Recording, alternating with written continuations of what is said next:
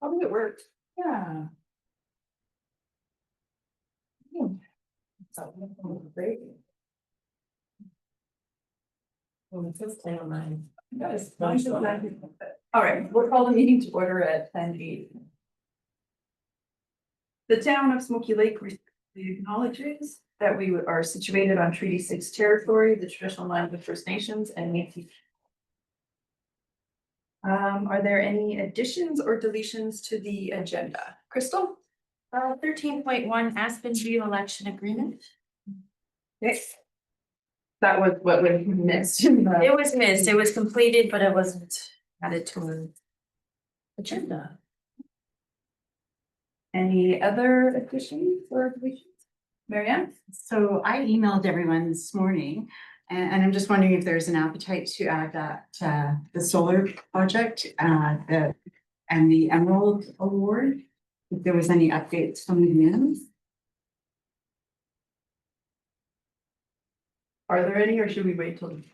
Go ahead. I just seen the email this morning Okay, yeah, and I responded that we never received any correspondence regarding the Emerald Award. There was Alberta Municipalities weekly newsletter that came out last week that mentioned that it was shortlisted, but Marianne? maybe then what I'll do is I'll just add it to 13.2 and then we can just go from Okay. there because of the sensitivity to the time. So if that's okay with everyone? Not solid, huh? That's it. sorry, Amy, two more. Yep. Sorry. 14.7 131 Weiser Street. And it's in closed session under 46. And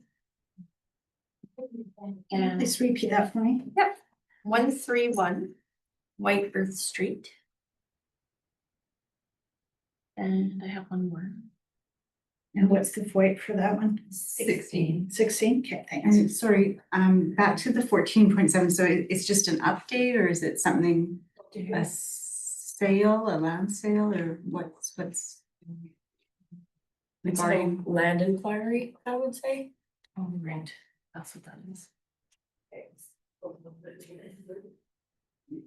thank you. And then 14.8. RFP 02-2025. Void 16.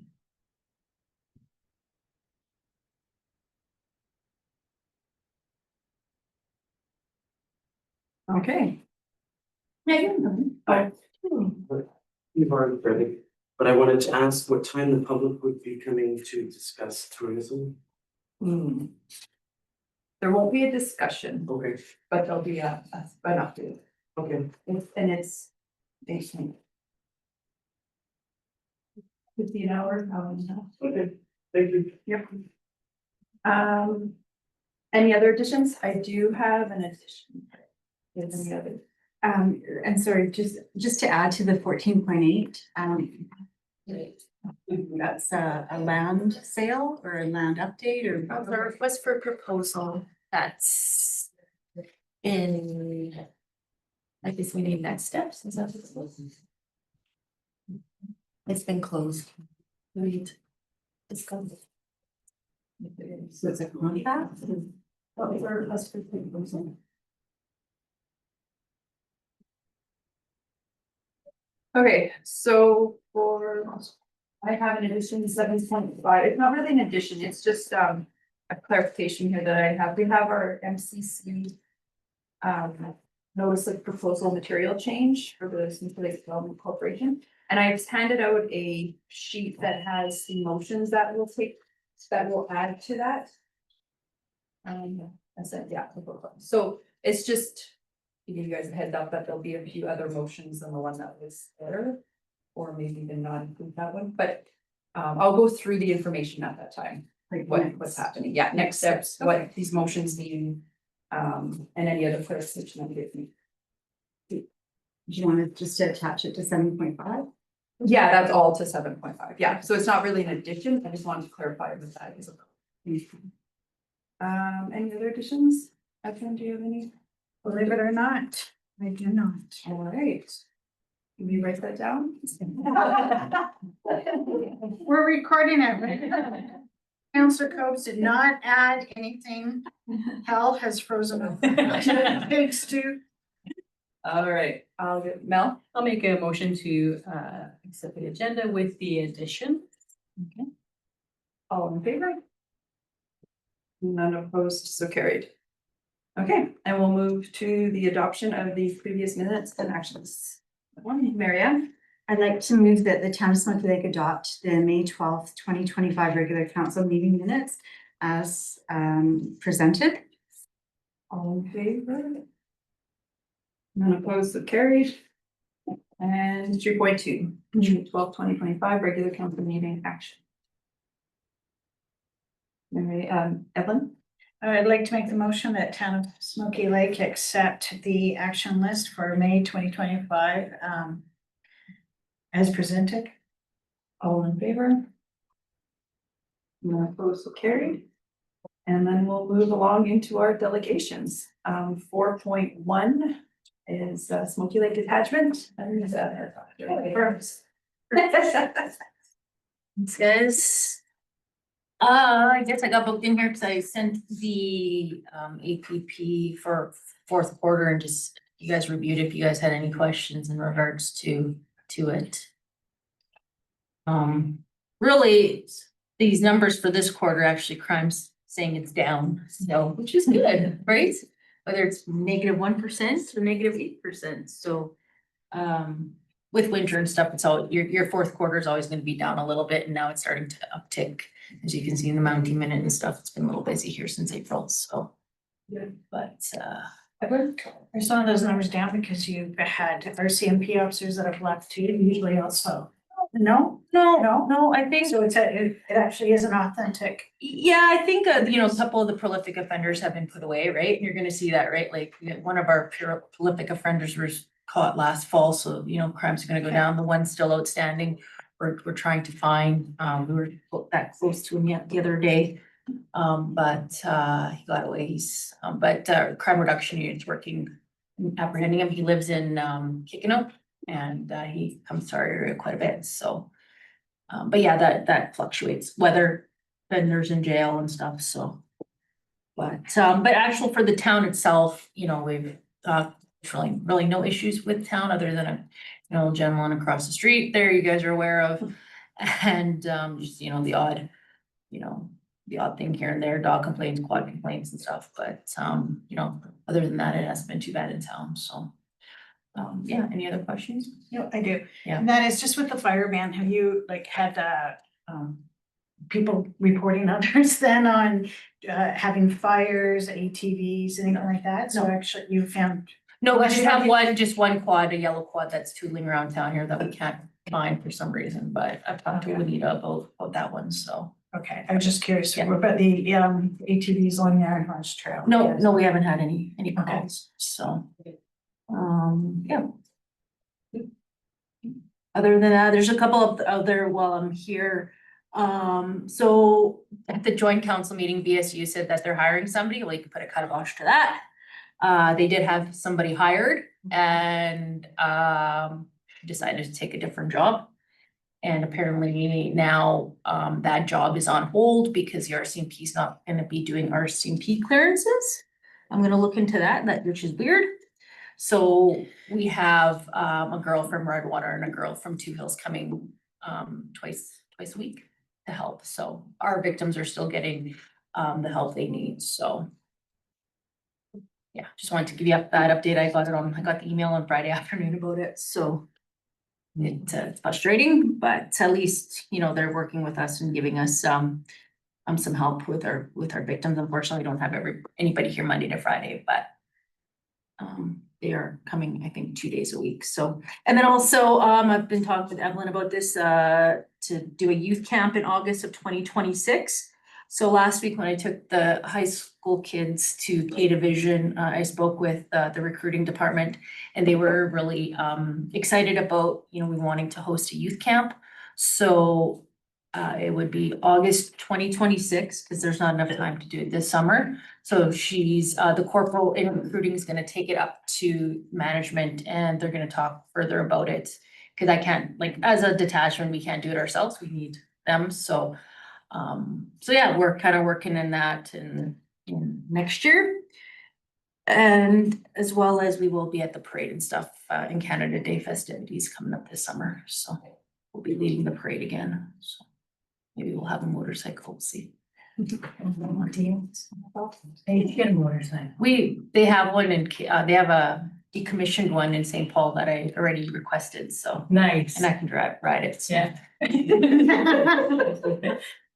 That's cool. Yeah. Any other questions? No? Thank you, Rebecca. Or Yeah, we'll try, hopefully they'll, With that. hopefully they will, go for it, right? Kind of, my vision is to have one day for the first year and then kind of make it a 2-day thing moving forward. They have a lot of Indigenous camps, but nothing for non-Indigenous, so hopefully we can be the hub of it. So, gotta start somewhere. Because they had one in Edmonton and they had one in Red Deer, so I was just curious as to whether, because they're not having the one in Edmonton this year Okay, yeah. for some reason. But all we can do is asking far enough out that they should be able to Exactly. accommodate it. No, you have a comment? I actually just have a comment. Okay. It's actually, I heard really good things though about that field trip we took Oh, the kids on. okay, Yeah, good. everybody, lots of good feedback. Good. Also, I love the Mountie Minutes. It's really nice to have you come here, but those are really like all the time updates that Yeah. I really appreciate. You're So welcome. I think you're doing a great job. Thank you. we don't put, with the Mountie Minute, we don't put them all in, but we try to Oh. kind of highlight what, kind of the bigger things that's going on, but yeah, thanks. Yeah. No, for sure, that's great. I also know that the community is reading those as well too, because you post them on Facebook as well as your own Facebook as well too. Yeah. But I'm hearing feedback from others like, oh, I hear, yeah, Good. so that's good. Get that Perfect. information out. Well, yeah, we try to be transparent, right? Cause if, I know back in the day, they always said, well, what are the Mounties doing? What are the cops doing? They're not doing anything, right? Well, we actually are, so I not get into details, but we are doing stuff, so. But, I think it and, helps. Yeah, It helps that absolutely. people from stop saying that for sure. You're like, Yeah. oh, did you see what they did this week? yeah, and also, I don't know. He's on days off, but our new member started a month ago, Constable Shohan, so he's fitting in quite nicely. We'll bring him around. Awesome. So, yeah. Can you bring up what you did you mentioned this at interagency and I'd like for you to bring it up here about what happened with your funding with, Oh, so, the RCMP, I lost all my discretionary funding for this year. I had a hospitality signed off and it's all kibosh. They took it all away from us. So we have no extra spending within the RCMP for PPSA detachments for the cross of Alberta this year. Yeah, so, so I did pizza with the cop, got that funded, paid for, and then everything else is nothing, so, yeah. Kind of sucks, so taking funds for free candies. Yeah. So, yeah. So then is there anything at our level in terms of advocacy that we can move forward to request or write a letter of support or make it more aware? Not much, right? It's just the way the government is as federal government has tabled the budget.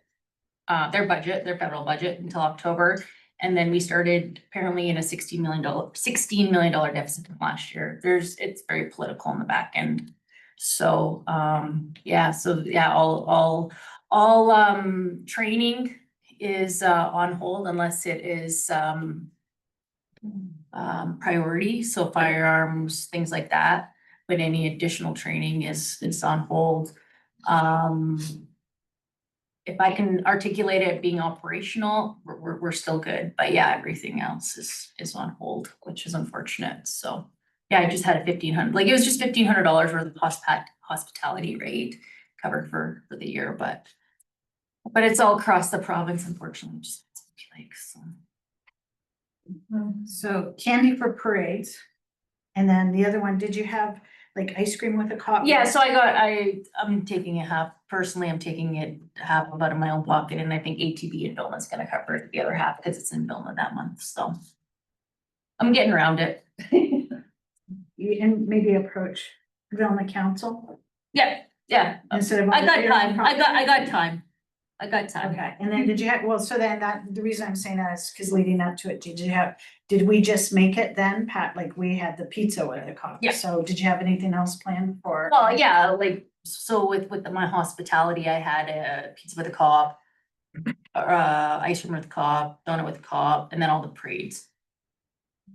So, that, and then everything else in between.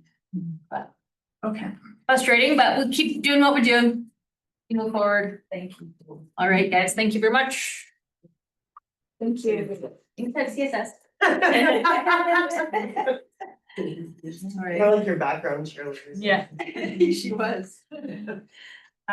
So we're a little bit early, but I see that FCSS is here. So would you mind presenting a little? I heard you were so big in the upper. Thank you. We appreciate it.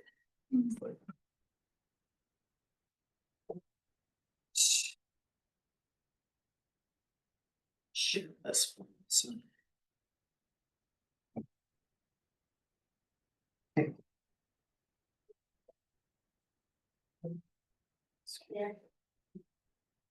You can do introductions too, I'm not sure. Yeah, I was thinking that was what's.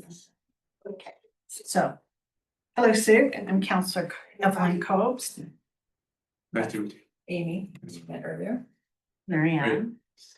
I've never seen you before. My name is Mel.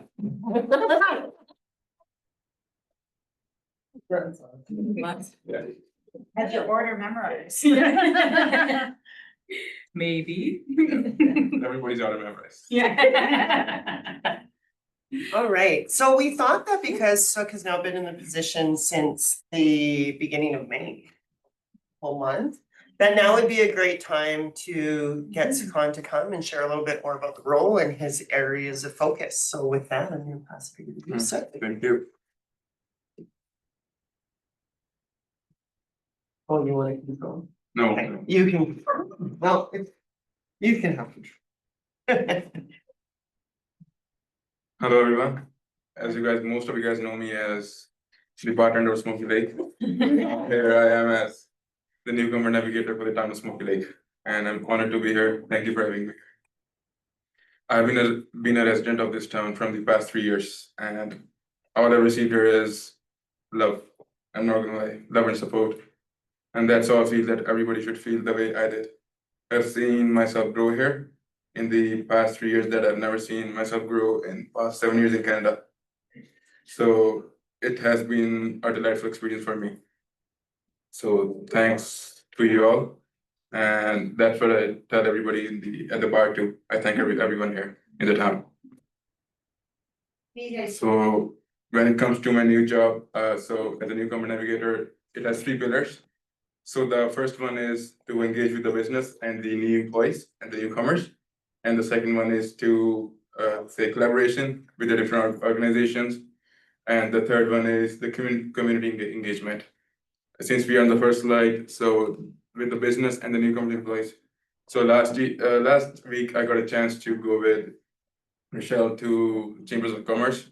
That's where I introduced myself, and hopefully in this month, I'll have a few one-on-one with the different businesses to ask them what their needs are with the employees, what their expectations are. So hopefully I can, and me and the team can organize a few workshops which would help with the recruiting process. And also,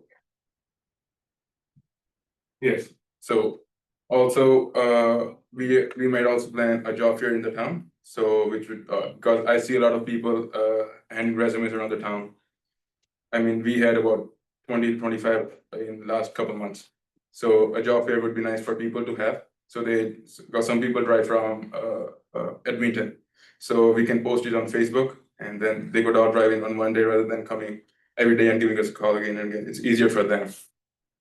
And with the local partnerships, we might talk with the registry and the library to have an informative session especially for the newcomers who haven't been in the town for a very long time.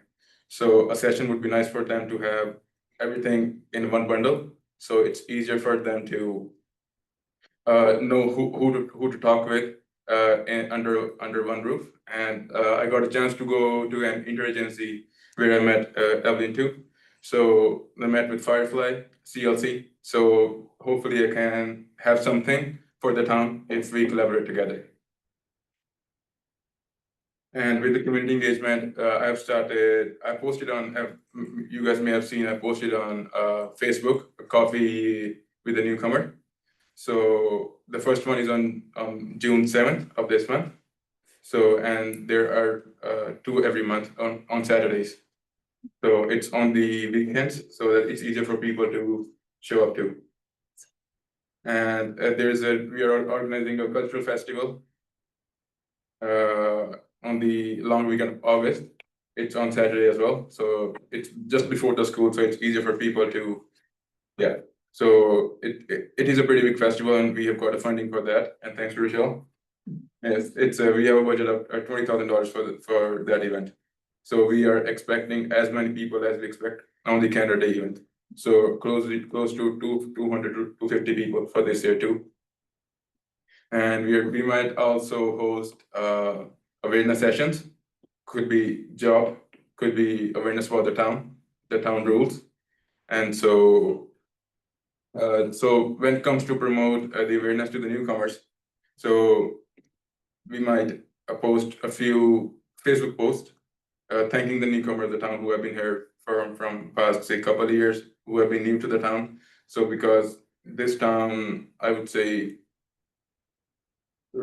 runs with and because of the immigrants. That's how it has been for a very long time.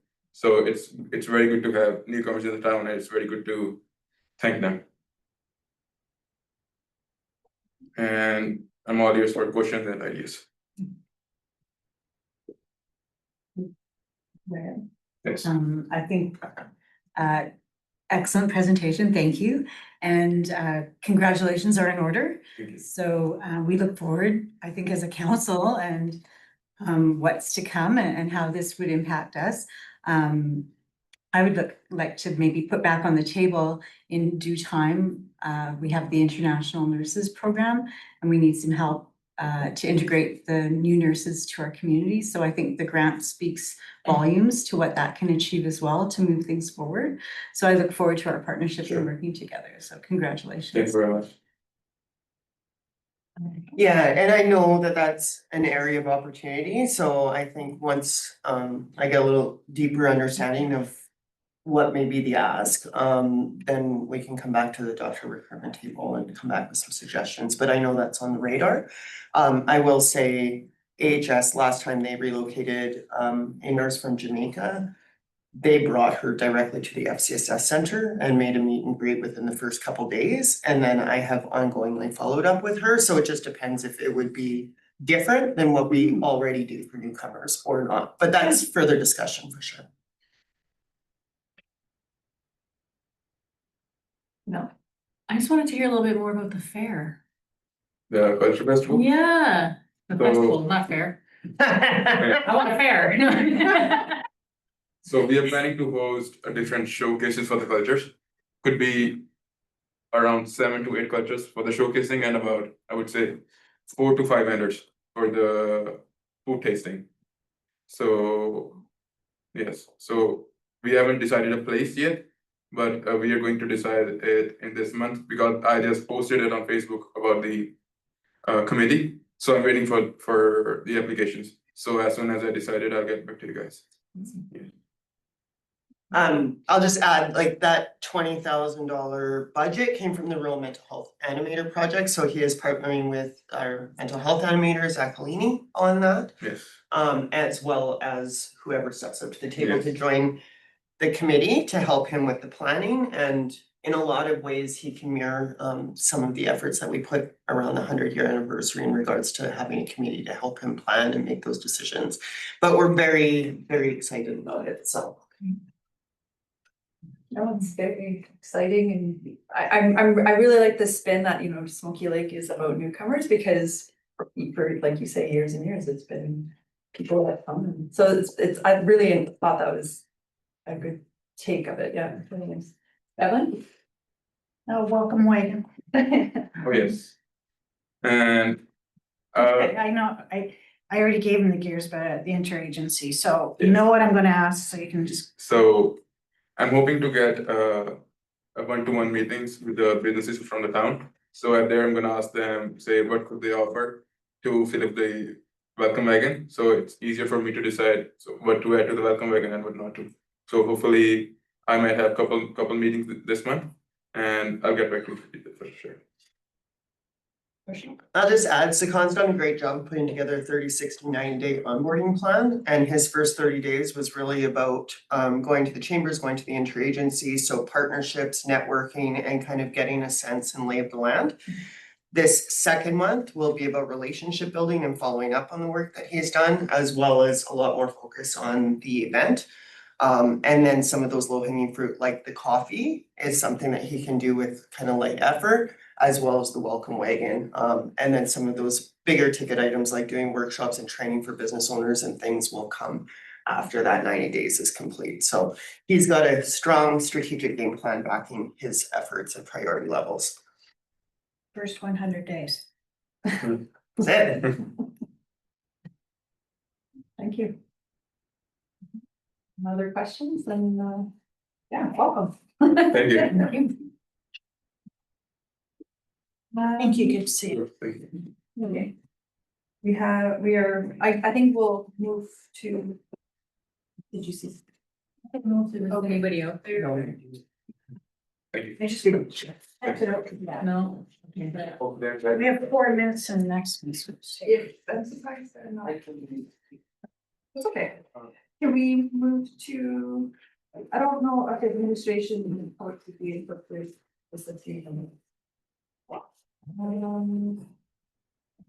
We could do 7.1 instead of forward. Thank you. So, okay. Then we'll just move along to accept some of the delegations. To move things along, so 7.1, delegation by Sergeant Anita Doctor. Eva? Well, no, Mel had her hand. Oh, sorry, Mel, go ahead. Oh, nothing, I just thought it was my turn. Yeah, it would be your turn, yeah.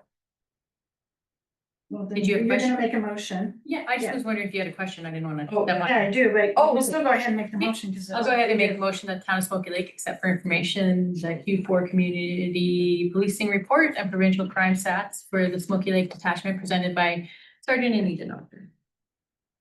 And you had a question about Yeah. Doctor, okay, go ahead. Any discussion, and that's why I already heard about that one when I was at interagency about her, the candy for the parade. And so something like that, I think has been actually really positive in the community, so I'm not sure if, council, like, if when we might consider doing something to support her that way, because I think that both those things are very important to have our police officers throwing candy in the parade. So this is why, yes, I guess where I'm going is, would we want to consider funding their candy for the parade, but also if they're gonna have another event planned, to have like the coffee with the pop or whatever, if we wanted to subsidize it, to support that or subsidize it. So that's what I wanted to bring up. Oh.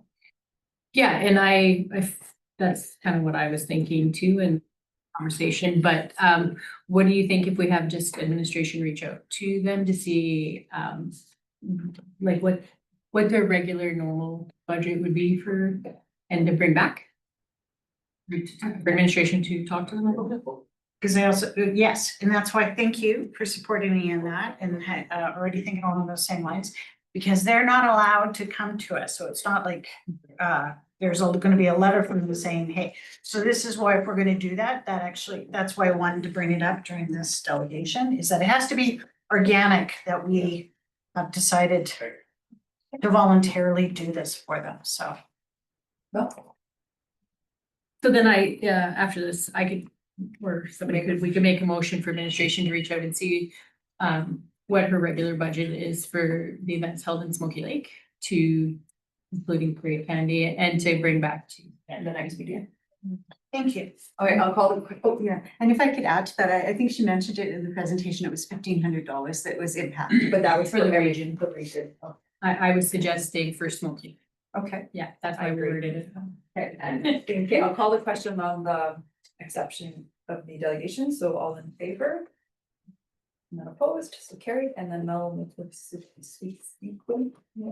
I'd also like to make a motion for administration to reach out to Sergeant Anita Doctor to inquire regarding the funding that she had lost from the federal government, what the budget was for the Smoky Lake parade and any other functions she was planning on having in the town, and bring back to future meeting of council. All in favor? None opposed, so carried. And then I think we'll just quickly do 7.4. For the with delegation, Marianne. At this time, I'd like to move that the town of Smoky Lake accept for information, the presentation from Sukan. And I think, yeah, okay. And newcomer navigation facilitator for the town of Smoky Lake. If there's no discussion on, oh, Mary, Evan. So just a question, his laptop, is that covered by the town? Like, are we providing a laptop or, from our own stash, or is that from the grant? How does that work for him? He's set up as a town employee, but no cost to the town because it's all covered by. I think Michelle covered that through the grant. So the grant covers all of his. Yeah, I had to put in like for technical requirements, even office rent, like shared, Good, like, okay, so so all of the every- utilities, like everything gets covered in that. Yeah, so that's included, so thankfully we were able to get him. That, okay, good. All in favor? None opposed, so carried. Alright, I am going to assume you are Robert Cormier. Raymond. Yeah. Oh, I knew that. Okay. Are you, I think the, Michelle's online at 10:30. oh, I didn't realize she was virtual, I was waiting for her to walk through the door. Sorry, and Homeland is, well, 10:40. Yeah, no, you're correct, I just was assuming her to be in person. Okay, And then we have a chair. Michelle, are you, okay, there you are, sorry, I was thinking you were coming. I was coming, but then I got back-to-back meetings and it's like, I just don't have enough time to drive into town and then get back and get on my screen for the next one. So I appreciate you letting me come in virtually. Yeah, just a quick update from the pumpkin growers. We have shifted our format slightly for this year, mostly due to volunteer capacity issues. We are still going to be having a 3-day event, so Friday night, Saturday, and Sunday. However, the Sunday, Métis Crossing has offered to host the family day at Métis Crossing, which is a big bonus for us that it allows us to really focus on the Saturday as our main day. We are looking at a couple of changes. Obviously, great news that the Beaver Creek Co-op is up and getting constructed. We don't think it would have a huge impact on the pumpkin drop, but we are looking at what our other possibilities might be for relocating the pumpkin drop if we need to. We're also working on our theme and our admission strategy. And our executive has returned this year, although we do understand with the amount of work that's on Crystal's plate right now, that we'll be supporting her in her treasurer duties and distributing some of that work to others on the committee. And that's about where we're at right now. We will be working through June on our marketing and our admission and our theme. And our sponsor letters will be going out this week. And then we'll be off to the races. Any questions, Marianne? Yeah, thank you, Michelle. Nice to see you virtually. So in our motion, we requested a bit of a debrief from 2024. Oh, okay. I can certainly walk you through our debrief from 2024.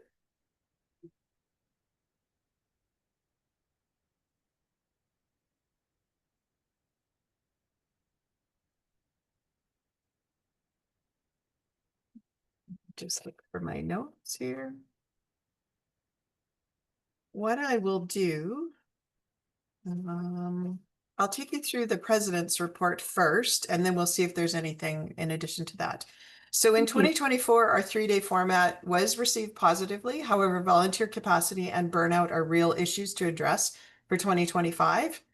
The organization felt last minute for our team. However, the results were solid with the participants, with the visitors.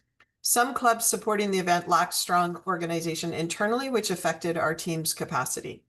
Overall, our expenses were just around the $148,000 and our revenue was $188,000. So a net to us of about $40,000. Parking and buses. So we had excellent feedback on the buses and the parking changes that were made and the controls.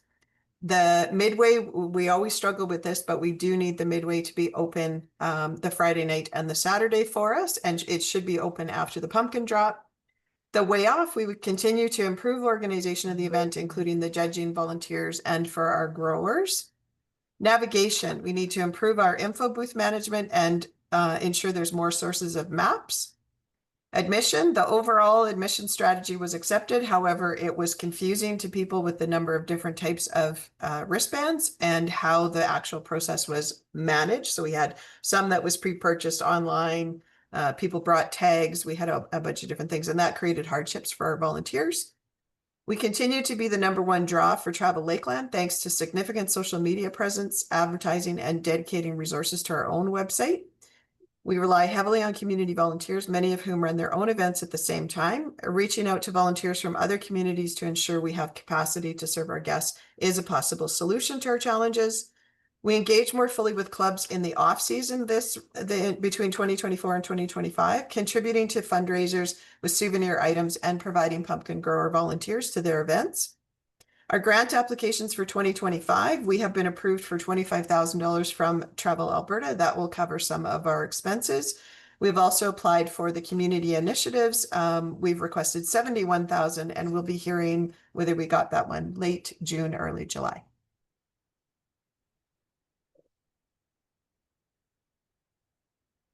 Any other notifications, Marianne, or anybody, but Mel?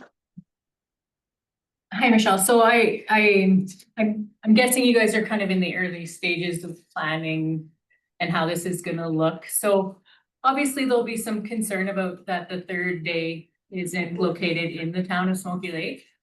I'm sure you're expecting a little feedback on that. Yes. So I guess I have a couple questions for clarification then. When you said sponsorship letters are going out? Yes, they'll go out this week. So I'm like, it comes to town, is any of the funding going to the Métis Crossing for the third day? No, they're totally hosting that on their own. So that's a good point. We can make that clear in the sponsor letters, that it is only for the 2 days in the community. I think that would help clarify a lot of the feedback that Yeah. I'm getting. Yeah, and just so you're aware, we did reach out to a number of clubs and organizations and asked if anyone wanted to take on the Sunday and do it as a fundraiser, and there was no uptake in that at all. It is a very long weekend and everybody like gets a little burnt out by the end of it for sure. That third day is nice to have, but it is hard. That everybody goes for so many hours for that one day. It's so tough. You don't even want to see a person the next day. Or a pierogi. Or a pierogi. Yeah, so it like, I get it. The volunteer base is hard to find for sure, but yeah, I'm sad that it's not, I'm not gonna lie. I'm gonna be sad that it's not here. I don't love it. I get it, but I don't love it. Rochelle? I just wanted to add one thing on that, because there was a lot of debate at the pumpkin growers table for the family day, and because it was new for the last 2 years, so there was never a third day prior to the last 2 years. The decision was to either get rid of it altogether or to let Métis Crossing take it. So I think it was either we don't have it at all, or else we let Métis Crossing run with it, kind of thing, because there just wasn't the manpower to do it within the town. But I think it's important to remind people that it was a test and it was something that we did for 2 years. This hasn't been part of the pumpkin fair for the last 35 years. Evelyn? So to follow up on that point right there, wasn't it a grant that was applied for that was specifically about families? Which is why it was held on a long weekend, or there was something along those, like, so that was within the last 2 years, or is that funding now gone? Like what's going, then now Métis Crossing is gonna be doing this out of pocket? Like what is happening there? Cause I thought it was grant contingent that Sunday. Michelle, you can probably speak to that. I think it No. was in the third day, right, and getting more people within the town, not necessarily families, but it was about having 3 nights. It's about driving overnight stays. Yeah. Right? So we'll have the Friday night, the Saturday night, the overnight accommodation would still be driven by that. It would just be that the actual activities would be hosted on the Sunday at Métis Crossing. No. Yeah, so I think if we are explaining it, so the pumpkin fair is 2 days. And then the Métis Crossing is having a third day, A harvest festival on the. a harvest festival. But I really think that there should be an understanding that the pumpkin fair is, the pumpkin growers are hosting 2-day event, right? Like. Yeah. That I can wrap my head around. Having a Smoky Lake pumpkin fair and half of it being at the Métis Crossing, I can't wrap my head around. So I am comfortable, like after you explaining it, I'm a lot more comfortable that the pumpkin growers, if they're hosting 2 days and the third day they're hosting, and it's kind of. We would, yeah, we did Central. agree, we did agree that we would advertise for them Mhm.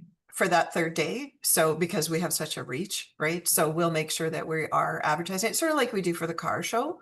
Like it's part of the event, but it's also hosted separately, and there's a bunch of advertising goes out to a different demographic for the car show. Yep. Marianne? So, and thank you, Michelle and Rochelle, for that. So I think part of the dialogue that we had at council previous to this is, our concern is for staffing or helping out, and, labor in kind, our contributions from the town. We have, right now we have the interim CAO, and, we also have the election to follow in 2 weeks. So I don't know that what the ask will be this year from the pumpkin growers. So I guess the sooner that we have that in front of us, our former CAO presented, I believe it was 114 hours compiled for 2024 at approximately $11,000. So we need to look at that from a management point of view, how we can best serve and work in partnership. So I think if we are in June now, Michelle, if we were to have something in front of us, the earlier the better, what that looks like, so that the town could move forward with this to partner. Yeah, absolutely. I think we typically send our letter out by the end of June to the town for the in-kind. All right, thank you, Michelle, for clarifying and taking our feedback. All right, thanks. If you have anything else, feel free to reach out. Absolutely. Okay, bye. Bye.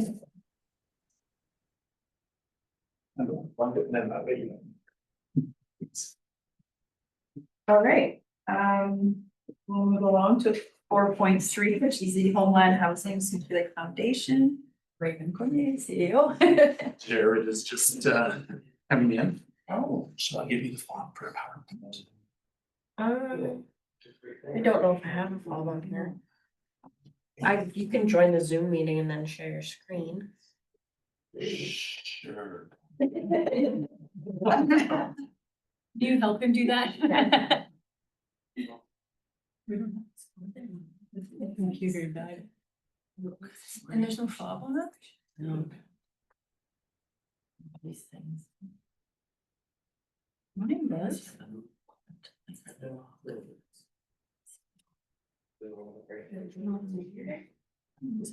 Or whichever one does. Yours is new. Yeah, that's weird. Yeah. That's what I get. And then. That's funny. Challenges. They got a whole. 2019.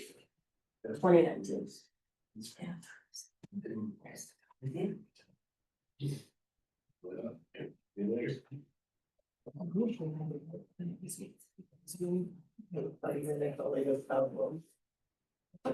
I'll let you read, or you can share your screen. I know. It's so funny. Right? But the new public hearings, you can do that. It's good time. It wasn't supposed to. Okay. Just necessary, you can gross. So you normally let all persons talk, yeah? Yes. Would it be weird if I started to? This some of this being. And then Barbara would say, no. So then. Also, discussion of this, and she's like, well, I can tell you, wouldn't stop staring at it. I'm like, well, where is the look? I didn't think you were googly eyeing or anything. But it was great. Yeah. Very good this year when we're doing that. We also have the election. Just so you know. I will kind of position what you're in. Sponsor shot.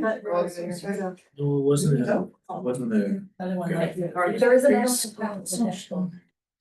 Yeah, it's not good discussion, you guys have. Okay, and then you would just use the. A little bit of like a promote. Just.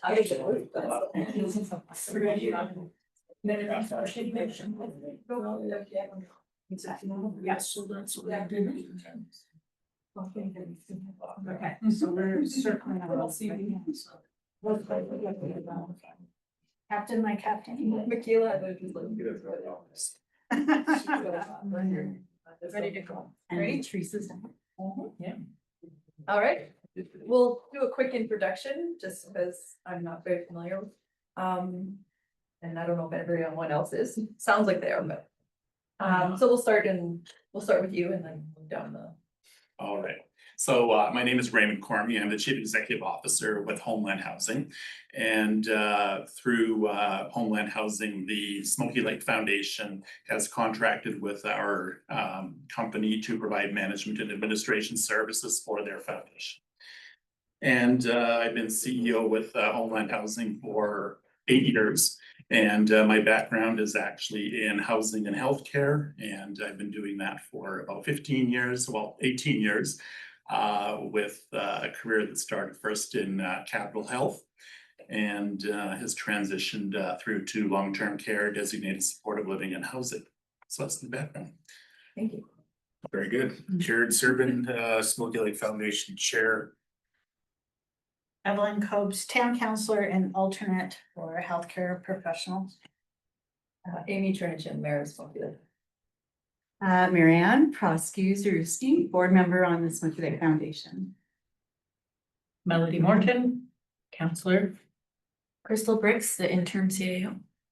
Carly Orchowski, I'm the legislative services clerk. Nice to meet you. Good. All right, so today, and so I just want to thank Mayor and Council for the opportunity to come speak today a little bit about Smoky Lake. Just to interrupt, sorry, I'd like to introduce our. Sure, I thought, okay.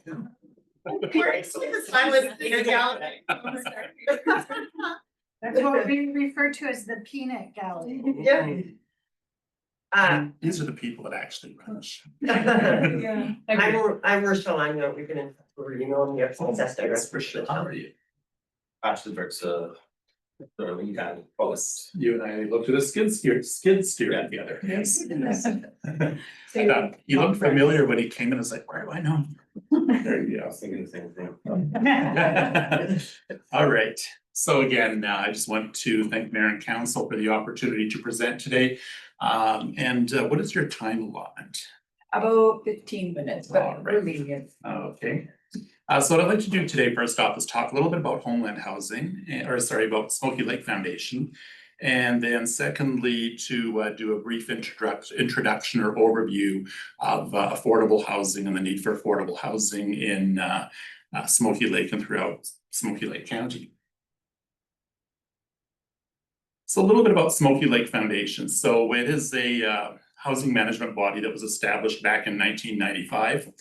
It is a not-for-profit registered charity, and its mandate is to provide housing and care services for lower income seniors, individuals, and families.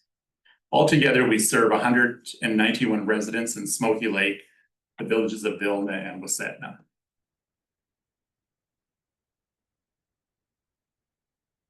So the board has actually just rewrote their mission, vision, values, which will be presented at their June board meeting. However, we have been in the interim using the mission, vision, values of Homeland Housing. So our vision is creating inclusive homes and communities that support resident quality of life. Our mission is enriching the lives of our residents and communities through safe, diverse, quality housing and innovative services. Our values are excellence. We commit ourselves to delivering effective, efficient, high quality, innovative services. Respect in that we honor and appreciate diversity, uniqueness, and the contributions of others. Accountability, holding ourselves accountable and also others to high standards. Growth and learning, that within our industry, we have to continually learn and grow and move forward. And lastly, compassion, to treat each other as we would want to be treated.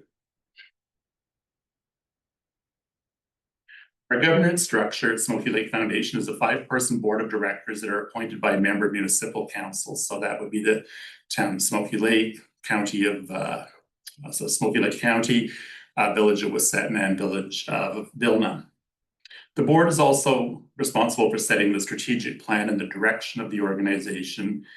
And their authority is granted primarily through the ministerial order and the Alberta Housing Act and Regulation. Just some quick facts about Smoky Lake Foundation. So we operate 7 seniors apartment communities, 2 supportive living communities, or what was known in the past as lodges, 2 continuing care type B care homes, which under the previous legislation was designated supportive living 3, 4, and 4D. Altogether, we have 94 employees and we serve about 198 residents. So we have space for 191 residents, but some of them are couples. So altogether, we have 198 residents. So who do we serve by core housing or by core program type? So if we take a look at the housing continuum in Alberta, we have level 1, which are independent apartments. So if you think about the independent apartments here, such as Cedar Manor or Wasetna Pine Creek, those are apartments that are specifically for seniors that are meant to be functionally independent. So they basically do their own thing. And the only thing is that we provide them with a traditional rental apartment. Level 2 is what we call supportive living, or in the old days, it was called the lodge program. And essentially within that setting, we provide 24/7 non-medical staffing, meals and snacks, housekeeping, recreation, and scheduled home care that is coordinated through Alberta Health Services, or probably in the future, Assisted Living Alberta.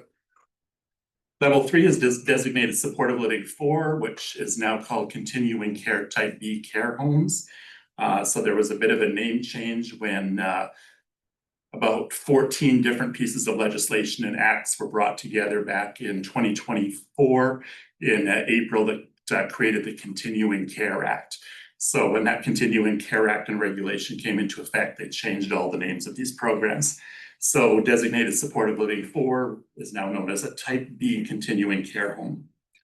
So these are individuals that generally their residents have stable medical conditions, but they require 24/7 healthcare aid and LPN supports and case management that is generally done through Alberta Health Services.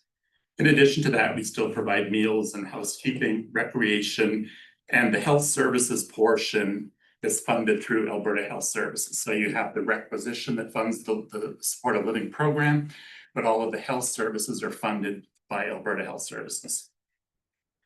And then lastly, you have designated supportive living 4, which is type B continuing care home again. And that program focuses primarily on residents living with the dementia or Alzheimer's. Then if you take the continuum further, you have was long-term care. And then the next continuum is, or the next level is dealing with homelessness, housing, addictions, all of that, which is now covered through Recovery Alberta. So that's kind of the spectrum of the housing continuum. So within Smoky Lake Foundation, we have essentially 3 programs. We operate a senior subsidized housing program, so which I talked about is a traditional rental accommodation program. Rent is set at 30% of the resident's income. And most of these sites were built and are built and owned by the government of Alberta through an organization within government called the Alberta Social Housing Corporation. And most of these were built between 1978 and 92. Smoky Lake Foundation prepares the budget for these properties, and it's based on an investment return, either a surplus or deficit that's determined by government, and the municipal requisition does not apply to this program. Next is supportive living, or what they used to call the lodge. And essentially those are studio or 1-bedroom suites for seniors that can live independently with or without home care support. We offer daily dining, weekly housekeeping, recreation programs, and it's for this program that the municipal requisition applies. What happens also too is the government of Alberta provides what they call a lodge assistance grant for any senior that is earning below $32,900 per year. And last, we have continuing care type B care homes, which were formerly DSL 3, 4, and 4D. It is essentially a lodge program where professional nursing care and support is provided by 24/7 licensed practical nurses and healthcare aides. And Smoky Lake Foundation determines the operating budget for that program. And we also receive funding from Alberta Health Services, and we're required to meet certain accountabilities around staffing hours and staffing ratios with that money that we receive from Alberta Health Services. All right, who we serve. To move this over here because we can't see. All right, so we have 198 people that live in Smoky Lake communities. 71% of our residents are over 80 years of age, and 74% of our residents have annual incomes of less than 32,000. So these are individuals that are truly low to moderate income, which is essentially our mandate under the ministerial order. So it's, sorry, 30% of the 32,000 is what, or you're getting there. Yes, Okay, I'll get there. Right. So next I maybe would like to talk, so that was kind of an quick overview of the foundation. So next I'd like to, I don't know if I answered your question, just give me a second, I can go back. So yeah, so 74% of the 198 residents that live with us have incomes less than 32,000. Right, Yeah. yeah. So that was a really quick overview of the foundation. I could probably talk for an hour. Next, I want to delve into the need for affordable housing. So if we take a look at affordable housing in Alberta, there is still a definite lack. So there has been a lot of investment by government since 2021 for social housing. However, Alberta still lags behind the provincial average. So the provincial average is about 5.4% of the rental inventory is considered social housing or affordable housing, whereas in Alberta, we're at 2.9. Okay, so within Alberta, we have a growing population, plus we're actually behind as far as the creation of affordable housing. We see growing wait lists, so 36,000 Albertans are waitlisted for affordable housing or housing supports. That number continues to increase. There is a correlation with population growth and immigration as well. We see an aging population, so 515,000 seniors in Alberta. Right now, that's expected to double to 1 million by 2040. So see an increase in seniors, relatively flat population growth. Obviously, there's going to be an issue around labor force, affordable housing, all of that into the future. The next part of it is we have an aging infrastructure. So 75% of social housing is over 45 years old. So when we take a look at the properties that Smoky Lake Foundation has, they're all over 45 years old. So the other problem with most of the properties, and I'm talking about across Alberta, is that there is a deferred maintenance or a deferred capital of about $1 billion. And about 6 months ago, there was an Auditor General report that came out to discuss the state of affordable housing in Alberta. And the Auditor General's report wasn't too kind on kind of the age and how well these properties have been maintained over the years. Alberta population changes, so they're expecting an additional 900,000 people by 2025, and I think you may have heard from the Census Canada data, we just hit the 5 million mark in Alberta. And they're expecting that to grow by another 2.1 million by 2041, mostly due to immigration. So we kind of have a perfect storm where you have the need for affordable housing. Affordable housing is going to continue to be an issue as the population in Alberta grows. And in response, government came out with a document called Stronger Foundations back in 2021, which was their affordable housing strategy. And essentially it required building 2,500 units of community and seniors affordable housing each year from 2021 to 2031. There's an affordability gap, so certainly for younger people just starting out, so maybe your first job or you just finished university or whatever, there's an affordability gap, especially for younger people and single income households and seniors. So that's what we would call our vulnerable group.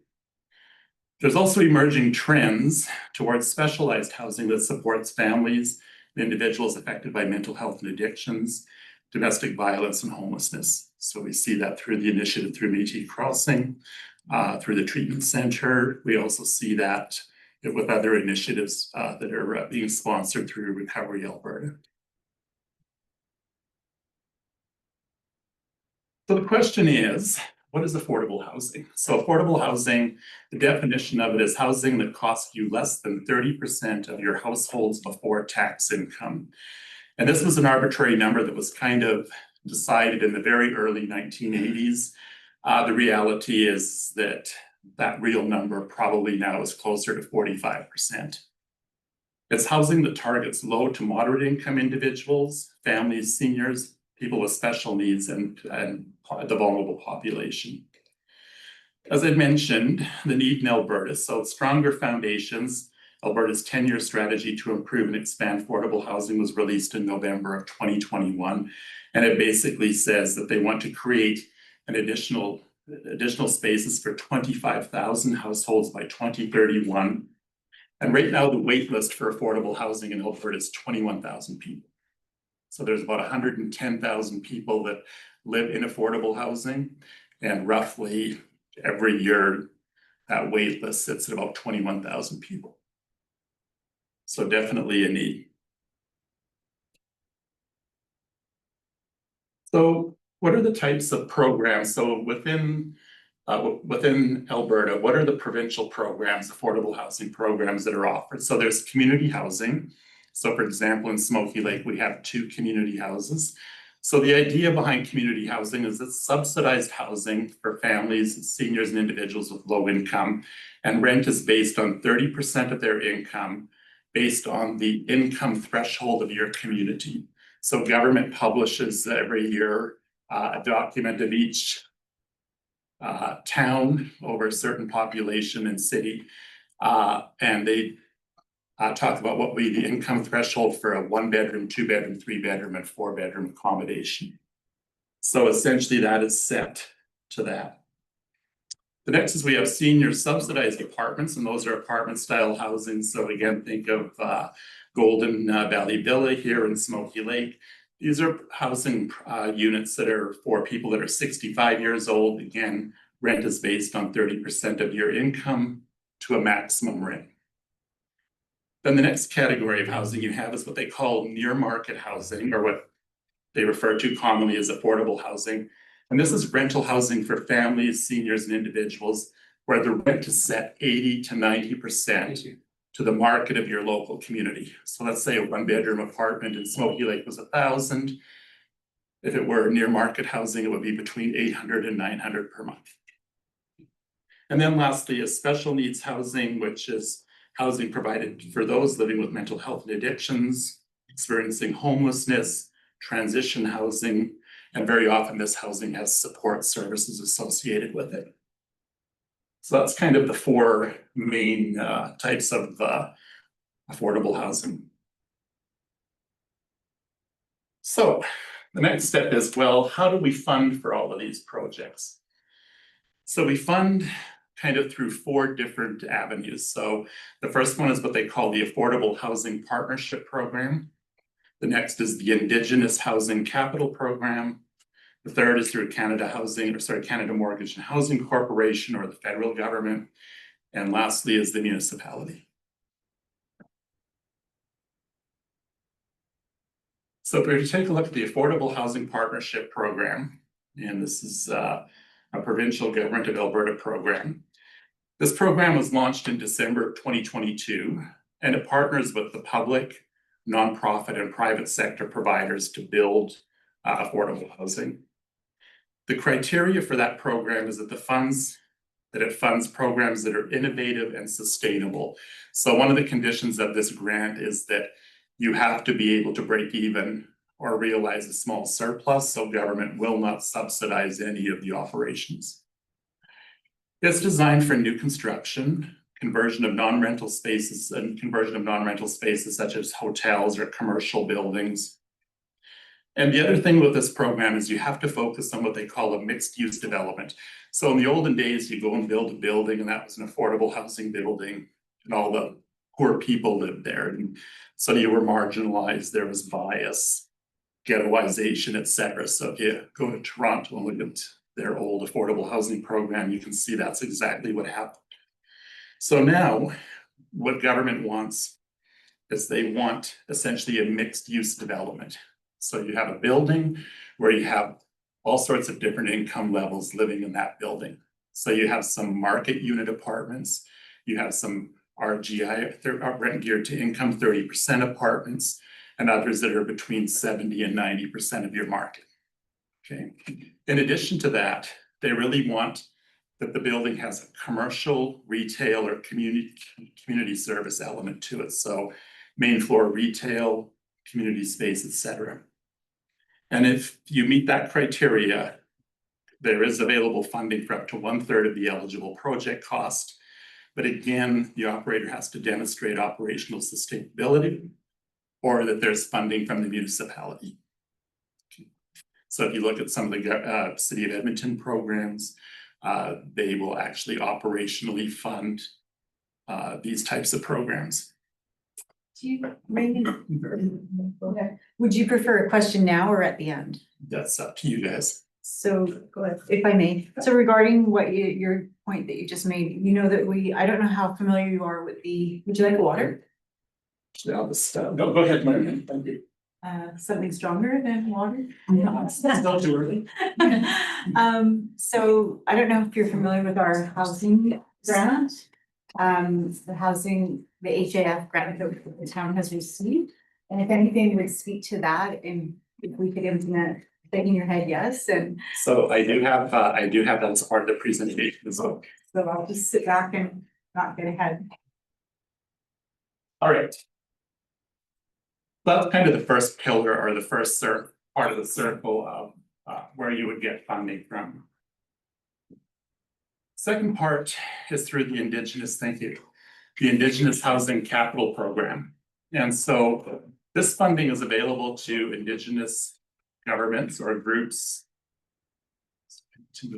or organizations. So housing management bodies, so Smoky Lake Foundation, municipalities, and not-for-profit organizations with formal partnerships with Indigenous governments or organizations can qualify for this funding. You must have new construction, but this includes additions or extensions to an existing building. Okay. Funding again is up to 1/3, and an example of projects that were funded under this program included $25 million for the Enoch Cree Nation and they built a mixed-use Elders Lodge, and the Métis Nation of Alberta, where they did an addiction recovery center. Next, we have the National Housing Strategy. So this program is essentially Government of Alberta.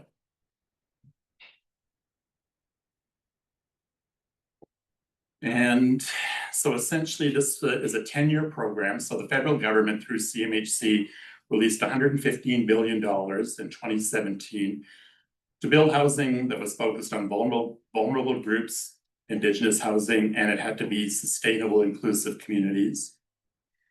They introduced an affordable housing fund, which supported construction of new units, and it also provided low interest and or forgivable loans. Next is the Housing Accelerator Fund, which Marianne was talking briefly about, which was funding provided directly to the municipality to provide incentive fundings to local government to boost housing supply, reduce red tape, and encourage dense, affordable, and sustainable communities. Next was an Indigenous Shelter and Transitional Housing Initiative. And lastly was a Canada Housing Benefit, which provides direct financial assistance to low-income renters to improve housing affordability. So these are kind of the 5 programs and how CMHC or the federal government is promoting affordability.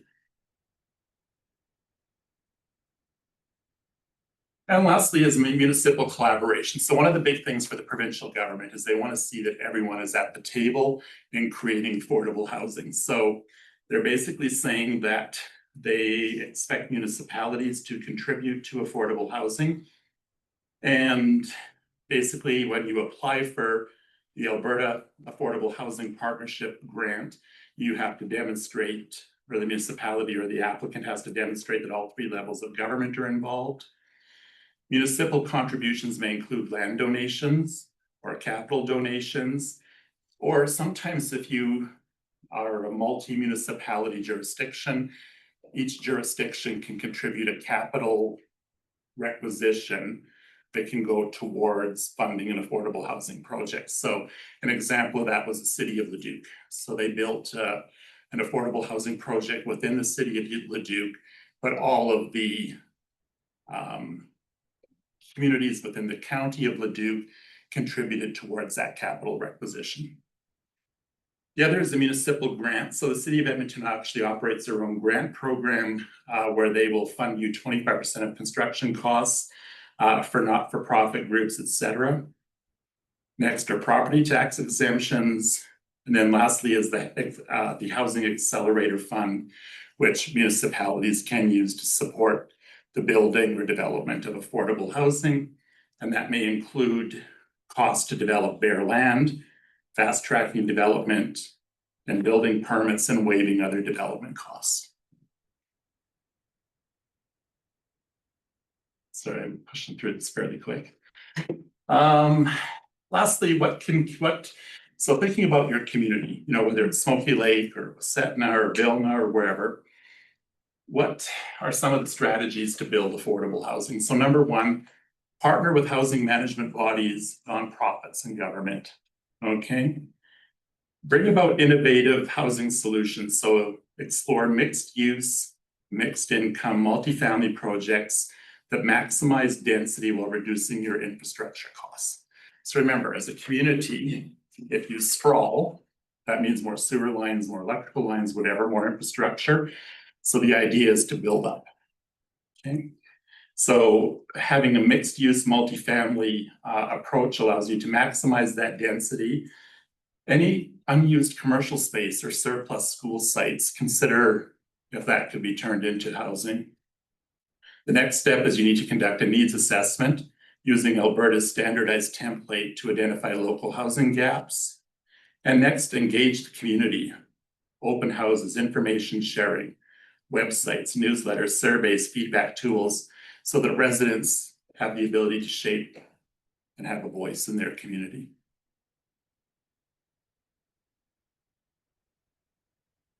So how do you start a project?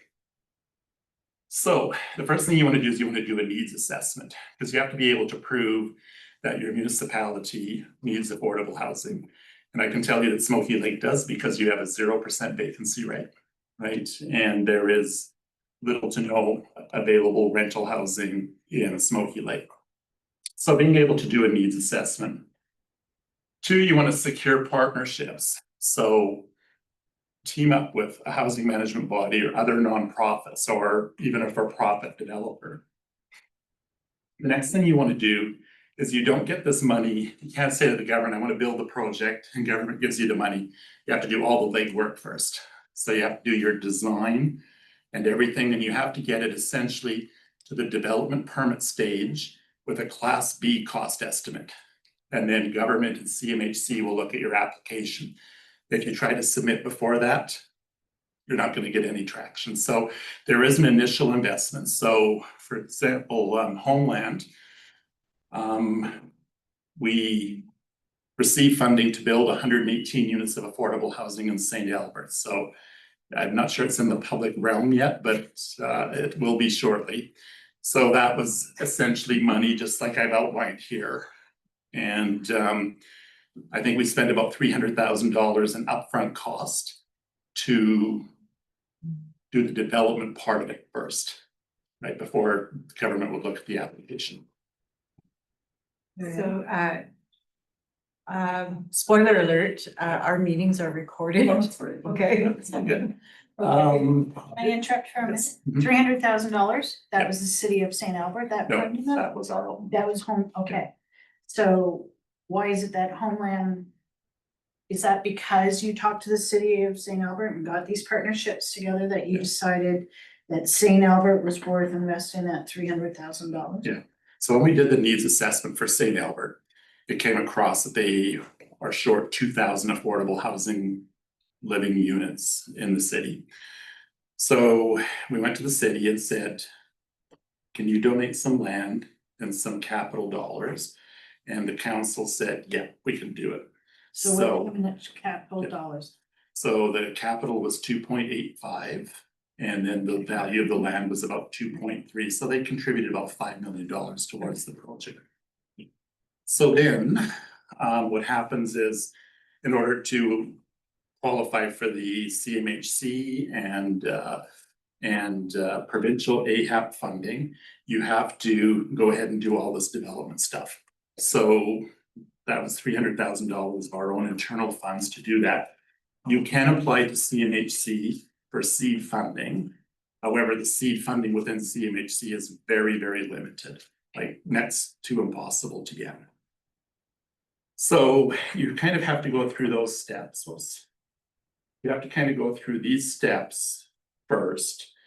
So you do your design work, then you apply for funding.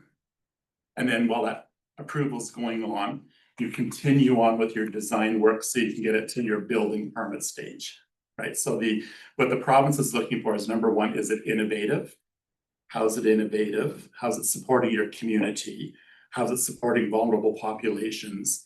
And lastly, how quickly can you have a shovel in the ground?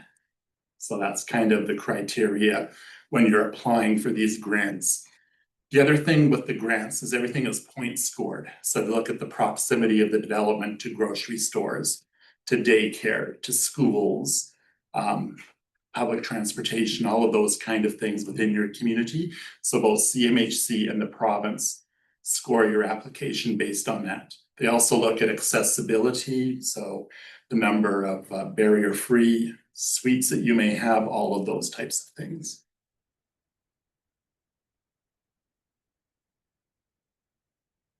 Any questions about affordable housing? Marianne, I just have one, I think. So thank you, Raymond and Jared. So we have a needs assessment. It's a couple years old, but if we were to look at getting another one or more current one, what would the ballpark cost of something like that be? Or could we use that from our grant, the HAF grant? I don't know I don't know what the conditions are for your accelerator fund. With the current needs assessment, the government of Alberta actually has developed their own simplified template. So most of the time you can do that work internally with your own administration, depending on kind of how complex or how deep of a dive. So your FCSS people, food banks, all of that kind of stuff gets rolled into that needs assessment. So there is no need to go necessarily and hire a consultant to do a needs assessment. For the purpose of these grants, you can do the provincial template. And what's happened, one of the improvements of this program over the last kind of 4 or 5 years is CMHC and the province of Alberta have kind of made these templates, these needs assessments roughly the same, which is really nice. How my brain works. So when I wanted to get my bill. Evelyn, did you have a question? Oh, I have so many questions. I'm not gonna keep us here all day, but just to say, okay, I'd like to get building. And so, okay, yeah, because we do have this assessment, we do have the Housing Accelerator Fund, and I guess though, if anything, the one point that I just want to make right here, I guess today is, I noticed how cities, we can use the cities to our advantage, as in, they don't have a lot of housing right now, like for seniors.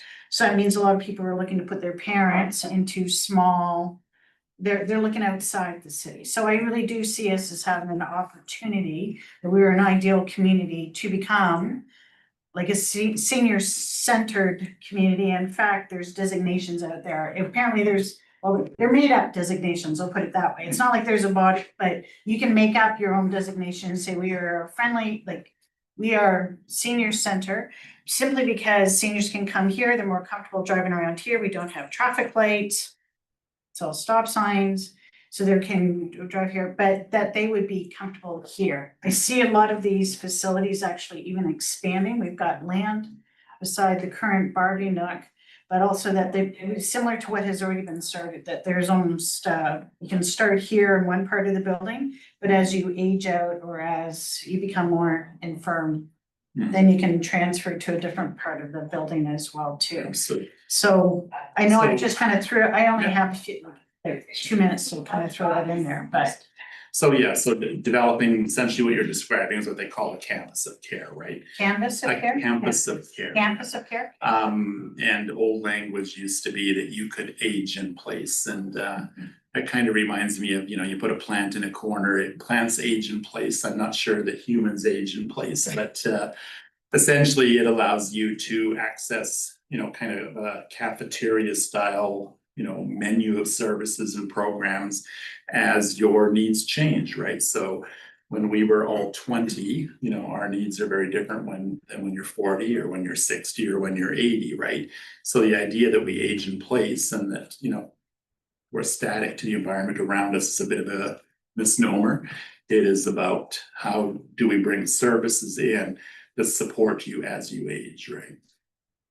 So that whole idea of a campus of care. I think the other thing too for council to consider too is that affordable housing is an economic driver, right? So when you are creating business, or for example, let's say, you know, there was an expansion at Barbie Nook or something of that nature, the reality is that people coming to work in the community still need a place to live. And I think that that is probably one of the biggest barriers now, is that people go, you know what, we want to work and be part of a community.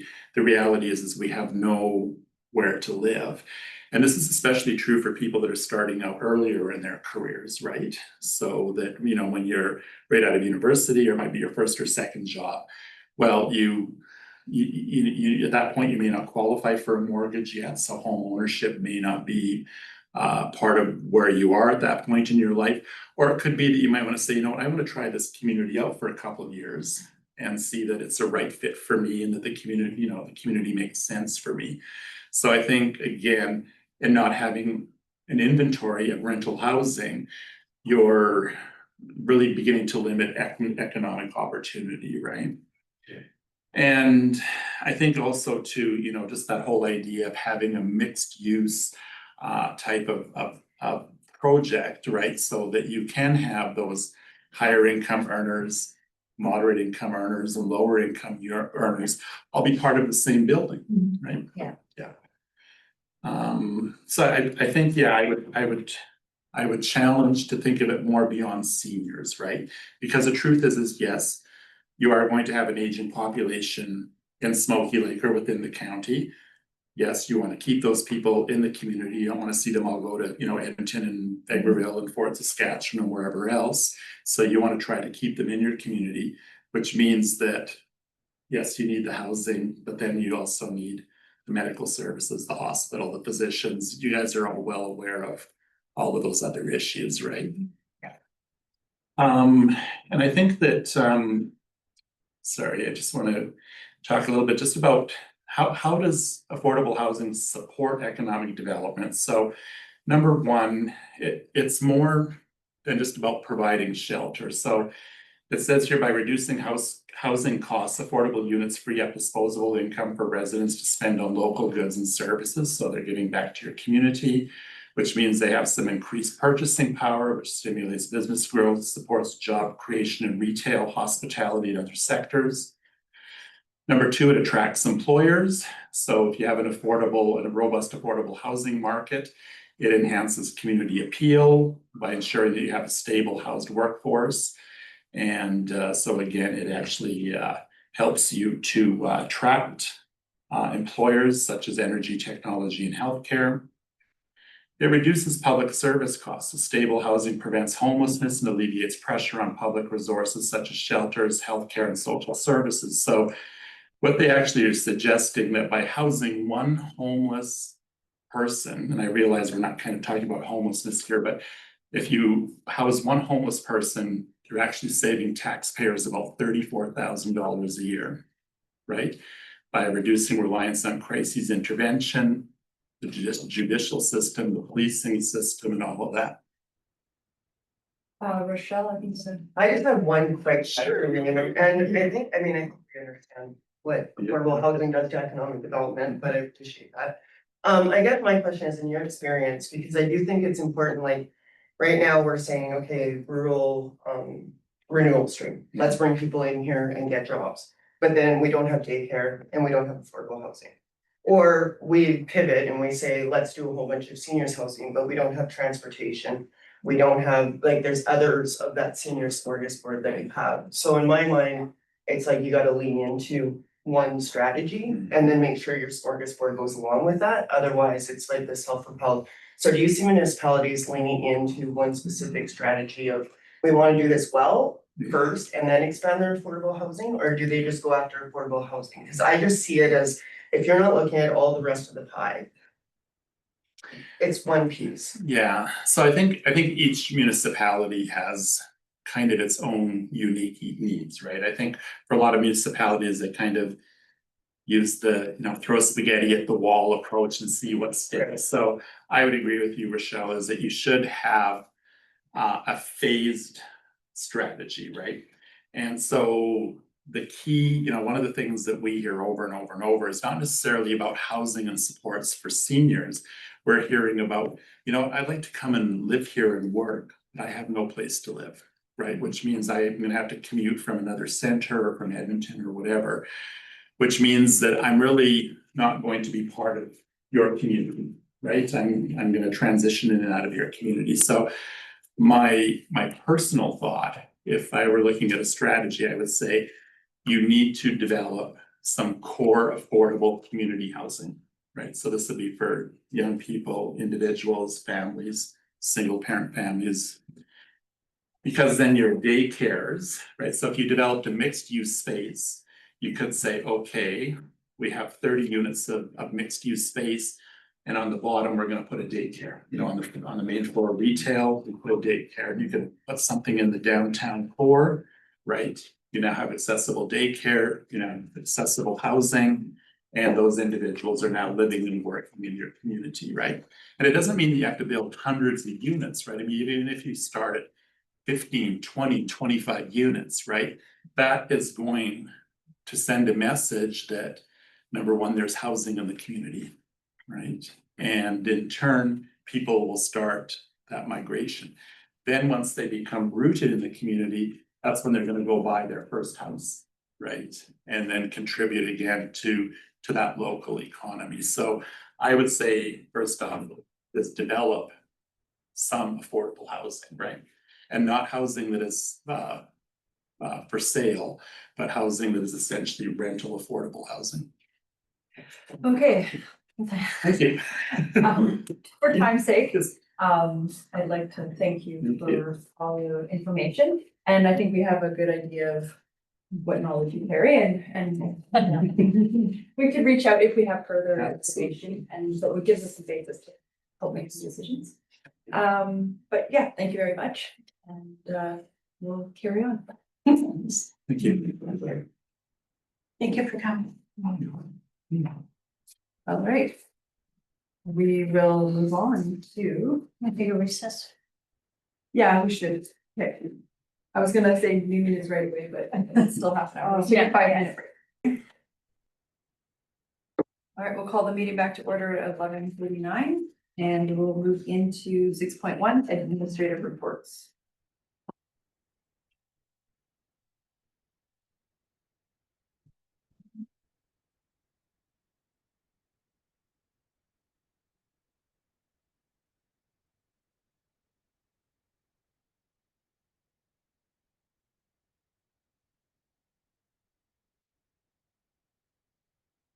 Evan?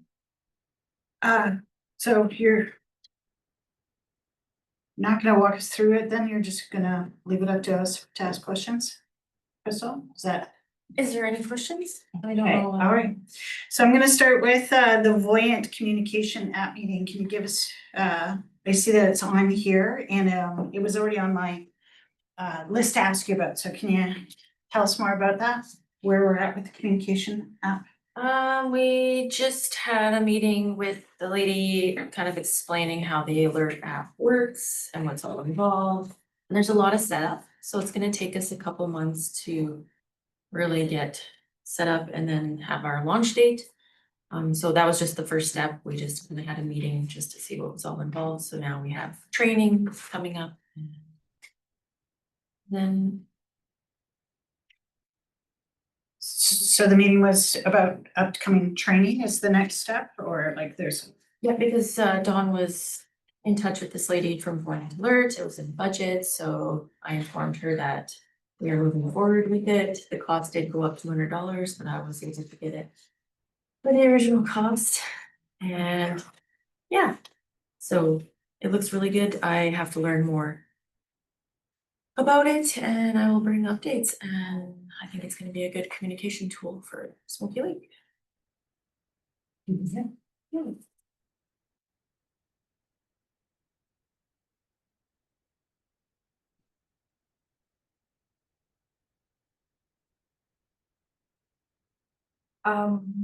Evelyn?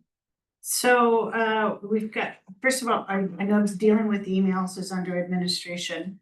That was under, that's me trying to deal with 2 emails and. Okay. Yes, And the- that's a default Yeah. item that we know that you did. Okay, I also see here applying for 2025 grant applications. Can you tell us more about that? That is regarding capital projects that were approved. So the LGFF fund and the CCBF grants. So which one's the LG? LGFF, MSI, there's a little bit in there, and the CCBF. So I'm just applying for the capital grants that were approved. You're applying, okay. Just applying for them right now? There isn't, because we just had that one come in for 2025. The projects that were approved for the 2025 capital. For the So 2025 those capital projects is what have- you're referring to? Yeah, I Okay, have to do an application to get grant, to get them approved, to get them funded. okay. And you're doing them, not Alberta Council, or you're preparing the information for them to? I do these ones. You do these ones? Okay. No, I just wanted to clarify that. So the money comes in, but you then fill out this application. Yeah. For project specific. Yeah, they have to be approved. Yeah. Gotcha. Marietta? It just, and thank you, Crystal, for that. It just reminds me of the, I think late last year, we had the motion to continue on with the curling rink until the grant's approved. So we're about 6 months later. is there any way that we can, I don't know if you need a motion, but can we just get an update maybe from the curling club? If they've gotten approval for their community funding grant, or there was another motion too. So I can frame that in a motion. But the other motion that followed that was we were supposed to see a quote for the basement. And that motion's, we've never seen anything, so. Because we're doing admin reports, I'd kind of like to bring that forward. All right, Rochelle, but Mel, did you have? I was just gonna say, let's just make a motion for administration to bring that information Just an back. update, yeah. Yeah. That's Okay. Rochelle. I just wanted to mention that I did include it in my update on the admin report under FCSS that the curling rink did apply again for the basement. So that was submitted on May 15th. So that's a separate grant than what Crystal's talking about, or just because you mentioned the curling rink, I just want to be clear. Separate. That the curling rink, we applied for the CFEP grant, the same one that we had originally applied and got declined on. We reapplied through the curling rink and that was submitted on May 15th, and we should find out in November timeframe, and that is for the basement, and we did receive an updated quote from the Flying Dutchman prior to submitting that grant. So I didn't realize there was a motion on the table. We can definitely share out what that updated quote was, but that was included in the original, in that CFEP grant. So if I may, I think that's two separate things, so I think we. Well, you mentioned talked about- specifically the basement of the Yeah. curling rink, which is Yeah. specifically what the CFEP grant was for. So But it was the curling rink that was applying Yes, for it. but that's for with FCSS. Like, what are you asking for? So we have a motion previous to support the curling rinks application ongoing until the grant is. And so this is back in December. I'd just like an update where we're at. But we won't use that funding unless we get the grant funding for the community grant. I was So just there would giving be an no update, Mary upgrade. Ann, because I, at the end of the day, was working with Alberta Council and the curling rink to get that grant applied. That's the same. So I'm not sure. I Why it's wouldn't, coming. but I wouldn't know if it was the same one or not. It's a. There's only one grant going in for the curling rink basement, correct? Yeah. Like, there's only one grant going in for the curling rink basement, so we're just the same one we've been ongoing talking about for the last year and a half. Like, there wouldn't be anything to update. Well, I'm gonna. I can make a Say what you motion. need to say. Yeah, I am. I'm saying it. I can't say it any clearer, but we have an outstanding motion that council has not received. The quote, it was the end of December. And we were supposed to see it on January 27th. It was on the action list. I don't have the motion number, but I can look that up for you. And we were supposed to have it brought back for January 27th. Just make the motion to bring for administration to provide the updated quote. But that's, excuse me, that's what her point is. There already is a motion. We don't need to make a subsequent motion because all we're gonna do is repeat ourselves. It's already there in the action list, so it's supposed to come back to us. I know, I'm sorry, I was suggesting just make a motion that it comes back to the next meeting. Like with the date, say, bring it back to June 23rd. Right, then you have it, you have the date. If it didn't come back, obviously something got astray there for sure. So I was just meant like put a date on it and then it's. Have it at the next meeting, provide it to the next meeting. Crystal? Carly, do you want to read this? Wait, Because you have. right. No, we already motion to that. Yeah. So there's two motions that Carly had found. Town of Smoky Lake support the community curling club in reapplying for the CFIP grant to proceed with the repairs to the curling rink basement located at 45 Ryder Street and carry forward the approved $50,000 funds from the 2024 capital budget until the grant is successful. And then the second one is that the town of Smoky Lake administration provide a written quote for the restoration of the curling rink basement to a future council. It was captured in our action list. So the action listing is assigned to Rochelle and John. And then we were waiting on an updated quote for repairs to apply for grant. That was John, and unfortunately John's not here to speak to that. Rochelle? And I can say in partnership with John, we did receive the quote and we can bring that forward, so I apologize for missing the, like, bringing it back. But the CFIP grant was applied for with the updated quote made. So the action was complete.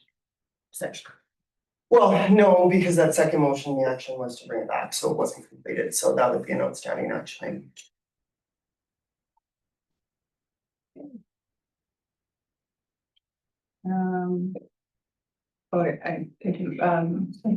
Just wanted, more of a comment too. Of those two motions, none of them mention FCSS.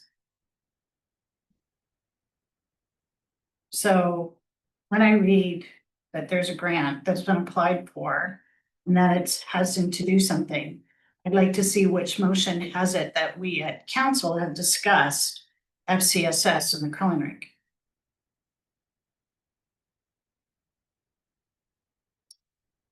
Rochelle?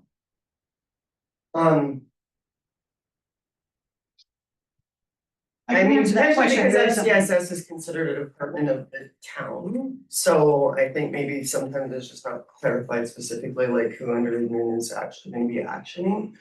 I feel that because the spirit of the grant has been the youth center, which is with FCSS, that is why I've been engaged in this process with partnership with the curling rink.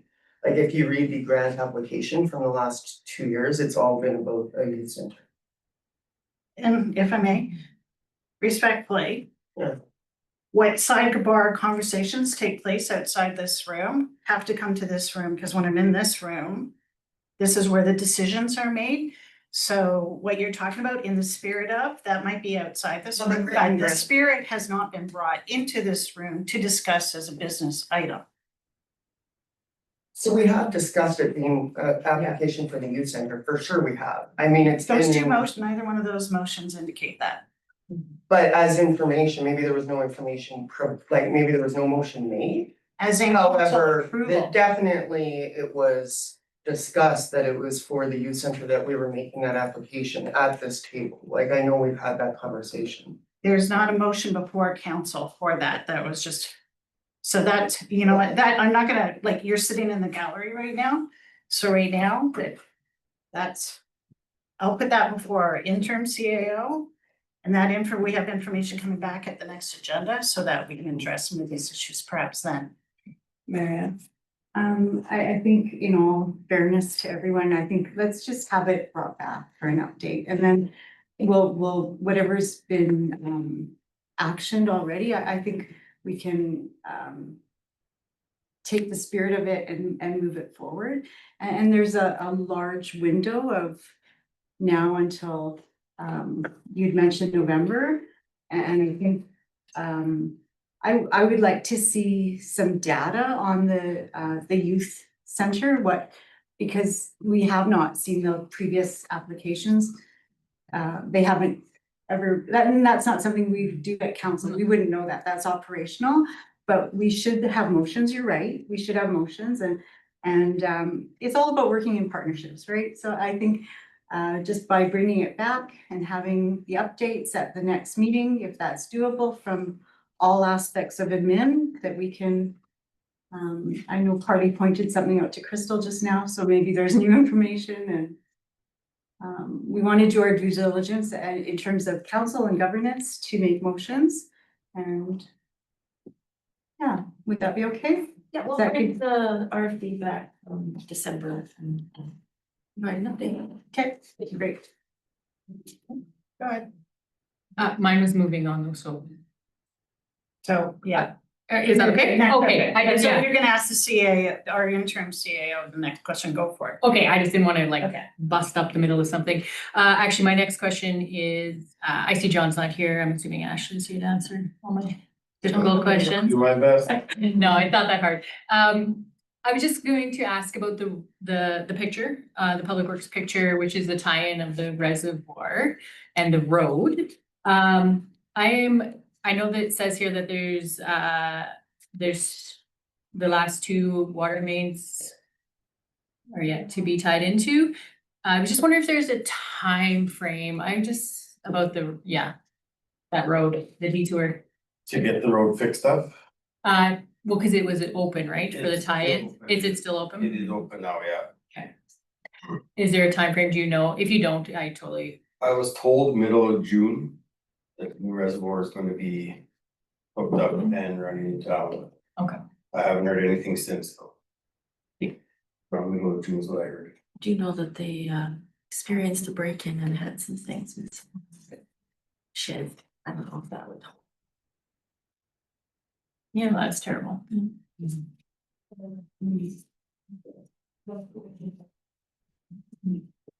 Yeah, just, and thank you for that, Ashley. Just to tie into kind of what Mel said. So the barricades, I would assume are when the town puts up barricades, they are the town's barricades, right? So just to make you aware, on that corner by the sky view, those barricades are all kind of, Flipped over again? yeah, they're all down. Yeah. And for safety, I'm sure you can figure out who told me that, right? And then just on the topic of barricades, at the school, the staircase, are we completed or? We'll be removing those barricades shortly. So is that project completed on time, on budget, or? That project is done. We left them there just to give people a heads up to pay attention because there's a new slope coming up to the stairs. So just to kind of keep them on the pathway, going to the stairs instead of wanting to play on the side of it until the ground settled. It was all fresh, so. But we will be removing those shortly. But it's the topsoil grassy. Thank you.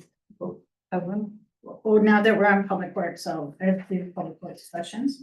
Dog park, what's happening with the dog park? It's all been ready to go. We're waiting for the fencers to come in. Are you sure about that? Because I'm getting a different story from the Lions Club.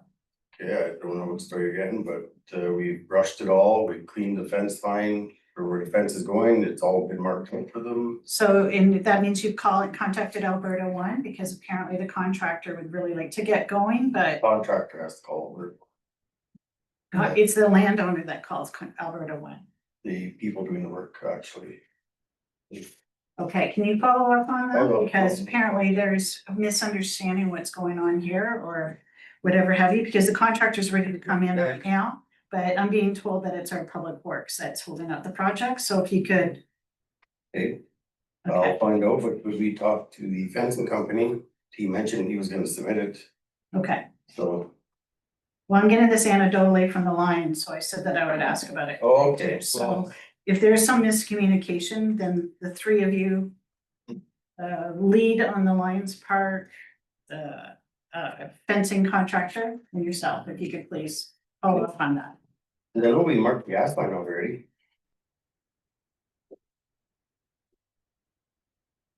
Okay. First call was put in. I have another question too, and that has to do with the CIBC right beside it. There's 3 tree wells, there's weeds growing out of those tree wells, there's pieces of wood, it looks like firewood that are on that. Is that CIBC's response, like the owner of that building responsibility, or is that Public Works? If it's on the CIBC's property, it'd be up to them. But I don't know if it is, that's why I'm asking you, because we have our sidewalk and then we have those 3 trees. And actually, one of the trees has been cut down, so it's an empty tree well. There's weeds growing out of them, and then there's a stack of like what looks like firewood beside it, so is that fire? So, okay, Mel wants to, You're talking about the rings in the parking lot, that's CIBC.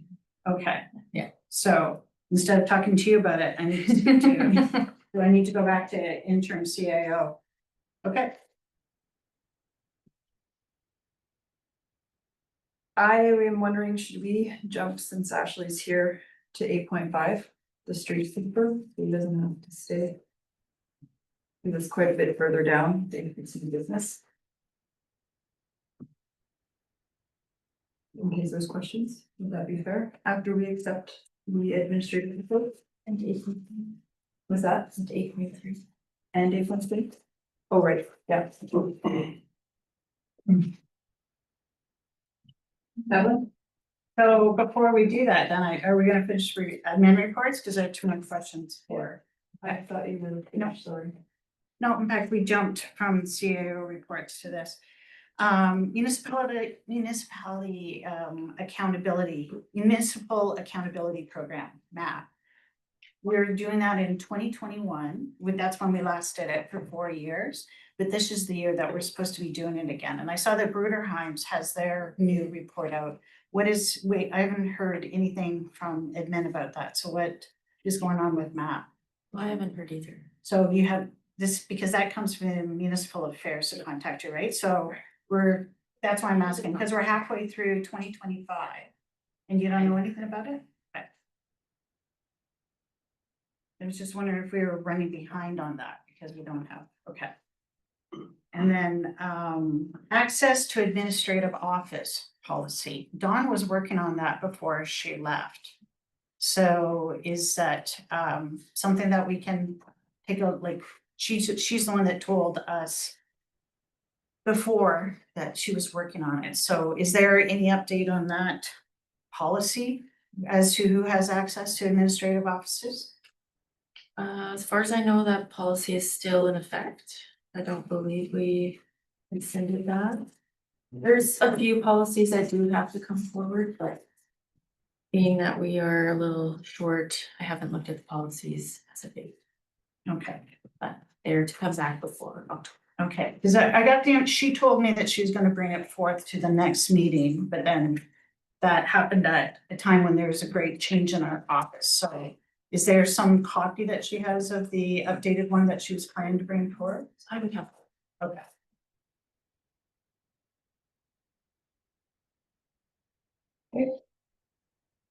Any other questions? Otherwise, we'll have someone make the motion to accept the administrative reports. Well, I think I have a couple motions coming, right? I'd like to move that the town of Smoky Lake accept for information the administrative reports for May 8th through May 28th. To include the CAO meetings, administration, development, FCSS. And I guess public works. All in favor? No opposed, so carried. Marianne? I'd like to move that the town of Smoky Lake Council direct administration to provide an update to the Smoky Lake Curling Club Association CFEP grant from the motions made in December of 2024 to the next regular council meeting. And to include the quote for the basement. Right. All in favor? None opposed, so carried. And yes, If I may, and this might come back or just kind of gauging the temperature in the room. I'm wondering, in all fairness, we do have the one employee. So it's been 3 months. Crystal, thank you for leading us here as interim CAO. I'm wondering if we should just schedule a time as a check-in at next meeting, if that would be something where we just with council, we just kind of see where we're all headed on the right path. And I just don't want you to have any added stress or burnout, or so I personally would like to do a check-in with you in this group setting, if that's something the other council would feel could benefit everyone. for next meeting, is that what you're saying? Yeah, just to have an impromptu discussion in closed session, just so we're all on the same page in the same book, and if that's and just to kind of reinforce the fact, as council, we have one employee, right? And so I think there could be a benefit from that. So I'm gonna go ahead and make a motion and you can vote accordingly. So I'd like to move that the town of Smoky Lake Council schedule a interim CAO check-in for the June 23rd meeting in closed session. All in favor? None opposed, so carried. All right. We will move on to 8.3 then. Disposal of equipment bucket truck. So Ashley, you wanna give a brief? Let's see here.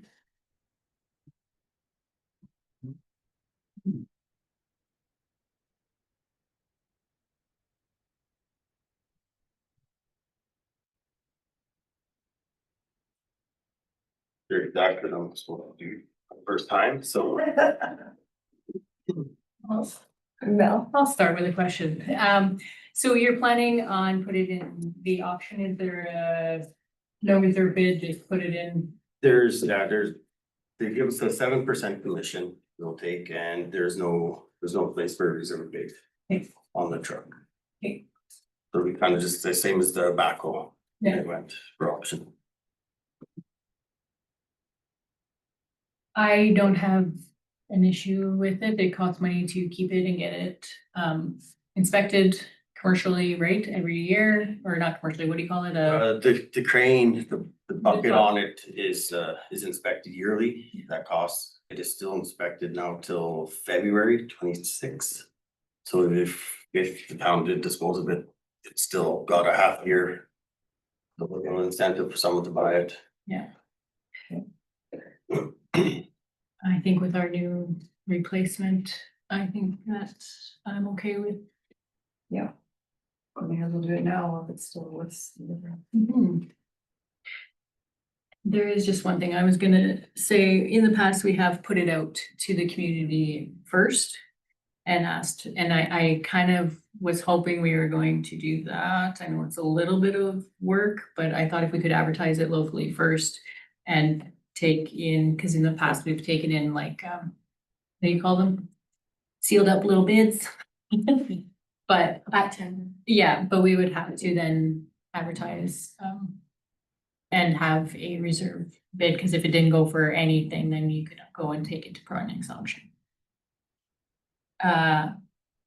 If there's a negative side to that, just let me know. I'm not pushing hard for it. I just thought, I do know that there's been lots of inquiries about what we're doing with it.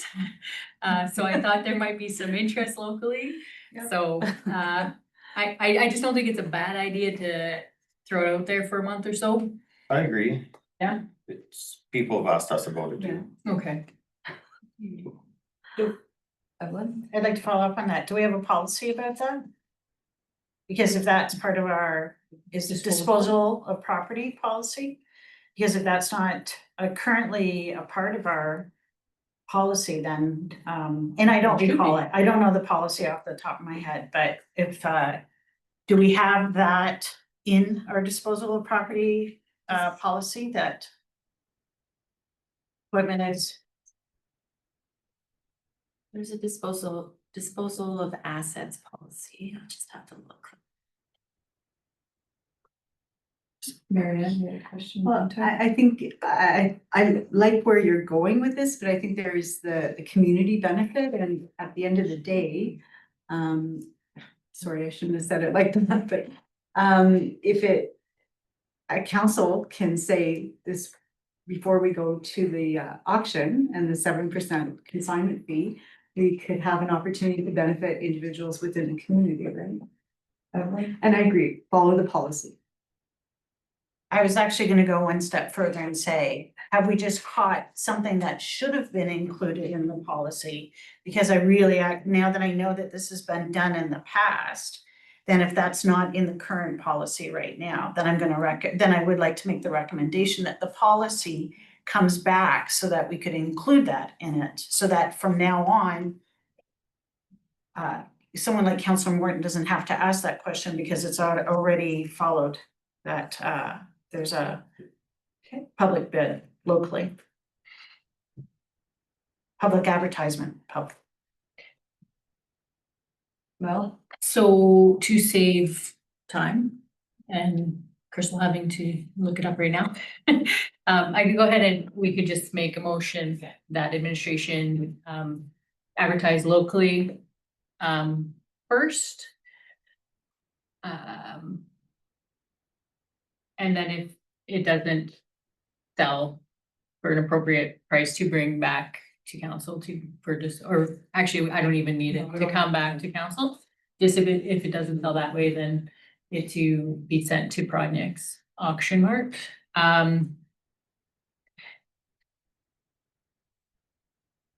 And then that would be my motion, and then we can make another motion with administration just to update us on the disposal policy. Crystal? Should we put Reserve bid? yeah. I think so. I don't know that number.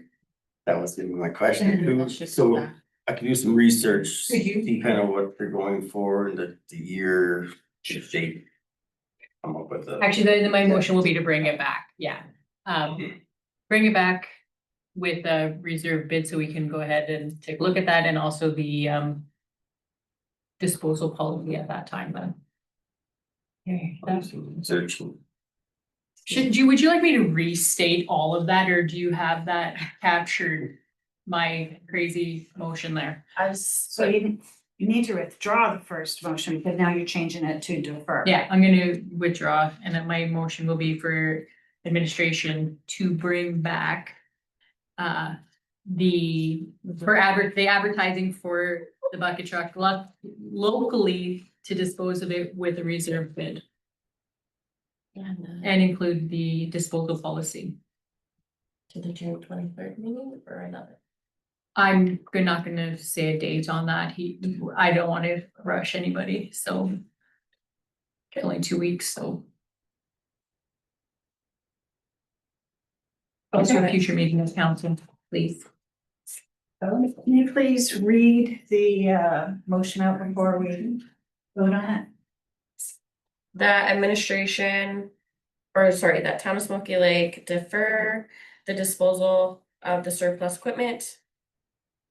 The unit 13, 999 Ford, Alltech AT 200 bucket truck, and administration to bring back quote or a reserve bid for disposal and the disposal policy. So quote for local disposing, local, right? Quote for the local disposal. Yeah. Okay. That's not correct. Yeah. All in favor? None opposed, so carried. And then we'll jump to 8.5 street sweeper attachment for skid steer. Wasn't there a subsequent, Oh, there's gonna be, thought it was included. To bring that back to Disposal act. policy. bid for local disposal. But it didn't say anything about the disposal, including the disposal policy. Yeah. On the next agenda. For the next regular council meeting, a quote for the local disposal, reserve bid for the local disposal and bring, and the, Disposal policy. yes, I can't included read the- and talk at the same time. It's, sorry if I may, the reason I included it in one motion is because technically that policy should be with the RFP anyways, right? So I just want to make sure, because I put it in the motion to make sure that the reserve bid comes back and that policy addressing how we dispose of things should be with it. So I just kind of tagged it on there instead of having two separate ones, and then we could deal with it at that time, because we don't know what it looks like. Maybe it's in there, maybe it's not. But yeah, I did have it on, she did have it at the end of that motion. If you want it separate, though, we could do that. I just wanted to make sure it was included with that, Because it has to be. removed. it should be anyways, how we dispose of things should be attached to it. So I'd like to see it. So, so what you're saying is probably we should have an RFD policy, because if we had an RFD policy, that would, it should automatically be included, because that's not something that's been consistent. Because I agree with you there. We should always have policies and bylaws in front of us to make those Or at least decisions. Yeah. Crystal? Administration has a RFD procedure, so there is steps that we follow. So that might have just got missed in John's. All right, 8.5 street sweeper. Oh, Mel? Yeah, I also just want to start this one. Okay. I agree with lots of this. I am not prepared to do anything or even entertain it till I see what our contract is with the county and how do we get out of it? Because I am not, well, I haven't been impressed with the street sweeper issue for 7.5 years now. So I think we should look at our options, but I want to see, can we get out of this contract? What does it cost us? And how do we get out of it? Crystal? Or, I'll have to inquire about a contract. I know we were getting charged $100 an hour, and then last year we were getting charged 200 an hour. So. I think the point would be to. I don't know if Mary Ann has. Yeah, so I think to add to that discussion, in preparing for this RFP, I look back at some of the motions that came before this. And last year, Crystal, you did an excellent job completing cost over the last 3 or 4 years. And there was no formal agreement in place. Yeah, and so then as a result of your hard work to bring that forward to council, we had made another motion that we haven't received, that there was supposed to be a comparison of a new and a used pricing of a sweeper to therefore make an informed decision where we were going. So as much as I appreciate this that's in front of us, I would still like to go back and look up that motion. And that was to come to us at a future meeting. So I believe that was November, and then in December, there's a motion that hasn't been completed. Mel? Was that motion for the county to come back to us with those quotes? No. Because they're, so, which is fine, we can, but I just don't know why we would do the legwork where you don't intend on buying a sweeper, because Yeah, it was they're our, wicked expensive. if I may, our former CAO was going to do the research on a new and used piece of equipment and reach out to the county and see where we're at, and that nothing has been done. So then when I look at, we're moving on to buy an attachment or considering to buy an attachment, I'd still like to follow up on that. Mel? Or, Emily, go ahead, then I will. Can you look at motion 733-2024?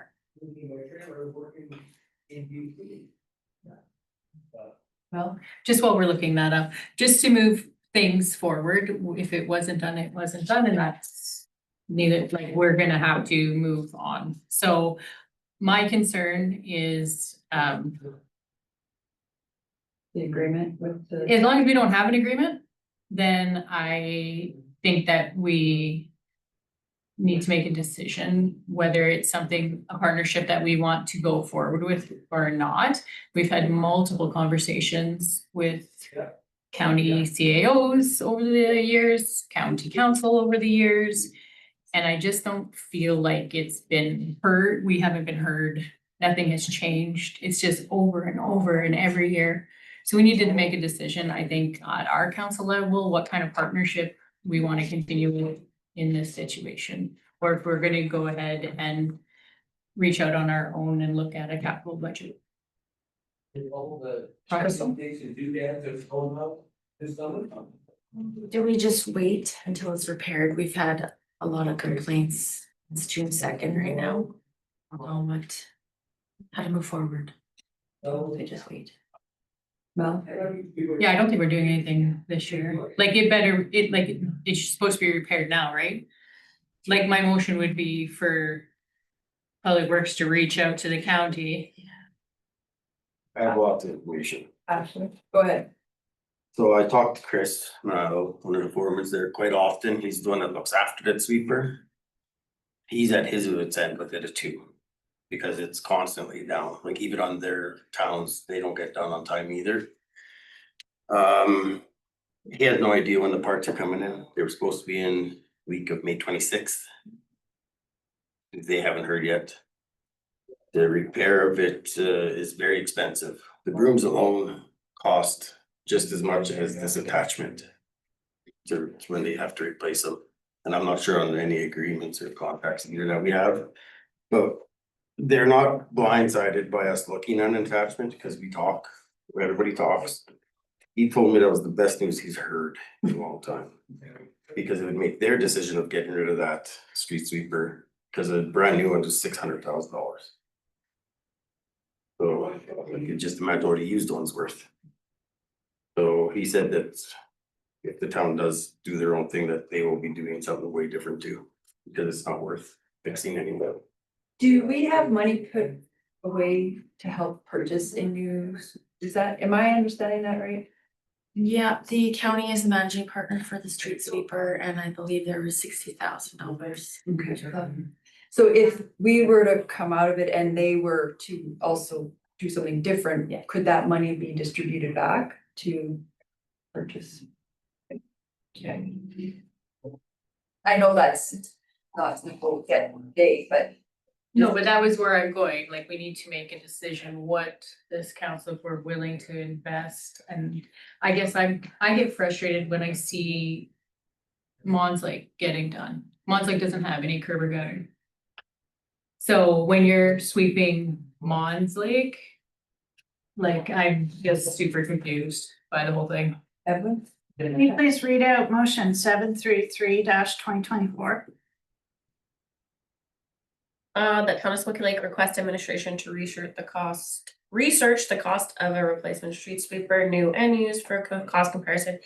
And provide the information to a future budget meeting, and for administration to work with Smoky Lake County Administration to assess the current street sweeper's lifespan. What's the status of that? Dawn, and it's in progress. Sorry?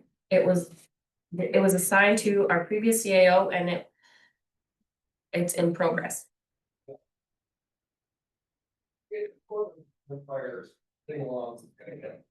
So that's.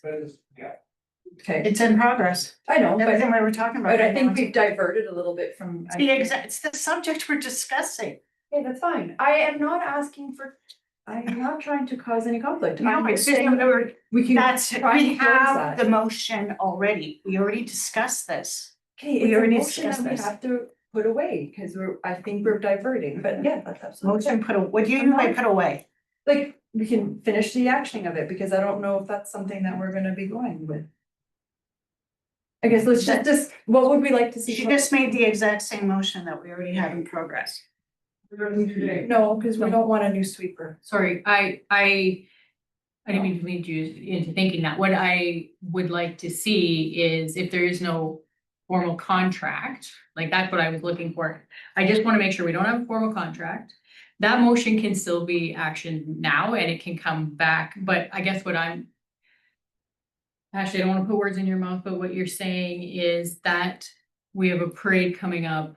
We have Heritage Days coming up, and this sweeper may not be fixed, and that's why this ask is before us now. The comment Chris threw to me was, we should have it done before Pumpkin Fair. Before Pumpkin Fair. That was the comment, that Okay, the street should be done before Pumpkin Fair, is what I was told. Because okay, well then I'm gonna make a motion. There's already a motion, as Evelyn pointed out, that needs to be actioned and brought back. I'm gonna make a motion that administration call the county CAO and get an answer as to when this is going to be done, so that we can make a decision moving forward with, like, when this repair will be done. But I think it should come from CAO to CAO. And not through Public Works, because then their higher administration knows what's going on. So sorry, Crystal, I totally dumped that on you, but I really do think that the DO should communicate on this, because that they're not blindsided and that they can see, and you can like an update them what we're talking about, because yeah, I don't think Pumpkin Fair is a fair timeline. We have Heritage Days and a parade, and I'm just curious, well, how, I guess I'm worried that that won't be fast enough, like we'll be bringing it back to the next meeting, but then to purchase if we were to do this, so that we could have it clean for the summer, I guess, like it's already into it. No, I don't think we have an option, because if it's gonna be fixed next week or in a week, Yeah, I don't wanna buy this right now. This might be something really great for the future. But if we can get through this summer with the situation we have. Yeah. Then that would be ideal, and then look at buying, I agree, and I think this is a good option, especially the one you like. I didn't even know you could buy one with water and a curb sweep, and so that's cool, but it might be a good option going forward, but. I think if we can get by with this summer and then work on dissolving our partnership and everybody moving forward. Marianne? Thank you, and I agree with I agree with everything that's been said. And thank you, Ashley. I think once we vote on this motion that's on the floor, to have admin do that, I think the best approach is to defer this to the 23rd. And Ashley, I thank you for your knowledge that you bring to us. I just think as council, we need to do our due diligence and have the data in writing so that we're making an informed decision. And in terms of the RFD, and I know this isn't Ashley, but and I know we're women, but I'd appreciate on the picture part, it says page 2 of 2. I would like the spec sheet, not just the picture. So I'd like the product spec sheet. Oh, yeah, it's not in Is- here. Yeah. Tell me a little bit more about that. It's almost just as wide as the street sweeper itself.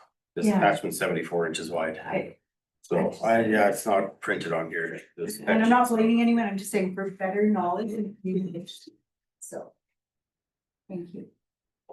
Okay, so we have, I'm sorry, you don't need to make the motion, because 733 says exactly what you just said. Even right now, it says to assess the current street sweepers lifespan. Yeah, sorry, but no, my motion is to find out when this repair is going to be done, if it can, so that we can make an educated. Motion regarding what we need to do for this summer. I wanted the CAOs to talk. My motion is for the administration to reach out to the county administration or county CAO to discuss the repair, like specifically if this is something that is gonna be done in a month, is it going to, like, we're talking actually getting information on October. So I just wanted it to come from the CAO, whether this will be done in time, so that we can make a decision on strictly purchasing this. I just looked at it as that other one is still active and we need that information as well, but I wanted to make a motion strictly about the breakdown currently and when that repair would be completed. So that we can make a decision on what we have to do for our town for this summer and for hopefully like Heritage Days and Ashley. Also, their street sweeper, from what I've gathered, is at the end of its life. And who knows how long that repair is gonna even last for. That's another thing. Cause they did a little bit in the trailer park area. Then they were supposed to start down the valley by the hospital, and that's as far as it got. they went down I our saw street them. halfway. Yeah. Okay, All right. Yeah. Yep. It still says, everything you just said is encapsulated in that. You just said to use lifespan, which is already in this. This is something that we gave them instructions to start talking about already 6 months ago.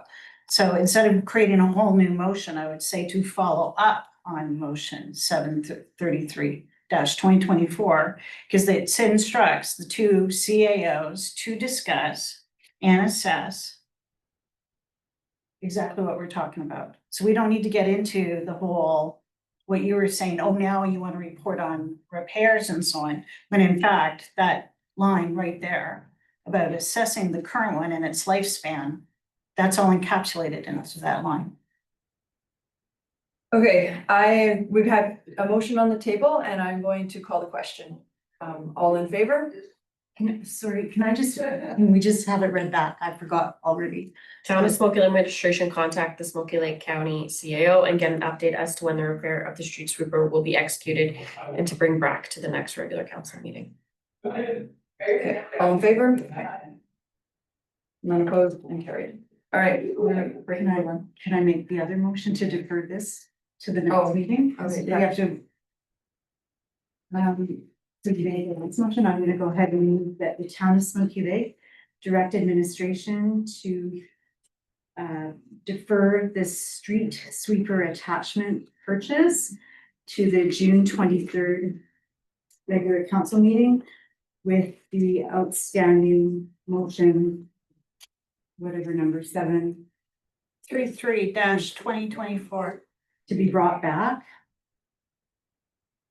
for discussion, and in the RFD to include the product spec sheet of the attachment, please. All right, all in favor? None opposed, all right, we'll break for lunch and be back. Well, 1 or 1:15. Whatever you guys want. I prefer 1:15. Okay, this is. All right, we'll call the meeting back to order at 1:18, and we'll go back to 7.2, delegations, Smoky Lake Country Village Association. No, I can start. I'll make a motion, town of Smoky Lake, except for information, the presentation by the Smoky Lake Pumpkin Growers Association President Michelle Wright. no, any discussion? Evelyn? Well, Councillor Morton was the one that asked for it, so did you get the answers that you wanted from it? Because you made this request.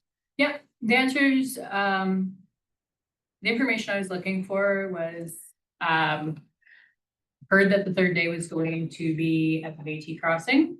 There's lots of people concerned where the town and town money, where it would be spent.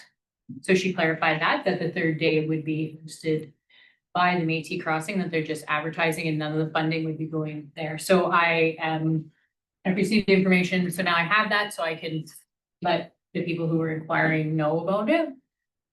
So no, that cleared up what I wanted, and also the brief financial update from last year. I had no idea where they had landed. People are asking that and that. Oh, sorry, Mary Ann, did you want to continue with that, or? It was on the funding part, if that's okay, and then, Yeah. and so I know I wasn't able to attend, just to say, I agree with what you said. I wasn't able to attend, they recently had an AGM, and historically, I believe that we do have their financial reports in our, we get a copy of that because it's something we donate money to, but I'm wondering too, after the motion, if I know it's a burden maybe to place on our admin, but if we should have a recap of the 2023 and 2024, whatever it entailed, because the town, I know we're short-staffed, and if we have to be asked to do certain things, is that within our scope with the election as well? Crystal? Yeah, that's why I put up my hand. They had an AGM on Thursday and the financials will be coming on June 23rd. And then regarding the in-kind, there was a motion made last year for the pumpkin fair. That it was at the discretion of the CAO. I sent it to you, Carl. How's that being used? Yep. I read it. Yeah, the motion just said that the town of Smoky Lake assists the Smoky Lake Pumpkin Growers Association with in-kind work on an annual basis as approved by the CAO. For the Smoky Lake Pumpkin Fair Way Off and Fair prior to the event held yearly on the first weekend in October. I haven't met with Michelle. Okay. No? My only thought on this, and it'll come when the request letter comes in, I guess we can talk about it at that time. Maybe I had some thoughts on it, but I'll leave it. Evelyn? I see that other municipalities have policies when it comes to how they divvy out in-kind work, and they've figured it out, and maybe we should take a look at that, because we have the Stampede, we have the Pumpkin Growers, those are our two biggest events, but then we also have others as well. So I'll find what I was looking at, which was quite a good policy. Perhaps we could include those in the agenda package for the next one as well too, in order to give everybody an opportunity to take a look at it, because it might actually give some clarification or answers to what you're kind of trying to figure out right now. Sure, thank you. All right, I'll call the question. All in favor? None opposed, so carried. And so we'll leave your motion for the. I don't, thank you, it's not required, I guess Okay, it's we'll coming wait. back anyways, so, okay, thank you. 7.3, delegation homeland housing. Marianne? Thank you. I think I'm going to, just before I make the motion, I'm going to also take the temperature in the room if there's an appetite for to move forward at this level with the government template for the needs assessment, as Raymond may have encouraged us to do so, if that's not a lot of work, if we can just get admin to bring it back and then see how many hours they think, or maybe it's a PAM, development officer thing, if there would be a large burden of work to do around that, but I'd like to have something maybe moving forward, or if it should be directed to the, I know we have a housing committee. Knew you were gonna. Knew it was Hot coming. potato. I know.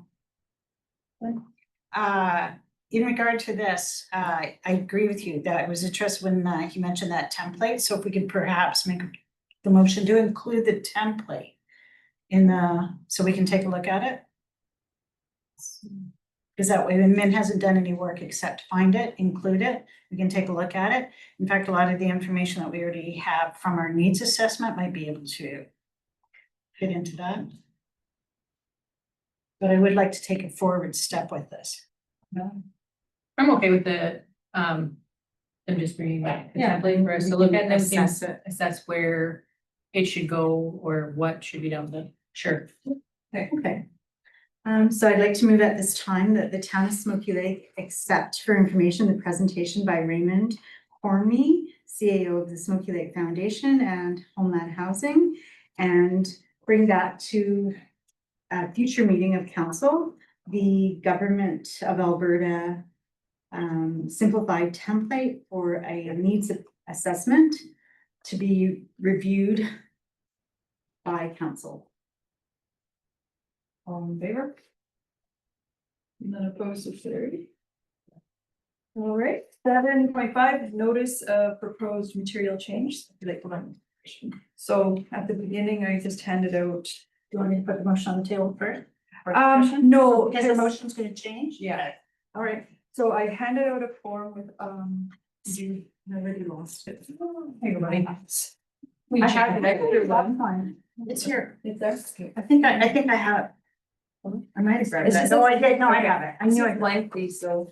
You can, thank you. I have an extra. Yeah, thank you. Oh, this has 5 motions on it.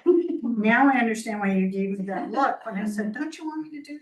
Okay. Okay, so I have an explanation for each motion if there's an appetite for that. Just the first one is just to accept the public notice has been done.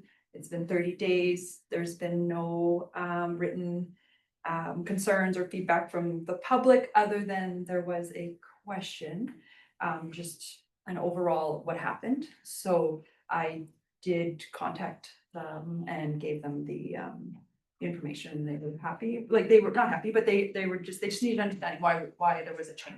So I just clarified the change. In that case, I'll go ahead and make that motion if you want me to. Yes, please.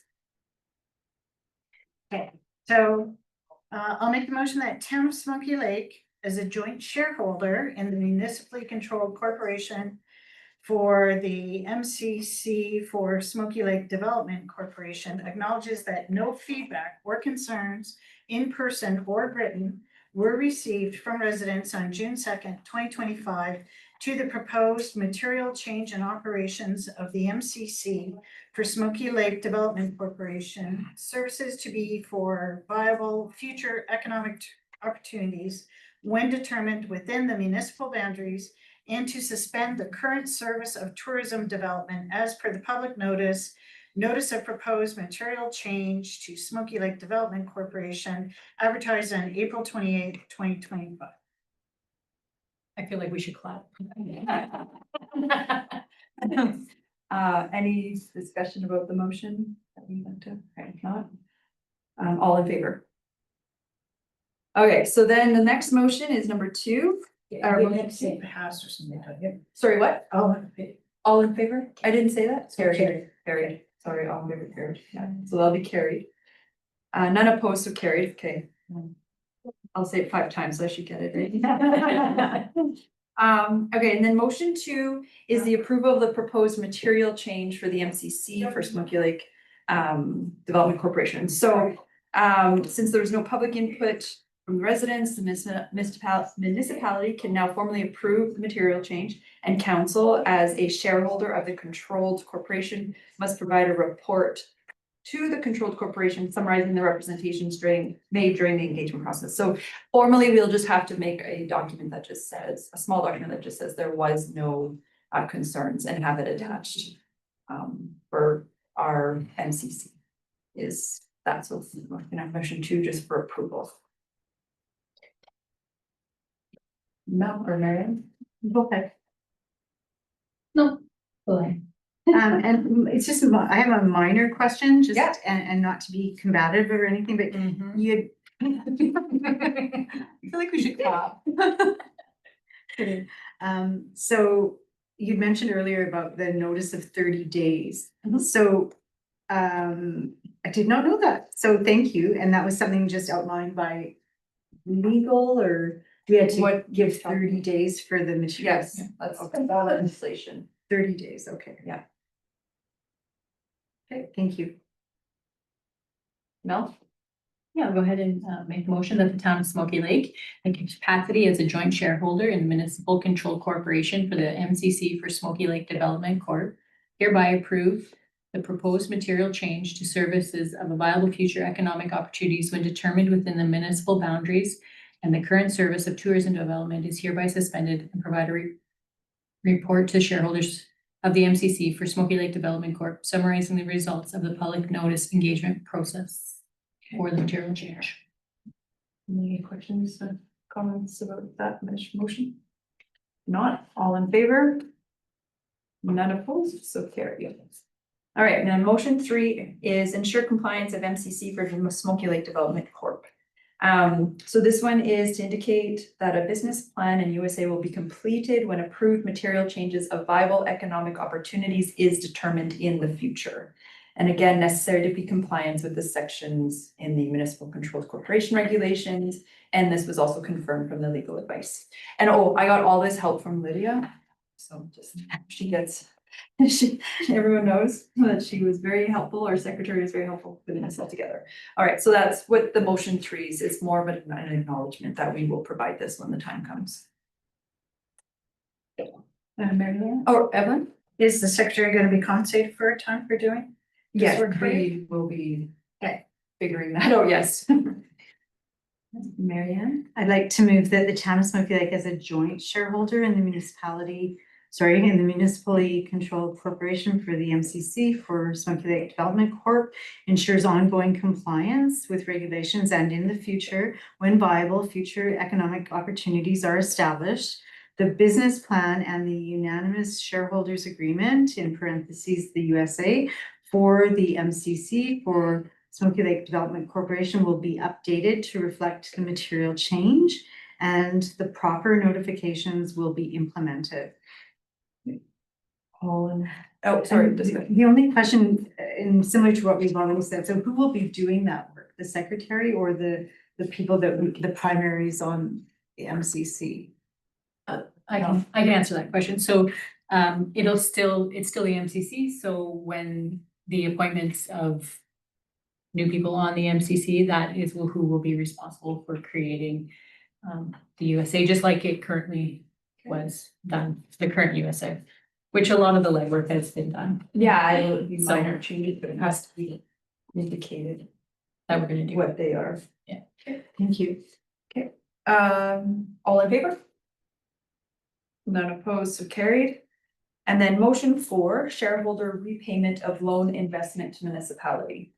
So the town's bylaw 002-2022 on lending funds to the municipally controlled corporation named MCC Smoky Lake Development Corp. They invested the 590,000 in Smoky Lake Tourism Company, needs to be paid back, and any outstanding balance as the SLTC is dissolved.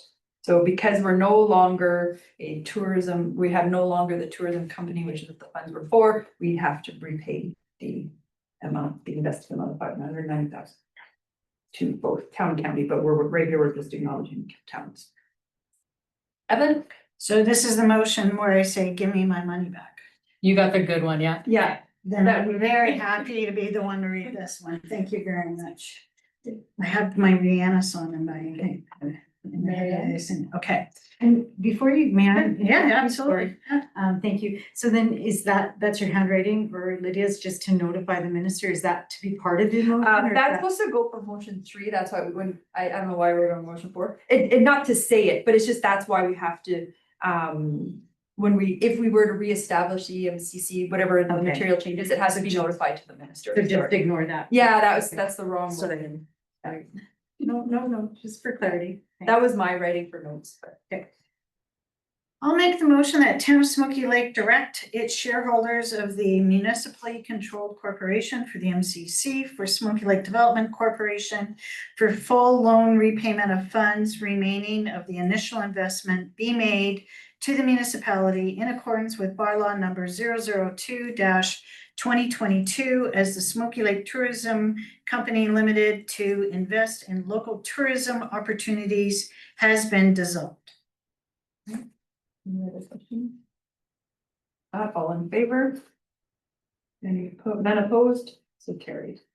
All right, and the last motion, ensure transparency and accountability remain of the MCC for the Smoky Lake Development Corp.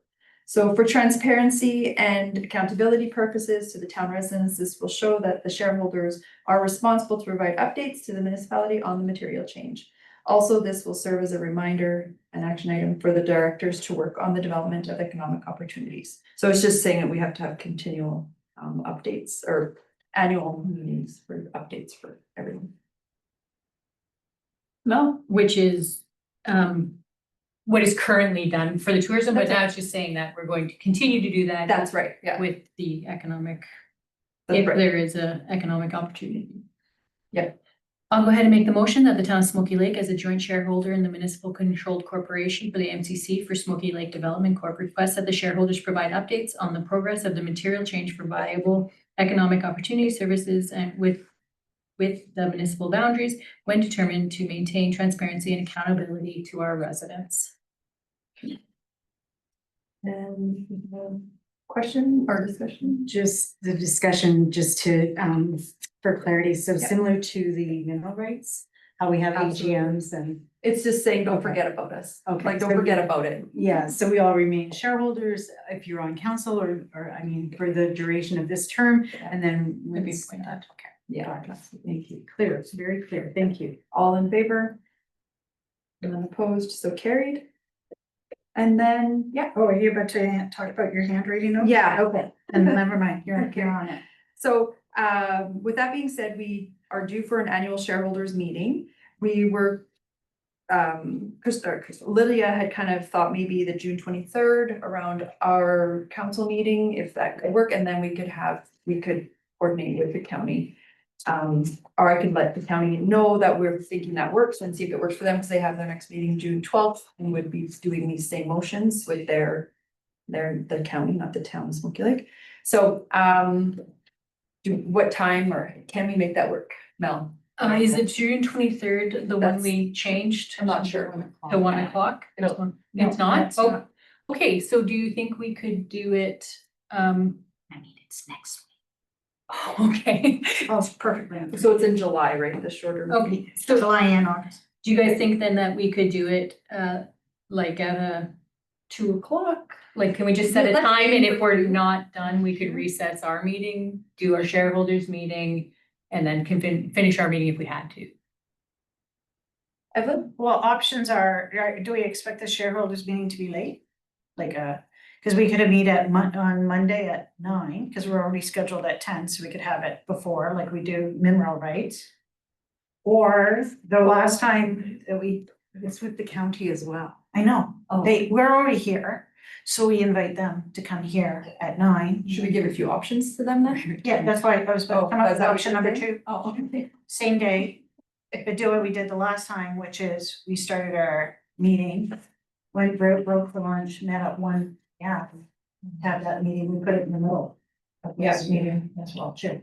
Okay, or we could do it at the end, it's just that at the end is always a crapshoot. It's a good point. About it being, who knows, at the end. The other option would be to start our meeting at 9. Right, so that we're done. So what do we, but I like the idea, give them a couple options, see where they come out, if they Okay. want 9 or if they want later in the afternoon, whatever works for them, and then we could adjust our. So we don't have to be set on 1, 2 or whatever, like, can we give that as a? I think Okay. we can just recess our meeting. The only thing is if we were gonna change our meeting, we have to advertise, so we would need to know like ASAP, because you have to give what, 7 days, 14 days? Which is why. Would June 12th give enough time? Because they'll be all together to decide, like, I don't know. Let's just not do that. Let's just leave it. It'll be difficult to change our meeting. That's why Yeah, I did it. that seems harder. I was about to say, that's the third option, if they say, like, and even then, if they say no to 10, they're not gonna say, oh, but we will at 9. Yeah, Or sorry, we won't at 9. You were just about to say something about the 12th, That's when they're meeting, so they'll have the decision on. but how does that impact both of you? no, sorry, I can't do. No, Well, no, but I they just would have a meant decision On and the time. if, Oh, I thought you were about to go, so we could always Oh, go no, there and meet no. with them after their meeting. No, that wouldn't work for me. I was just saying I was thinking if we had to change our meeting, would the 12th be enough time to change ours for the 23rd? Because they would know their time on the 12th. So I'd like to weigh in on this, and I would rather have it as Councillor Cope said at 1 o'clock. And it's the call of the chair, which is either you or, so why don't we just call it now and Well, because they need to be here. well, the MCC is the call of the chair, but the chair, like we can. It is call of the chair, but we need to coordinate with the county because they need to all be there. but for advertising purposes.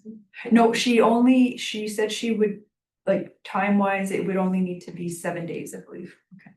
So she's fine, even if it's after, but, oh, and then that's the other thing I have here. Crystal, would you be able to put in the advertising and then we would repay? Okay. So I'll have to coordinate that with you. Okay. So I'll let the county know the times that we could work for us, see what they come back with, and then I will let Crystal know to put the ad in. And then, yeah, that should be, and then of course, with Lydia about it all. She's working on the agenda, yeah. So we don't need a motion. No. I don't You're think going so. to go ahead and just ask them Yeah. when a good time I just on the wanted to 23rd. clarify that with everybody that it could work on the 23rd for us.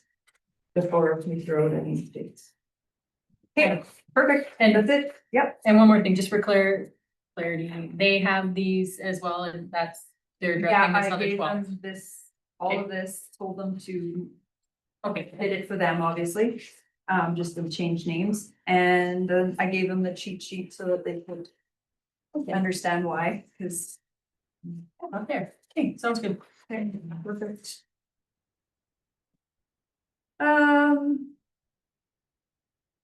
That's it, right? Or did we have to, yeah, we made all the motions. All right, we're gonna move on to 7.6, Smoky Lake Library Board appointments.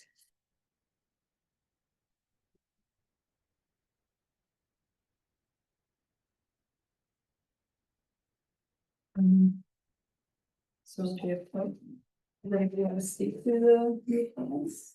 Evelyn? I would like to say, could we please go into closed session for this? And that would be the same FOIP that we've used for the previous 2 times that we've gone into closed session about this, which is, I believe it's 17, correct?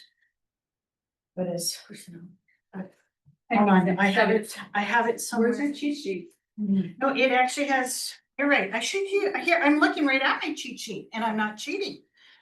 And I still can't get it correct, but hold on just a second, I've got it right here. That Town of Smoky Lake go into closed session to discuss the following matter. Library Board member review pursuant to the Freedom of Information and Protection of Privacy Act, FOIP, Section 17, disclosure harmful to personal privacy at 1:41 PM. Okay, all in favor? None opposed, so carried. Here, Lydia. All right, well, I'll get a motion for closed session. I'll make that motion. All in favor? None opposed, so carried. And Mel?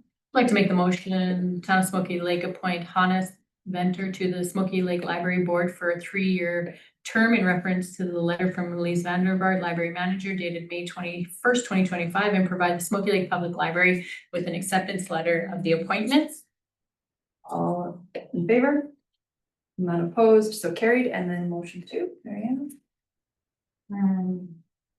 But I think I'm gonna change motion 2 to be Yeah. reappoint. Reappoint. Yeah, Not to. yeah.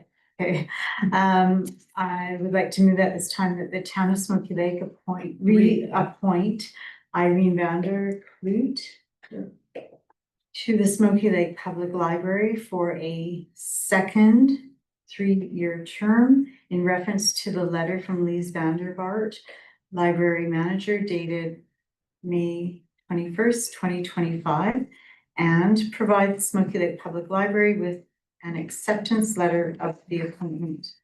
All in favor? None opposed, so carried. Okay, 7.7, quote for the demolition of derelict properties located at 13 Willow Creek Street.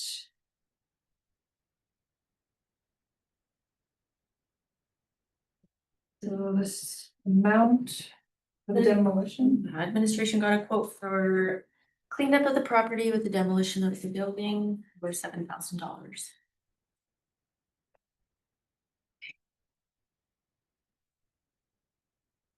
So who, this RFD doesn't answer who.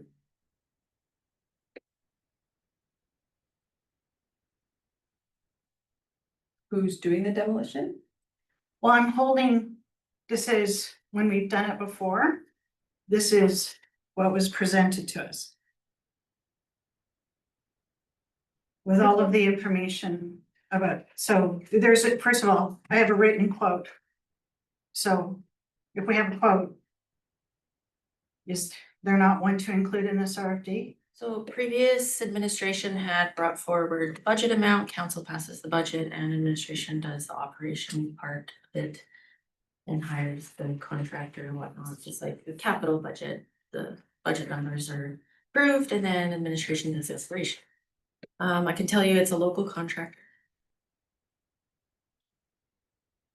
So when we make a motion here that says, and I'm going back to what we've done before, all of this information that answers the who, what, where, why, as an RFD, but you're saying in this RFD, all we have to do is approve $7,000?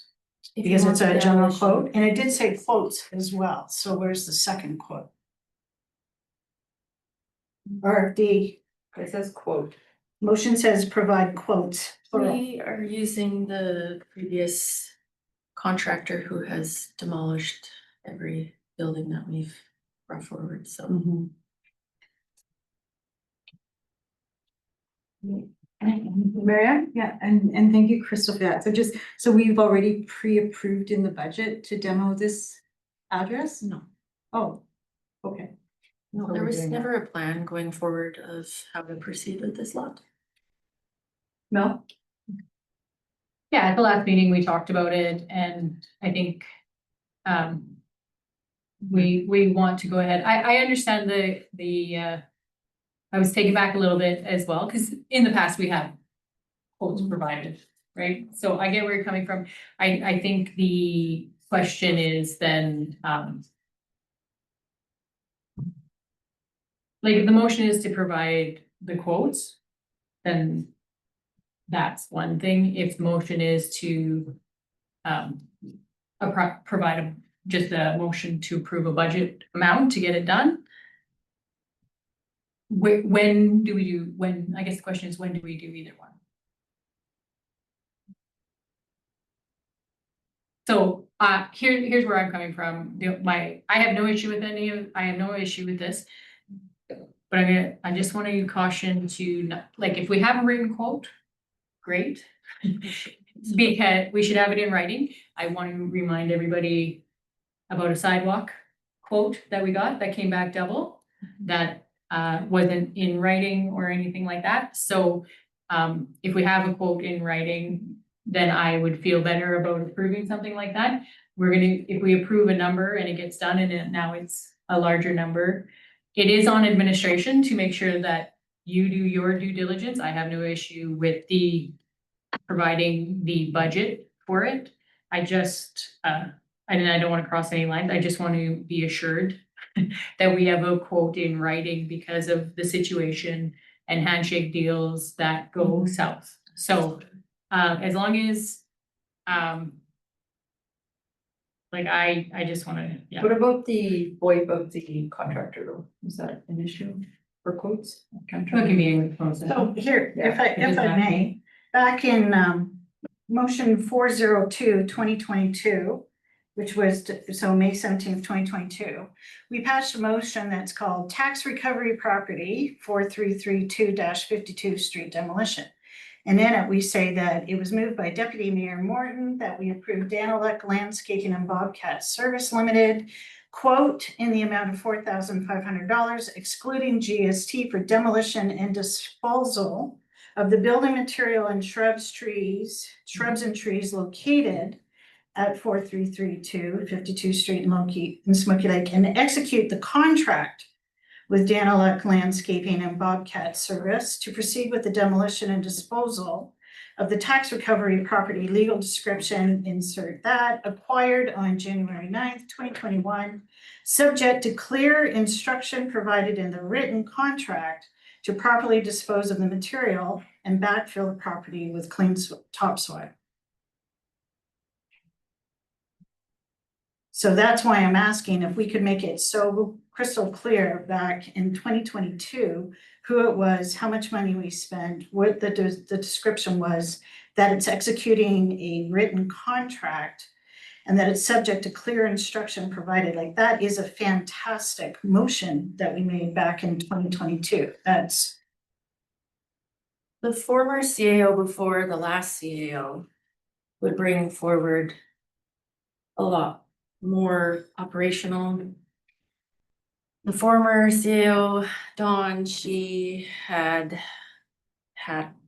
the best practice is to bring forward council decisions, and then leave administration is operational separate. So every CAO seems to kind of do things different. Some bring too much information and then it gets convoluted, and then some goes back to the council decision and then leaves the operational to administration so they can just do.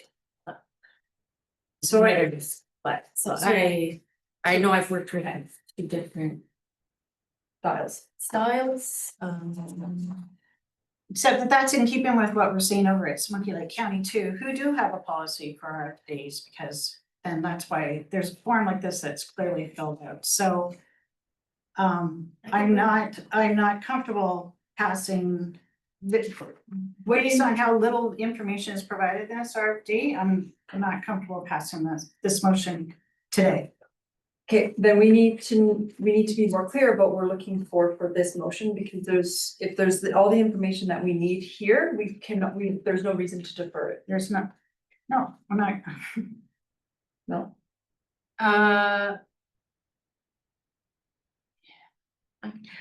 If you don't mind, I can see, I get both sides. I get it.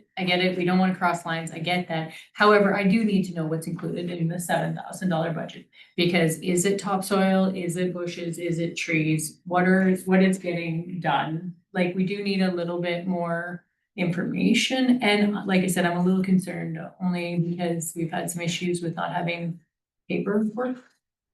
And yes, I know that has changed, and I do want to trust that has changed, and that's not on me to worry about, but it has come back to bite council before, so, yeah, it would, I am okay with this, but I would like to see the code, so if it's not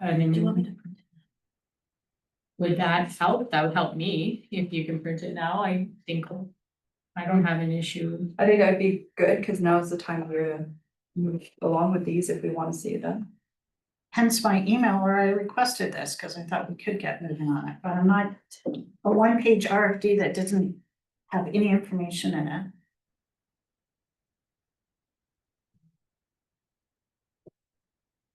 So I'm gonna recommend that we defer it to June 23rd. so that the RFD can come back to us, including all of this information, which will be included in our agenda package. What would you prefer, Crystal? I To, can print it right now, I have it open. would you like it, like if ideally passed today? It doesn't matter, I can bring it back. Marianne? So I'm just a little confused on the governance. Is it, like you said, a FOIP issue, or should we go into closed session, or will the quote be in the agenda package, or like, what are we doing here? I can bring it back. Okay. Okay. So we'll have. Huh? I disagree. I think we're losing 3 weeks, and if it's possible, we can move forward as council today. If we need to go into closed session to review a quote, Does the quote have the information that Mel was looking for? I don't know the governance behind this, so I just want some good recommendations from our interim CAO, and let's move this forward. I don't want to see it come back on the 23rd. We already have a lot happening. You already just said good governance and information, so that she needs time to do it instead of just going off and printing off an invoice. I can bring it back, it's 2 weeks. Yeah, it's Yeah, 3 weeks. 3 weeks, but. Alright, Mel, I make a motion that Town of Smoky Lake, or Director of Administration to bring back to the June 23rd council meeting, some more information regarding the quote provided for $7,000, what is included, and what the final outcome of that property would look like. all in favor?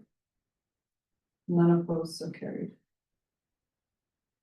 All right, we'll move on to new business. 8.1, Alberta Municipality Summers Municipal Leaders Caucus.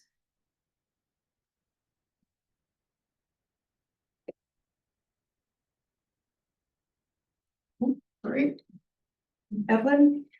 I'll make, so we can discuss it after I put a motion on the table, that Town of Smoky Lake approve the Alberta Municipalities Summer 2025 Municipal Leaders Caucus held, to be held on June 26, 2025 in Devon, Alberta, located at Devon Community Hall as a council approved event.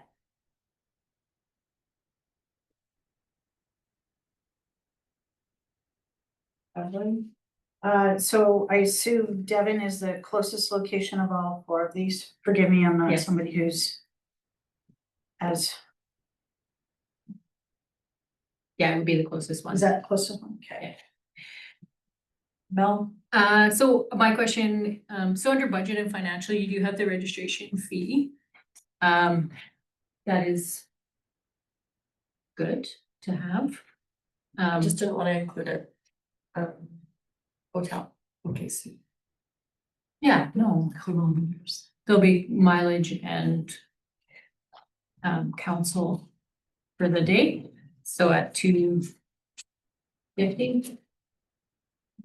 It's 275. It's 275. I'm like the last one to be commenting on how much. And then whatever the mileage is. Yeah, so 275, and then what is it to the airport? To the airport. Well, You're not, Devon, you're not flying. Oh, well, I'm just Oh, trying to sorry, think how far is it to the sorry. airport, so Devon would be It's about $250 a night. 250 mileage. So it's about a 550 575 with. Well, if people are going, then they should carpool.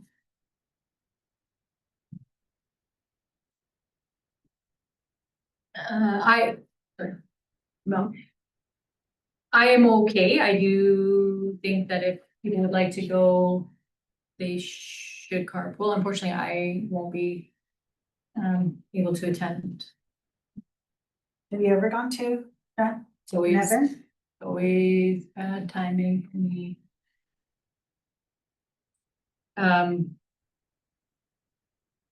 But I am okay with it being a council approved event. And if people can be mindful of mileage. Well, because mileage it's more, almost as much as, but we don't have to get a hotel. So it's like this or that, right? So. Okay, Marianne, did you have any? I just need to know the deadline, because I don't know the schedule right now. No, but are you in favor of it being a council approved event, and then you can decide whether you're going or not? I won't be able to say. So the recommendation, yeah, I'm okay with that. I just need to know the deadline for applying. You can go see it. Sorry. Okay, I'll call the question. All in favor? None opposed, so carried. And we'll move on to 8.2, summer parade participation.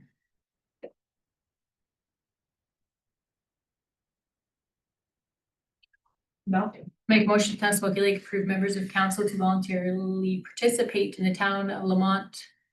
In Lamont, Alberta on Saturday, July 21st, 12th, just kidding. Truck only, the town of Smoky Lakes Parade, Smoky Lake, Alberta on Saturday, August 2nd, 2025.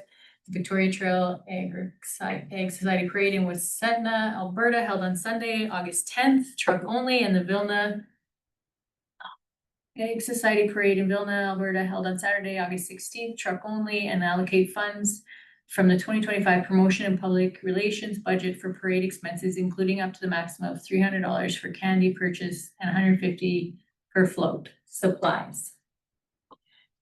all right, no, The float what's the plan with the float? Make a plan, got it, done, okay. oh, no one did. Marianne? Just curious, for the Smoky Lake Parade, do we have a theme? We have a parade meeting tomorrow.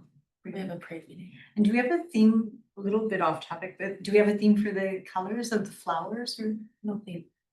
All colors. Okay, and who can go to the meeting tomorrow? Is that Communities in Bloom or is that? It's a parade. Oh, I think it's just a demonstration. And a chamber. So. oh, chamber, okay. All right. Oh, Evelyn, I'm not gonna vote in favor of this. what's the, Is honestly, because we don't have participation. I think it makes us look good as councilors when we're sitting here to approve it, but then we're not showing up. who's not showing up? We can't, we're not expected to show up to all of them, as long as we coordinate, someone's gonna do that. Also, last year I went to all of them. So did I. So I'm not doing it again this year. I've done it. I don't think so. But because we approve them, doesn't mean we have to go to all of them. Like as in a council, we can decide on that we can't make it, and as long as we are respectful and let Right. those know that we're And not. I say, based on past participation, why bother? Well, that's kind of a negative spin. That's, So can I ask a question? So you don't want to do any youth parades then? Is that what you're saying? I'm looking at a couple people at this table. Evelyn, just when I say, that. just go ahead and say it, because I don't need the backhanded stuff. So if you're trying to say that Amy and I can't go to every parade, I can't go to every parade. But I can commit to 2 of them like I did last year. And maybe we could agree to do that instead of making this all super negative, not going to any. I think we need some representation. If council can't do it, maybe we can talk to the pumpkin growers. Also, right? I think what this is saying is that we would commit to the town participating, whether a float or the truck. And that it would be a voluntary thing for councilors. So I can commit to 2, and maybe once we talk to other people, if you can't make some, maybe we can talk to the pumpkin growers, maybe we could get somebody from there to help participate. I think that it's important that the town does show up. I don't necessarily think it has to be a counselor, but I think it's important for us to show up. For sure. Marianne? So I just want to look at this as from a point of view, from a lens that there are 3 out of 4 are on this Saturday. And I know last year we implemented a new strategy with our summer students that they would be working on the weekend on Saturday. So is it possible that maybe we could, with the town truck, that the summer students could go and if council can't make it as an option? And I think there was a little bit more to this, what I'd like to see in terms of the budget, when we had gone to some of the feedback when we had gone to the other parades with the truck. Gee, it sure would be nice to have a pumpkin on the back of the truck or something that signified the town of Smoky Lake, pumpkin capital of Alberta. So I like your idea of maybe getting the pumpkin growers to take the float on this year. I don't know if they have the capacity. I see where you're going with this, and I see where you're going with this too. I don't always have the flexibility with the weekends, but I think we can make something work. So first question to admin, are the summer students working on the weekends? No. At the CN station in weekends. I'm sure there could be flexibility though, where they take days, Just an idea.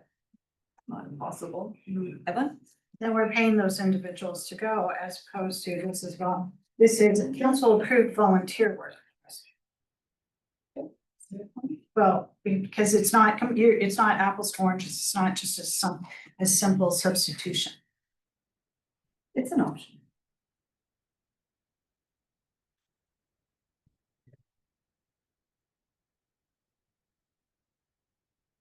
I just, we should discuss who can go to what then, and then we make, alternate plans for those that if there is a day that we can't go.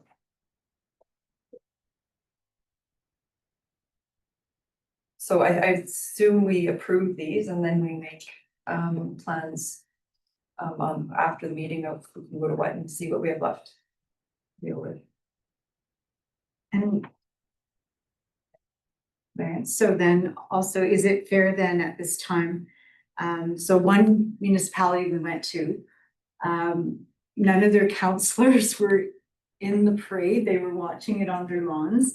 And is it the place of council, especially an election year, is it the place of council to be on a float? Is that the message, or is it where we just say, here, we have this beautiful float and the pumpkin growers or the chamber take that on?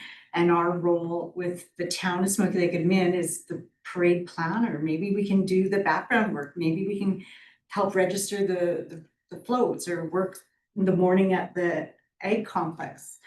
I'm just trying to think outside the box and say, what does this look like?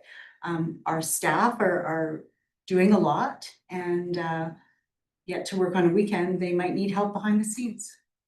Mel? Yeah, for me, that's the importance of it, is the showing up, the representation of the town and making sure that we're out there. Who is on a float, to me, doesn't, like, I don't mind working a registration booth and somebody else is on a float. I don't have an issue with that. I think it's to coordinate it and make sure that the town has the representation and supporting these other communities as well that come to our community, right? So, like I said, I can commit to at least 2 of them for sure. Today, but the rest I'll have to see.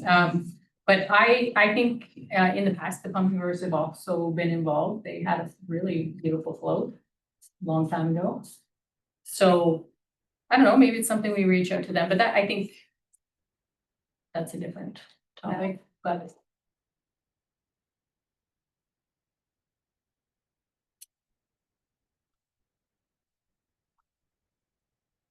All right, so there's motion on the table. Recorded vote, please.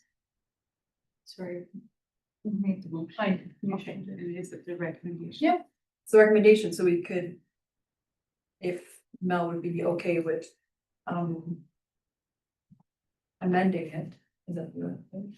We could, Well, I think, it's fairly open. I think we could have another motion to invite like the pumpkin growers also to help participate if they would be interested in it. Because we're most concerned about bodies on the Yeah. floats. It's not necessarily the coordinating it. Yeah. Okay. Okay, all in favor? And any opposed? Codes opposed? Truncheon, Crosby, Zirinsky, and Morton are in favor.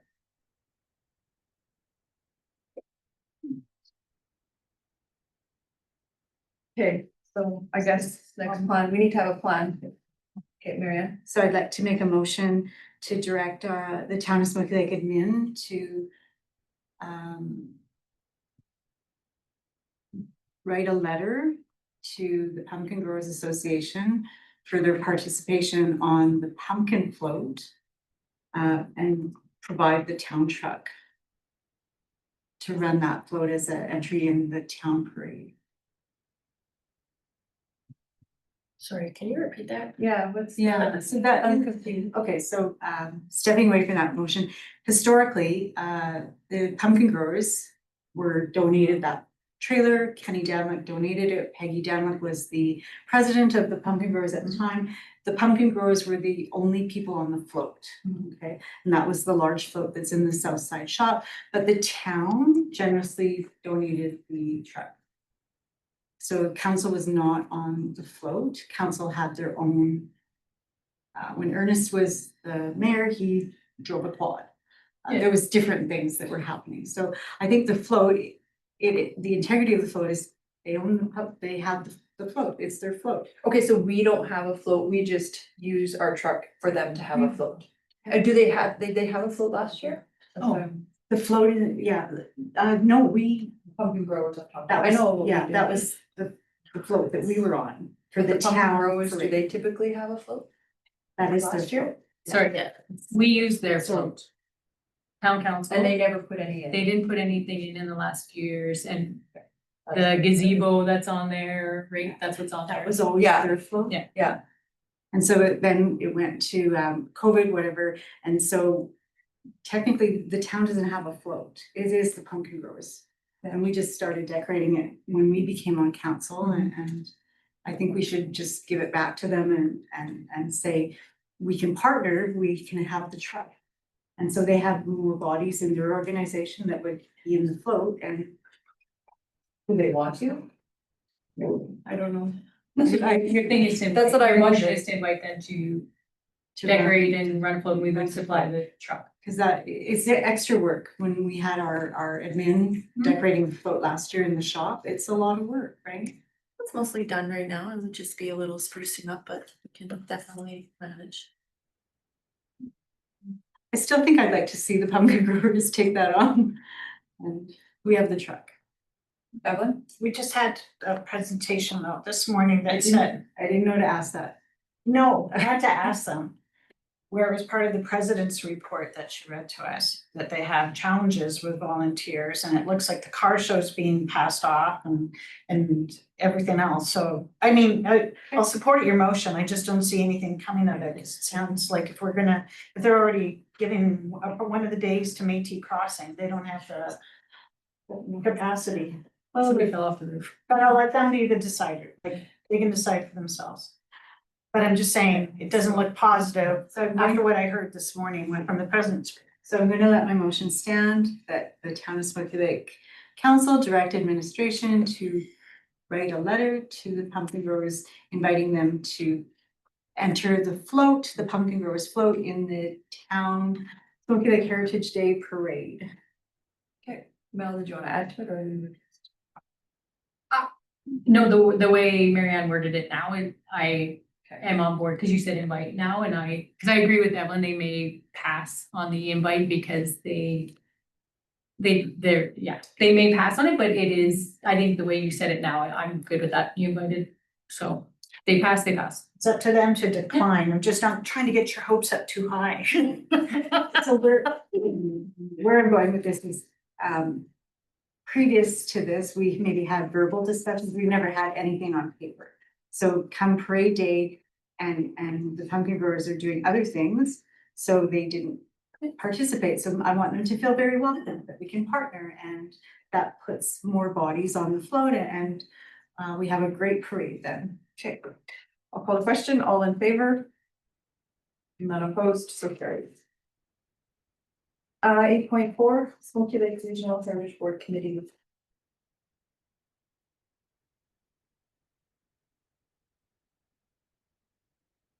Crystal? So Maureen has requested to utilize the upstairs in the CN station for the summer student that the Regional Heritage Board hired. Evelyn, are you gonna ask the same question I am? Go ahead. Maybe you go first. Is the upstairs space been cleaned out? Is that what you were put? In the background, it says that they're gonna. Administration is working with the chamber there. We have to kind of coordinate a day, but they are definitely aware and will be. I do have one more, Mel. It says, summer student. He is considered. Oh, okay. I. Back. Yeah, if I may, it's a contractor, he's in post-secondary education. Okay. And so he's also taking on a project, which I'm very excited about this opportunity, and it could look very positive for the town because as we know, the county has added additional funding to the Heritage Board budget and the town has not, but this could be labor in kind or in lieu of. So I think this is a great opportunity for him to work at the CN station as well. I don't know that he needs the whole upstairs or just the one longer room. And thank you for creating the RFD. It's pretty outlined what's going to happen. Do we have a timeline as to when the chamber will come in and be done? Okay, I asked her the details, but I didn't quite get a timeline. But I do know that she would like to use it in kind and not have to. So at the end of the day, I would like some sort of tracking for that we can show as opposed to what was discussed at the committee level was maybe he would rent an office somewhere in town. So I would like some sort of tracking that it shows the town in lieu of rent offered this facility. And that would also include the Wi-Fi and power because his project is to scan some of the older photographs. And so I wish also that the town would, and I'm sure they wouldn't have a problem with this, is supplying some of the older photographs in the back if they're still there of previous councils and anything historic to the town of Smoky Lake that he could scan in and prepare an archive folder for us. So I'm really looking forward to this partnership and I'm hoping that everyone supports this idea. And again, to clarify, I don't think it's the total upstairs, it's just the one room. You should go downstairs to the bathroom. Oh, There's a I- I- bathroom upstairs and it was just, that's what needs to be cleaned out. It's I been don't used think as you a use it storage. because of the water. But anyways, that's off Anyway, topic. that's- but not- yeah. It was full of stuff, so I couldn't. Okay. Mary Ann, do you want to make the motion? Sure, no pressure. So I'm looking for everybody's support unanimously. That the town of Smoky Lake approve the use of the upstairs space in whatever capacity is determined in the CN station by the Smoky Lake Regional Heritage Board to accommodate their summer student for the duration of the employment contract for 2025 and assist with the supplying some of the town owned photographs to be scanned into the archives for his use. And that's my motion. All in favor? None opposed, so carried. And then do you want to make a subsequent motion about the tracking of the in-kind? Or did you just Or is that operation? I don't know. Should I do that or is that operational that we'll just track? Well, I think you should because, yeah. And then it's direction for, and so is the plan by tracking, is it to supply the data to the Heritage Board Yes, or is if it? needed, yeah, say what we do. Okay. And I can make that motion. I'm also thinking, so he'll be scanning those, there's a scanner that was purchased. And so he'll be scanning in the photos that will then become part of the Heritage Board. If the town was to give him a USB stick, maybe he would just scan them for a copy to be held at the town as well. Would that be something you want to consider? Yeah. Well, but in labor in kind, but in supplies in kind, in lieu of kind, it's monetary. This town supplies a USB stick. Oh. Okay. I guess. I'm gonna go ahead and make a motion though for, Okay, go ahead. now, the tracking, do you want the Heritage Board to do the tracking? Because it is actually a Heritage Board budget. Or do you, like, just for topics, like the town, What's the town gonna do with that information, or where are they gonna keep it kind of? Does yes, that mean- I just make mean the sense? Heritage Board tracking, because, the county gave a money donation, right? And this would be a tracking of in-kind financial support. What do you think? I think we could draw up a little contract of a timeline, how long you're gonna be using it and how often, if we have that. That's Sure, then I'll just make a motion that the town of Smoky Lake that way direct administration to track the cost of rental space, power and Wi-Fi used for the step student for the Heritage Board. Okay. And to purchase the USBs, like summer student, what did I say? Step student, sorry, summer student. All in favor? None opposed? And carry. Okay, 9.1, bylaw 13-2025, election bylaws.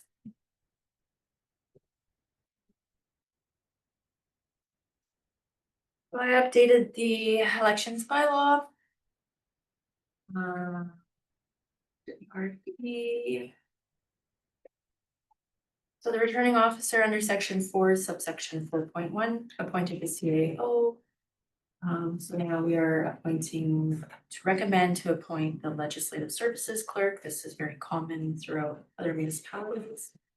I changed the year to 2025 for close to nomination day. The previous bylaw had been there. And we had an addition to the bylaw, no candidate may use facilities, equipment, supplies, services, or other resources of the town of Smoky Lake for any election campaign or campaign related activity. So those were the 3 changes in this bylaw. Evelyn?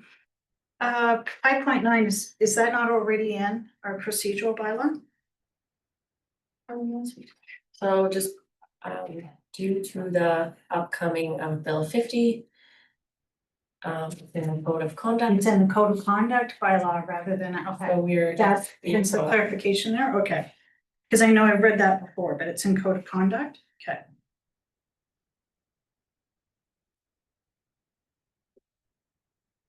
Mel? Oh, it's not my turn, I'm sorry, I was cutting in, it's actually Evelyn's turn, sorry, For me to make the motion? Yeah. Okay, so I'll make the motion that Town of Smoky Lake give first reading of bylaw number 13-2025 elections bylaw to establish municipal election procedures. All in favor? Okay, maybe we should You have have to a discussion. question that if you're not in favor? What's not in favor? Did you just call a question? I'll finish it. You guys were always upset when I would give the reasons why I would vote against doing it now. No, you guys are not giving why you're not passing.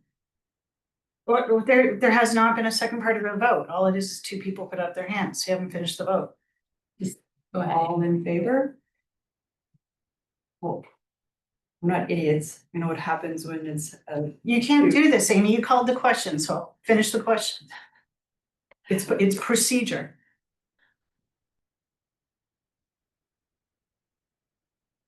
needed. We have to call. Any opposed? Defeated. So what's the problem? Frustrated, because you guys act like you're all okay, and then you come and pull this, so Okay, Mel? so is there a subsequent motion or discussion about the elections bylaw?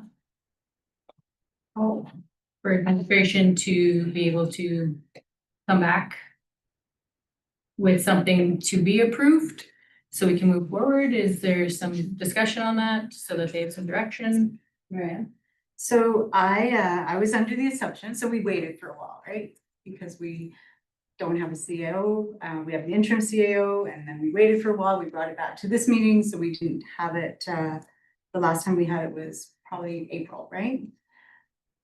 So I was always on the mindset, even before the former CAO gave her notice, that we would contract it out. I wanted to see what that would look like and make a posting. I don't feel that admin right now, I don't want to add more to their plate, okay? And yes, I know what other communities are doing, but at this time, I think we're close to having a new CAO. And perhaps if we leave the bylaw the way it is, to have the CAO as the returning officer, that it might look like that's doable. I would be in favor of changing it after such time that we hire our CAO. I think this can wait. I don't think it's time sensitive. There's nothing in the RFD today that shows me it has to be passed or tells me. And I think when we approved the budget, we had $26,000 earmarked for the election, which could look like having a contractor. We didn't do a detailed report of what that money would be spent on. I know. They did tell you it was 20,000 of it is for computers and the 6,000 was for the election process. So hiring whoever we need to hire. 20,000 for computers. It was more than computers, it was getting them set up, there's license fees. And But it was for councils, training and counseling. computers. Yeah, And so there's no contractor. No? Okay, so, thank you for explaining. I am wondering why we didn't just talk about that ahead of time and defer it to, like in that update. It's fine, the way it just felt a little bit, I was a little surprised on the motion coming so fast, so I wasn't. well, I know, but You there was read no the first discussion, reading. there was no discussion on it, right? So that's all I was wondering about, so, it's defeated and you've explained why. Crystal, did you have something? the returning officer has to be named by June 30th. And is it also the deputy? Unfortunately, we didn't put it in there, but it's section 13(1) of the Local Authorities Election Act. And the deputy doesn't have to be named, but the returning officer has to be named. I think it's gonna be very costly if we can bring that back, but there's very sensitive information with the electors register that the returning officer has access to.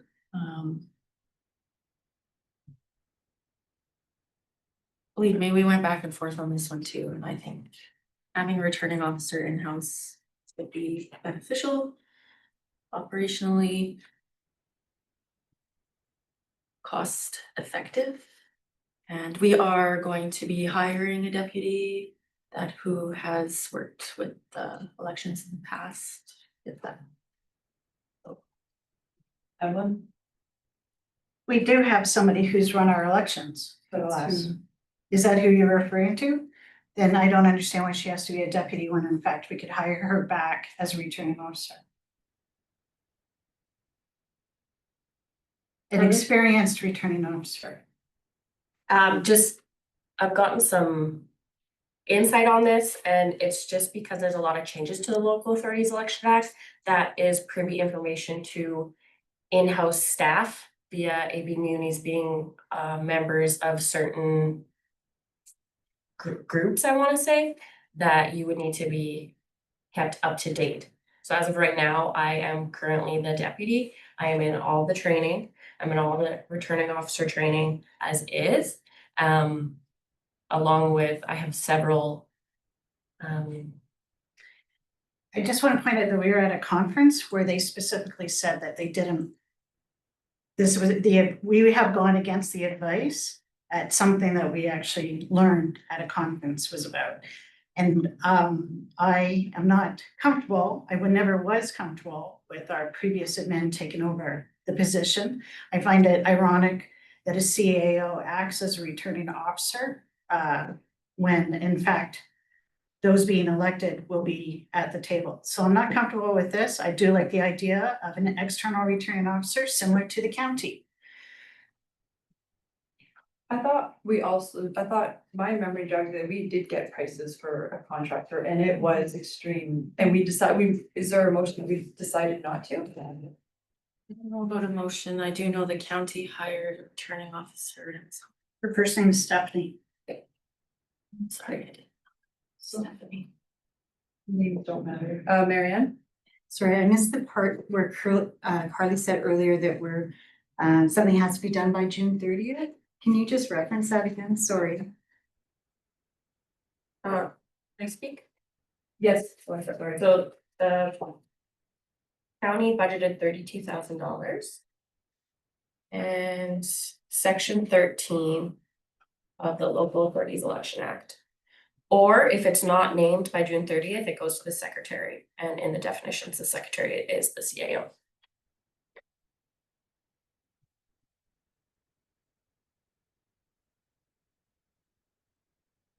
And a lot of our returning similar municipalities do in-house via executive assistant, legislative services. There's a lot of in-house that we've come across. Marianne? So as council, would we be comfortable leaving it with the interim CAO right now? And then if anything changes after June 30th, that we reappoint?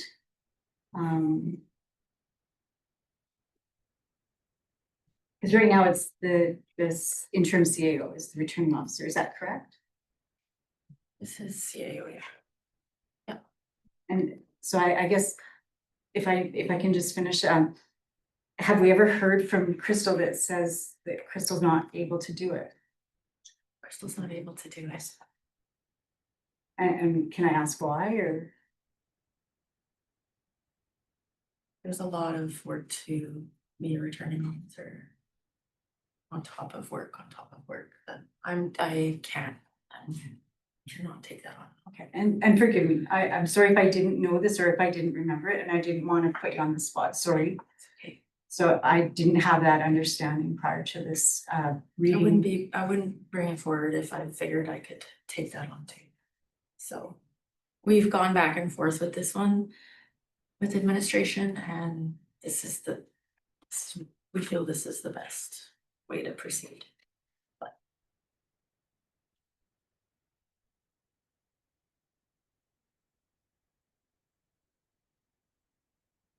It's $8,000.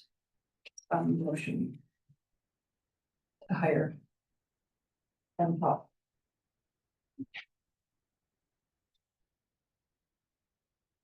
Mel? Okay, so let's do some brainstorming. How are we moving forward? Because we have till June 30th, or it's Crystal. Right, to name somebody, or defaults to the CAO. We haven't named anybody. And she's just stated she doesn't think she can take this on. So how do you guys, any suggestions on how we move forward? Next steps, we have 28 days. So. All right.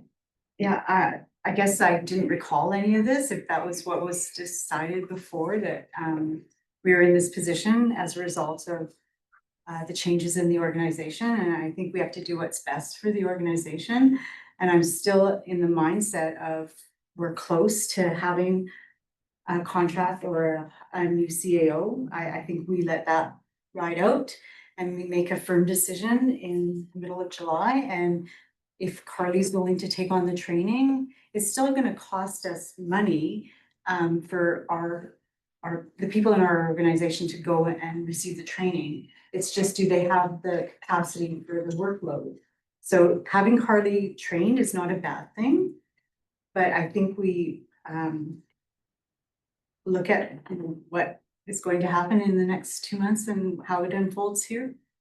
The only other thing I worry about is that our new CAO, whether it's contract or permanent, might be learning a lot about our community and maybe not having enough time to focus on the elections, that all the things they need to be aware of for the elections.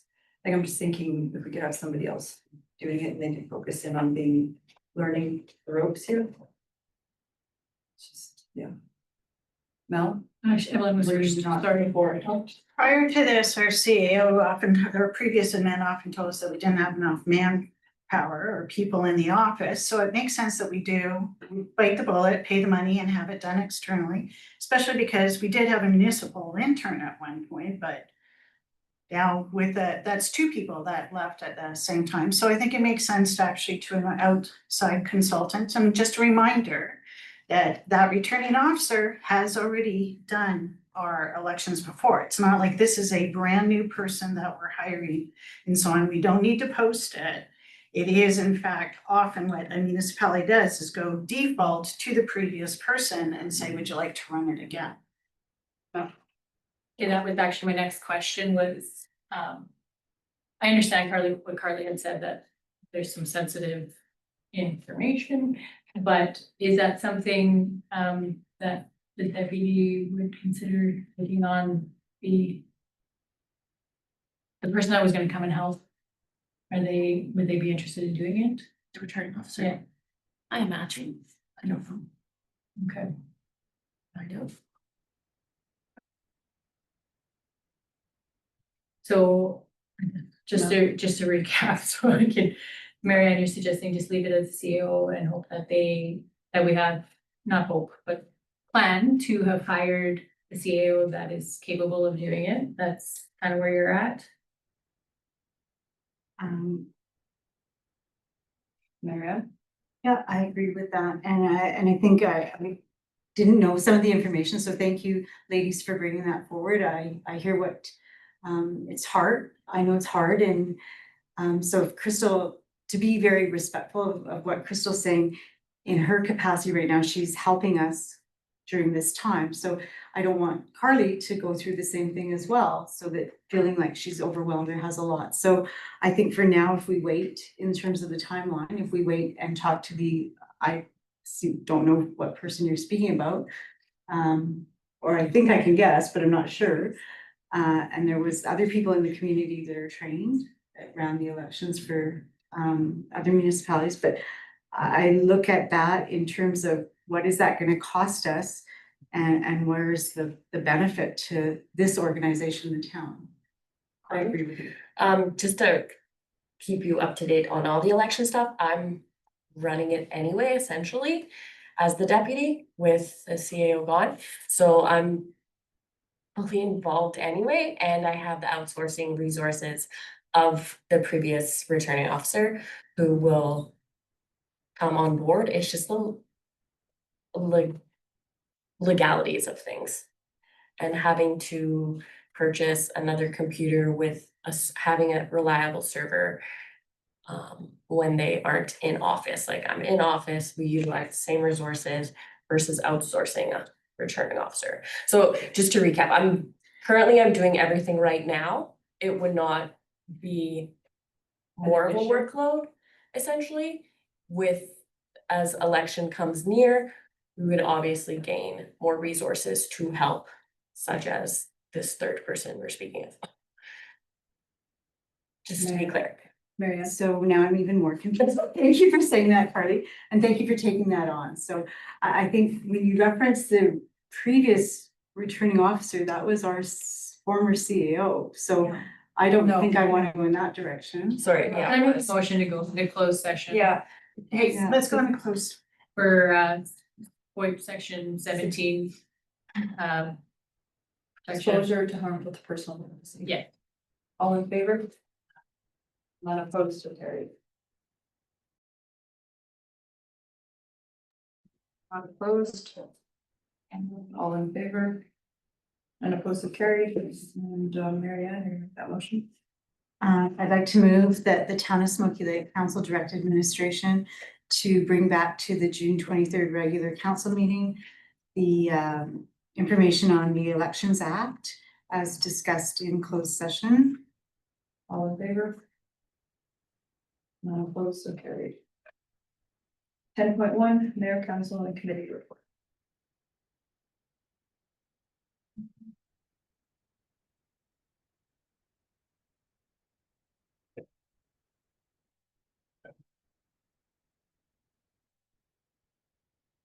Evelyn? A motion on the table, so we can discuss them. So I'll make the motion on that. Town skewing. There it is. The Town of Smoky Lake, except for information, the mayor, councillor, The Town of Smoky Lake accept information for the counselor and committee report item A to H as follows. Deputy Mayor Prosecutor Zaruski, April, May 2025, Councillor Morton, April, May 2025, Councillor Cobes, May 2025, Evergreen Regional Waste Management Services Commission, May 15th, 2025 meeting agenda, Evergreen Regional Waste Management Services Commission 2025 budget to actual January 1st, April 30th, 2025, Evergreen Regional Waste Management Services Commission, April 17th, 2025 meeting minutes, Northeast Muni Corps Limited Board meeting minutes, January 13th, 2025, and Northeast Muni Corps Limited board meeting minutes, February 10th, 2025. Any discussion?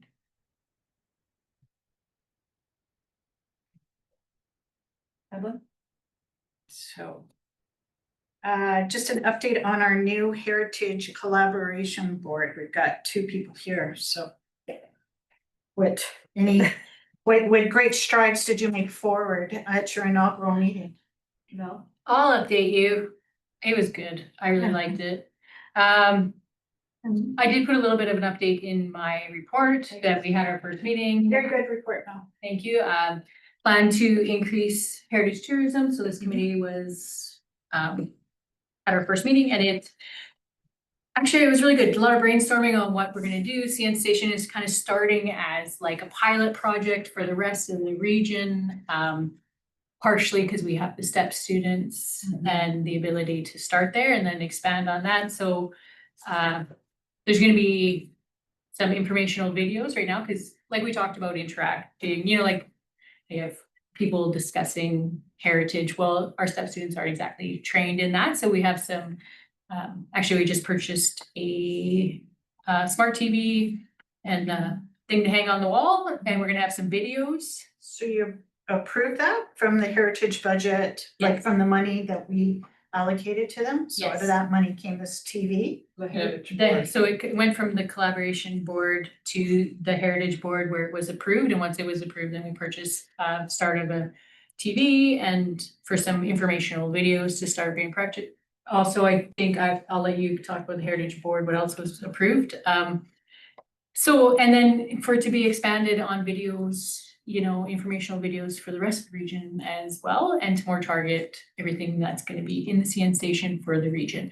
There'll still be some information about other tourist things, but most of it will be all historic and for this whole region. So it's gonna start as a hub. Very good. Yeah, so really, really good meeting. I thought it was a really good start. If I could expand on that, so we were privileged to have Crystal and Tamara. Tamara came and sat in on the meeting. I don't know if they were that excited as we were, but They loved it. Noreen thought it would be a good fit because of the CN station, and they were very kind to take their time and sit with us and develop some strategies as well. So then any motions that were made at this level went to the larger heritage board and were approved so they could be actioned, and especially financial. And so the videos that Mel spoke about will be 3 showcased at the CN station, one which was at the CN birthday event last year that actually I created. And then we'll also have the town birthday video that was played during our birthday celebration in 2023. So we want to create, as Mel said, a hub for tourism and creating our own narrative to tell the story about Smoky Lake and pilot that and take some feedback and go from there. See what could work in other communities or other sites. Well, I for one wasn't too sure about this committee, but it sounds like you guys made. So congratulations. Thanks for getting it out of the ballpark, as they say, in Day the one. first meeting, so bravo. And thank you, Mel, for your efforts with the pie, taking a pie to the face Thank you. at the spaghetti dinner My with a smile on your face. So, and then Ukrainian 20, you 2 are also on that one. What's the update? Because again, this is the first meeting you've had with under a new agreement, right? Isn't or a 3-year just with the county. Velma wasn't there, was Setna's not there. Senna was, Sorry. So You go ahead and take. Yeah, so Wasena was, they've agreed to stay until the end of the year, until the MOU expires. And so we had 2 meetings, and again, thank you to our admin, Carly was present doing the managing partner minutes. And some participants were on Zoom for various reasons. And we also had the first meeting with our twinning partner in Kosovo in Ivano-Frankivsk, and what recovery might look like to them in the future with the war. And they have some special needs regarding some social issues that we'll try and work into our mandate at a later meeting. So then our subsequent meeting following our partner meeting, we had talked about the possibility of taking some things off the plate of our managing partner for our admins, so they wouldn't have to be doing the facilitation of the meetings or the projects themselves once we move forward, to set it up for success for the new council, and maybe entertain the idea of looking at hiring a contractor at the next meeting. That will be discussed by the committee. I'm not saying that's what we're going to do, but there is a possibility. We'll work with Vitali, which is one of the people that started this committee and made it possible and identified the region in Kosovo to be identical to Smoky Lake. So he has some skin in the game, so to speak, and what we can do to move things forward, because we noted that we have a lot of newcomers from the Ukrainian region as a result of the war, and what we can look like this committee can do at this point in time here. And a question I have about that as well, is Kosovo still on the outer? We're all fighting this, or are they gonna, like, are they? Because of their geography, and they're on the southern part, and they're right next to the Carpathian Mountains. So they are now suffering tragically from some of the bombings, and they've got a great loss of civilians, and the hospitals are, the numbers are astonishing, and it's a very sad meeting to behold. I cry a lot. What I do. It's my contribution to the meeting. So It's very sad. A huge thank you to the town for being the managing partner, and I'm Mhm. sure it's not easy. And again, 2 years ago, we had a contractor that took on the bulk of the work. And I think that is what we identified to be needed, because it's not fair to our staff to do all the legwork and the groundwork and the prep work and all the work, so.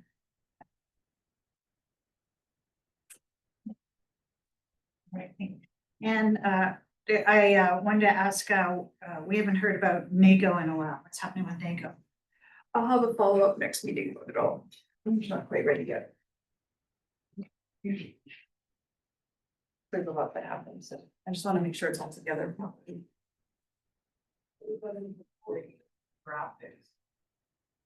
Right? All in favor? None opposed, so carried. 11.1, 2025 local government district framework allocations. Mel? Go with the motion button. Sure. Okay. Make a motion that Town of Smoky Lake acknowledge receipt of the letter dated May 12, 2025, received from the Honorable Nick Driver, Minister of Municipal Affairs, regarding the 2025 local government fiscal framework, LGFF.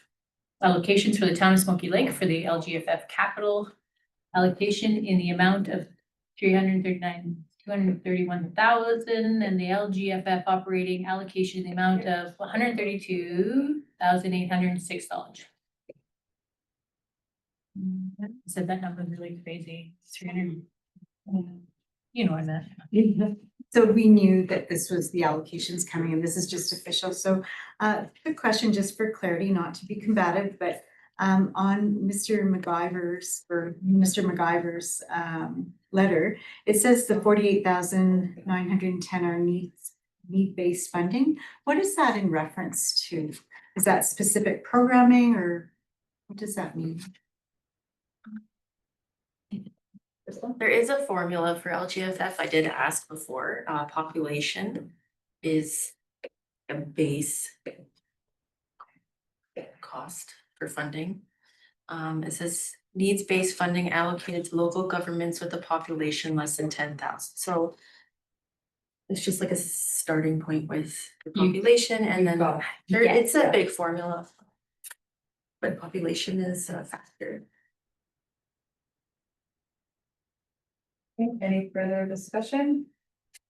No, all in favor? None opposed, so carried. 11.2, Alberta Victim Services Delivery Model Response Letter. Evelyn? I'll put a motion on the table for discussion. That Town of Smoky Lake acknowledged receipt of the letter from the Honorable Mike Ellis, Deputy Premier of Alberta and Minister of Public Safety and Emergency Services, in response to the Alberta Victim Services Delivery Model Letter sent from the Town of Smoky Lake dated March 18th, 2025. Any discussions that I meant to say? Evelyn? I see from their CC that they responded only to Glenn Van Dyken and the Honorable Mickey Emery. Was the original letter, did it not include Smoky Lake County, our two villages, Kellam and Barhead? I did. Also, I thought partly. my original letter did. Your original, so They came back and only CC'd that. On their end. My original, I can bring it up if you want, but my original. I thought your original did. That's why I'm really, that's the first thing I looked at was to see who was receiving this letter, and that's a mistake on their part. Yeah, because you. Because Kellam and Barhead, and then of course our colleagues within the region. We had a motion to, right? Yeah, that's bad. Okay. Thanks for answering that question. All in favor? None opposed, so carried. We'll move to 11.3, request, Highway 831 bridge repair. Oh. Marianne? I'd like to move that the Town of Smoky Lake acknowledge receipt of the email response from Mr. Glenn Van Dyken, MLA for the Athabasca Barhead West Lot constituency regarding the town's letter dated May 14th, 2025, addressing safety concerns and the prolonged repair timeline associated with the Wasetna Highway 831 bridges that was, not bridges, but bridge that was damaged on November 1st, 2024. All right. Any discussion about anything? All in favor? Oh, sorry. And did you want me to read the second? Make it second. I thought maybe that was the second motion. Do you want a second motion? Yeah. Sorry. None opposed. So carried, sorry. Okay, now you.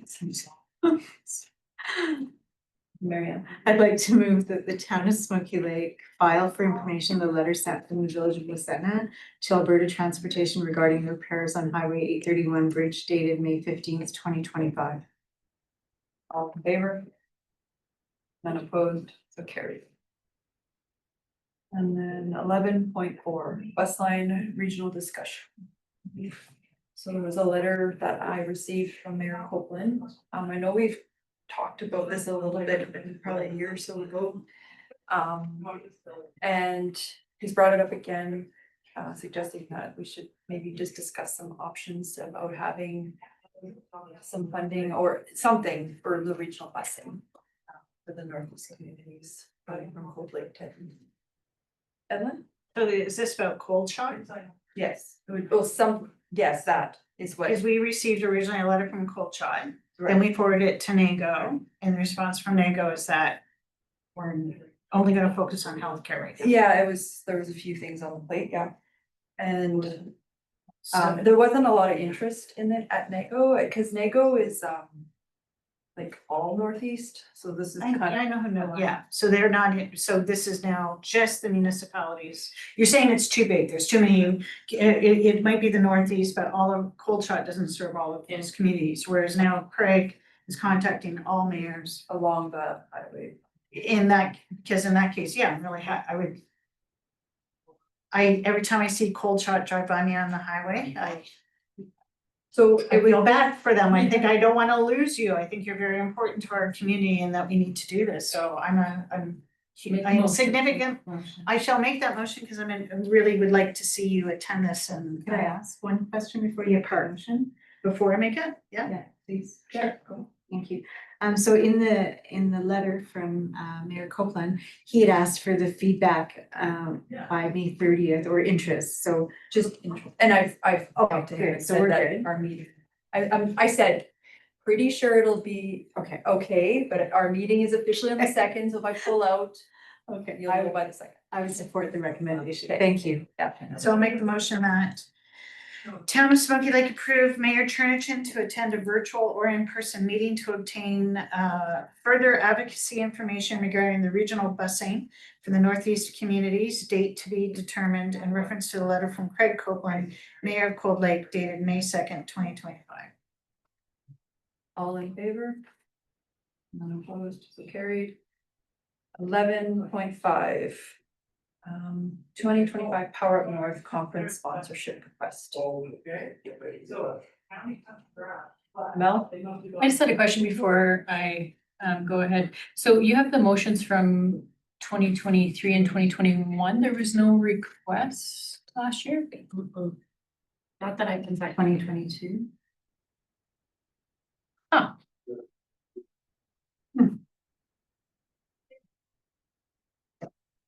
I attended, so that's. I know. I would. We don't, Um, we must have got this. so I know we supported the one that was in our region. Because it was in our region, like it was at the BT crossing. So, and in the past we hadn't, so I just kind of, before I went ahead and made any motions, I just wanted to see what everybody kind of thought about this. I was, I don't know much about it, so. I can tell you where I was at, I wasn't looking at the $1,500 that we had done when it was here. So there is a bronze package. But I also understand it's not.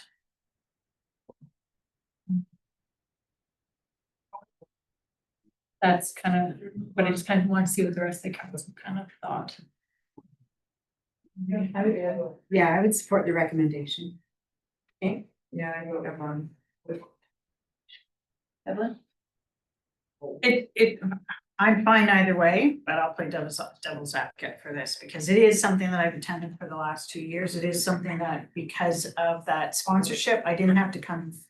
Community Futures sent me, so we did not have to pay to send me. Community Futures had paid to send me, which is and to send others. So that's why I find the request small, as in financial, a small financial request in comparison to potentially our representative on Community Futures coming here and asking to attend Power Up North. So it is, and it's also I support this more so than if it was being held in Lac La Biche or Cold Lake, simply because it is town of St. Paul.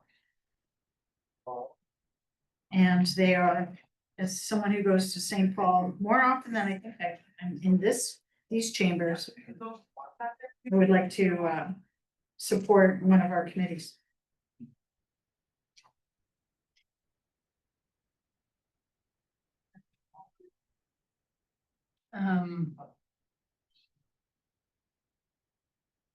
Looking here. So,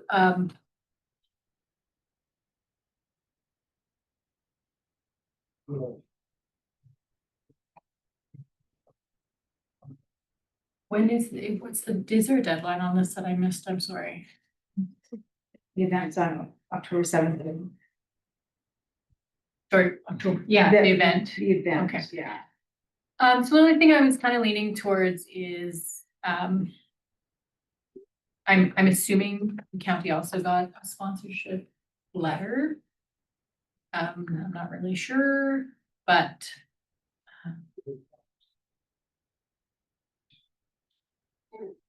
I was gonna make a motion and we can just vote and then we can make another one, so, that Town of Smoky Lake approved to support the 2025 Power Up North Conference to be held on October 7th and 8th, 2025 in St. Paul, and provide sponsorship towards the sponsorship package. Bronze in the amount of $500 to be funded from the budget entitled grants to individuals in organizations in response to the request sent by Penny Fox, General Manager of Community Future, St. Paul, Smoky Lake Region, received April 22nd, 2025. Being on the board, how does that benefit Smoky Lake, I guess, in my? Well, Community Futures, themselves benefits our town and region by helping entrepreneurs. Huge, we do, and they have become more active in this area, like, yeah, no, they have become a lot more active in this area before they're maybe not so much. But it is, they're putting an effort, I think, into coming this direction. It's not just St. Paul or Elk Point or, like, I do feel like they have put in an effort to support this community and region on this side. So I just want to help support it back. I haven't gotten a chance to go to Power Up North, but I do hear a lot of the feedback and it is really well attended. I think it's also good because it is called, like I said, in the motion, Community Future St. Paul Smoky Lake Region. So if you get bronze, you get a ticket, you can go. Yes, I'll get one anyways from Community Futures probably. So. Okay. Another discussion? I just noticed if I may, I noticed in the package with the bronze that you do get one ticket for the full event. So, and the free table for the resource trade show. So would we have something to put at the trade show? Well, that's what I was thinking. If we did do this, maybe we could coordinate something with the chamber or Pumpkin growers, something. the county. Or... Yeah. Well, if I may, the only thing I feel bad about this now is last meeting I only motioned to give War Spade $100. So now I feel like if we're this is out of town too, but I see the value of this. So I'm pretty sure I could get behind that motion as well. Is there a way, it might not work out for the pumpkin growers because of the timeline being right after, but is there another group that you had in mind that could use the resource trade show table? Well, how about our newcomer, our, is this, help my grant. What's the New middle? navigator, newcomer navigator. Navigator. To advertise that we have that would be something I don't know.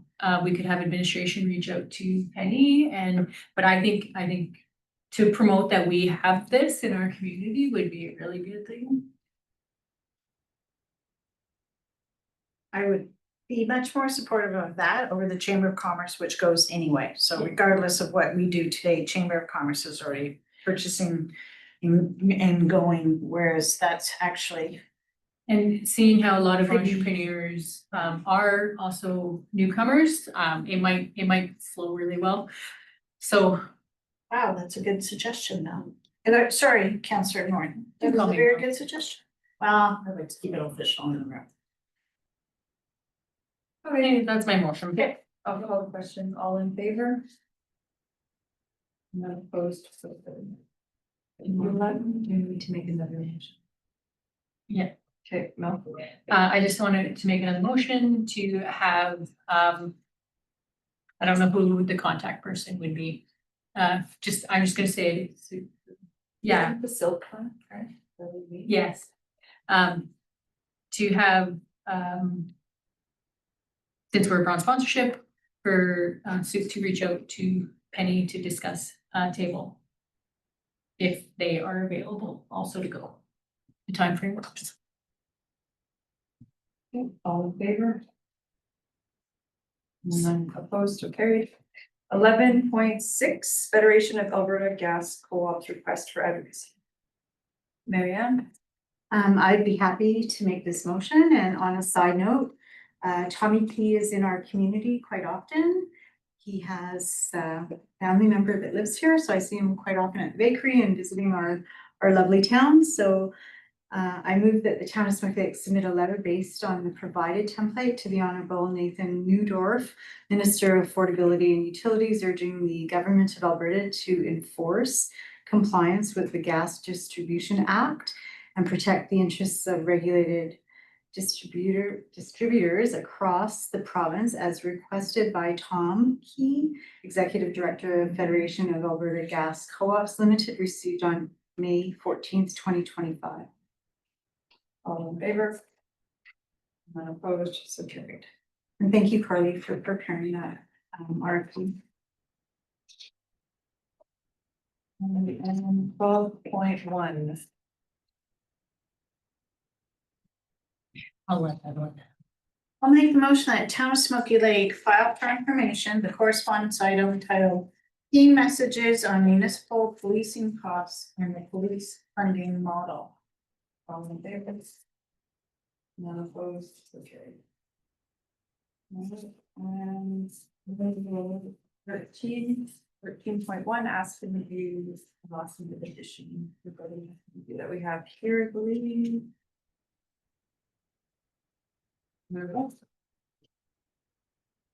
Evan? Before we make a motion, in the letter, it says, section 9 of this agreement states that the agreement shall be in effect for the 2021 general election and every general election or by-election thereafter. But when I turn to the agreement and read it, section 9 says, this agreement shall be in effect for the 2025 general election.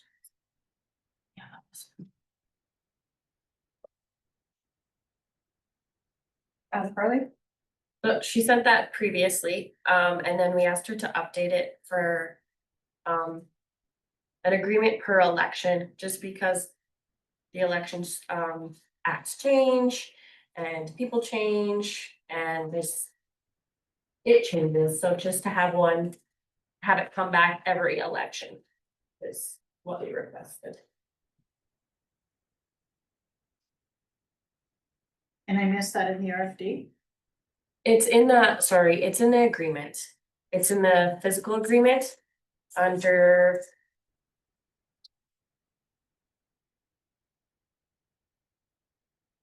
Um. 9, yeah, shall be in effect for the 2025 days. Yeah, that's what I'm saying. What you just told me, that's I did not in put the it RFD. No.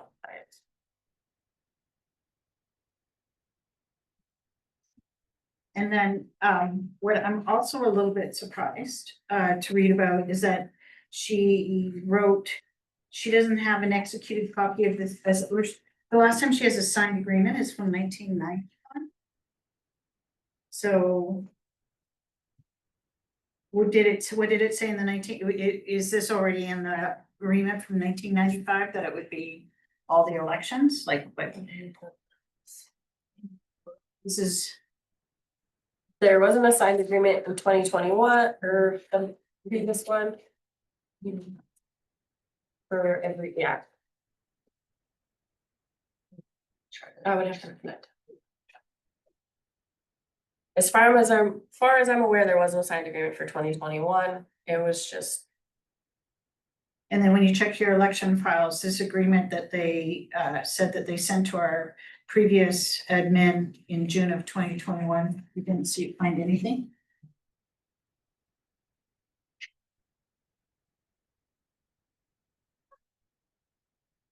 That way. Yeah, Miriam? And sorry, just to be clear, so then you're tasked to order the ballots as well, and the fees are paid at the end of, after everything's tabulated?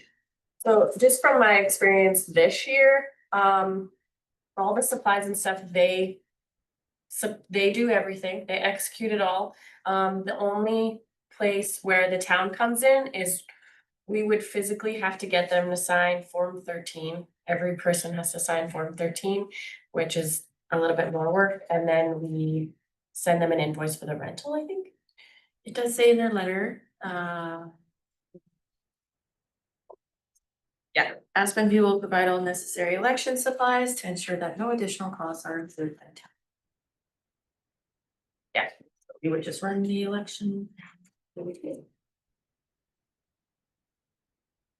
was referencing that on page 2 of 3, it says, C, the board shall each pay to the municipality 50%. Once it's tabulated after. We would charge that. Yeah. We would charge them for the rent. $0 for costs and expenses. So they're going to order all the supplies and everything, and then you just bill them for the work. Okay. Sounds pretty straightforward. There's no one. If they got. Evelyn? Yeah, I think it was a good call on your part to have it change just the 2025, because when I read the letter for, I prefer what it was changed to. That's why I was confused why it said this in the letter, but then what was here? Simply because what she was asking by elections, like, and also, I know it hasn't happened. I've checked my town of Smoky Lake history, but on the off chance that there is officers that are claimed and there's no election, I felt like this agreement, if we did subsequent elections, it would hold us to it to hold an election, even though we wouldn't need to, but perhaps the trustees would. So I think it's a good call just to do it every 4 years. No. Yeah, I agree. I think so too. I think, and it's every 4 years. I'll go ahead and make the motion that the town of Smoky Lake execute the agreement with Aspen View Public Schools to provide election services should an election of school trustees be required for the October 2025 municipal election in reference to the letter from Amber Opal, Secretary Treasurer Returning Officer for Aspen View Schools dated March 27th, 2025. All in favor? None opposed, so carried. And then I'll get a motion to go into close. Nope, and there's one more. Oh, right, sorry, the Emerald 13.2. So, former CAO brought that to my attention, and he was just wondering if We were ready. maybe you've heard anything, maybe you talked to the Meady Crossing. So I see that it's been shortlisted as of March, but if we've heard anything other because of the June 5th date. So When I looked, it still says shortlisted, and I haven't heard anything. But yes, you're right, the Emerald Awards are on the 6th in Edmonton, and general admission is $7. I haven't heard anything. And it was in the Alberta Municipalities newsletter, so it's Wednesday. I forwarded you all that email, and then with the one that says the shortlisted. I was not getting a message. That is the award ceremonies. And I think where I was kind of going with this is, I think it would be appropriate if the Meady Crossing, if they were receiving an award, they would know and they would be there, right? It just to kind of keep us in the loop. It's with they refer to the MD, which is the county and the town. So as partners in that, I was just bringing that forward and asking admin if we had heard anything other than what has already been captured online. No, it just is a short list. No.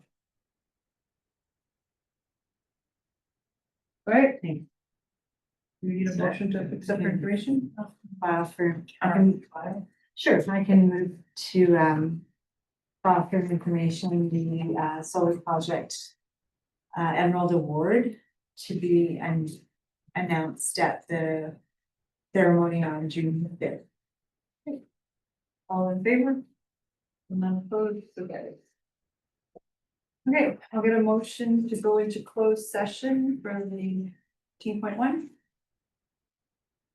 Evelyn, I'll make that one. Okay, I'd like to make the motion that Town of Smoky Lake go into closed session to discuss the following matter. Lot 37, Block 12, Plan 7820208 pursuant to the Freedom of Information and Protection of Privacy Act, FOIP, Section 16, disclosure, that's a new word. Disclosure harmful to business interests of a third party at 3:58 PM. Okay. All in favor? None opposed, so carried. All right, I'm gonna motion to come out of closed. I'll make that motion. All in favor? None opposed, so carried. Mel? And to make a motion, Town of Smoky Lake, except for information, the installation of an alley access road on lot 37, block 12, plan number 7820208 to be considered for future budget discussions. All in favor? None opposed, so carried. And we will go into close for 14.2. I'll make that motion. All right, I'll make the motion that Town of Smoky Lake go into closed session to discuss the following matter. Land update, lot 2, block 11, plan 872 NY pursuant to the Freedom of Information Protection of Privacy Act. FOIP section 16, disclosure harmful to business interests of a third party at 4:19 PM. Okay, just before you call the question on that, I didn't like my motion on the last one, and I'm just wondering if we could amend that a little bit.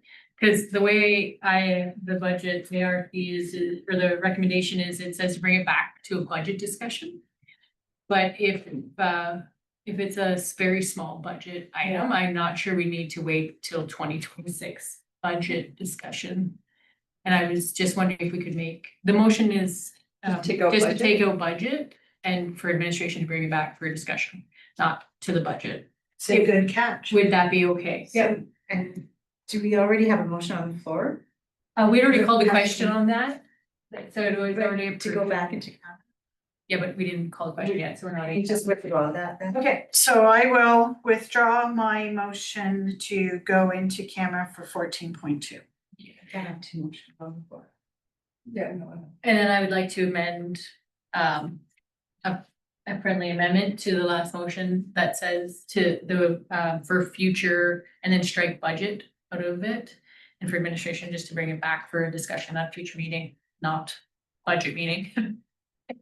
all in favor of the amendment? None opposed, so carried, and then, we'll have Councilor Coates go back to 14.2, back into closed. Okay, I will read it again, or do I have to? Okay, no, I will.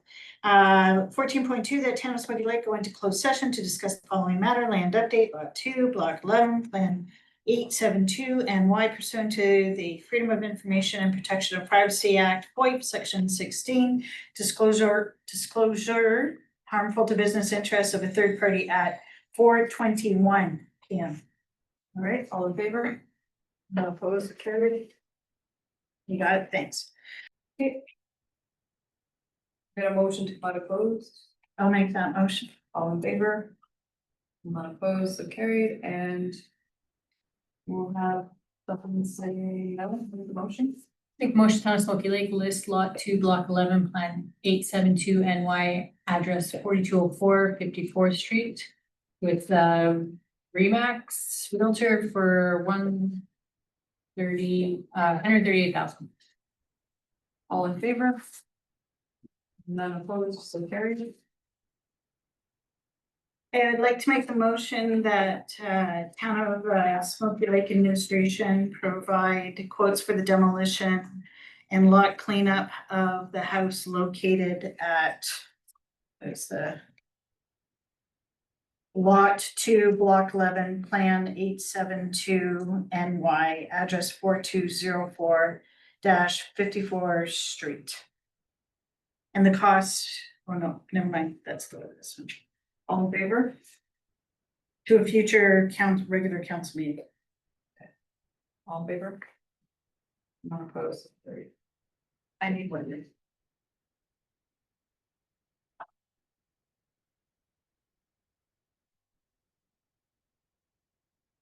So are we having a recess right now? We're having a recess. I'll make the motion that we go have a recess. We don't need a motion, but Are we still in? We'll come out of recess at 4:38. And we'll get a motion to go into closed for 55 Whiter. And no, we're only land purchase? Oh, Well, agree. yeah, it is land purchase request off 15 block 13. Not reading the rest of the. Evan? I'll make the motion that Town of Smoky Lake go into closed session to discuss the following matter. Land purchase request, lot 15, block 13, land 2520079 pursuant to the Freedom of Information Protection of Privacy Act, FOIP. Section 16, disclosure harmful to business interests of a third party at 4:38 p.m. We have 3 buyers. Oh, all in favor? None opposed. All right, we're gonna motion to not opposed, I'll make that motion. all in favor? None opposed, so carried. And Marianne, would you like to make the motion? I'd like to move the town of Smoky Lake proceed with the disposal of lot 15, block 13, plan 0721842 to Miss Shyla Broddick for the price of $3,500. All in favor? None opposed, so carried. And we'll go with closed for 14.4. Evelyn? I'll make the motion that Town of Smoky Lake go into closed session to discuss the following matter. 55 White Earth Street update pursuant to the Freedom of Information and Protection of Privacy Act, FOIP, Section 16. Disclosure harmful to business interests of a third party at 4:45 p.m. All in favor? None opposed, so carried. Remix. All right, I'll get a motion to come out of closed session. I'll make that motion. All in favor? None opposed, so carried. And who wants to, Marianne?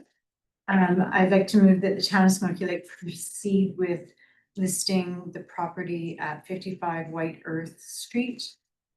Part of lot 1, part of lot 2, block 4, plan 803 CL for the suggested price of $129,900 with the Remax Realtor Company, care of Mike Olet. And as soon as possible. All in favor? None opposed, so carried. Can we skip to 14.7 so that Sean can go?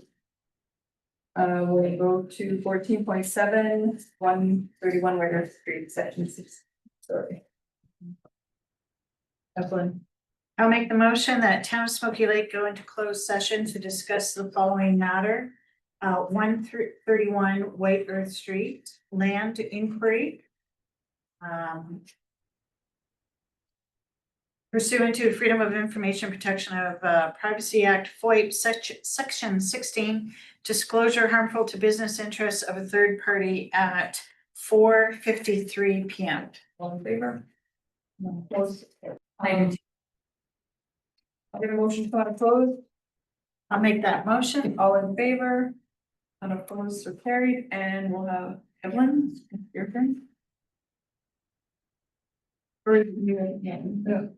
Oh, is it you? Yeah, I know, I can make the motion that Okay, the go ahead. town of Smoky Lake accept the donated property.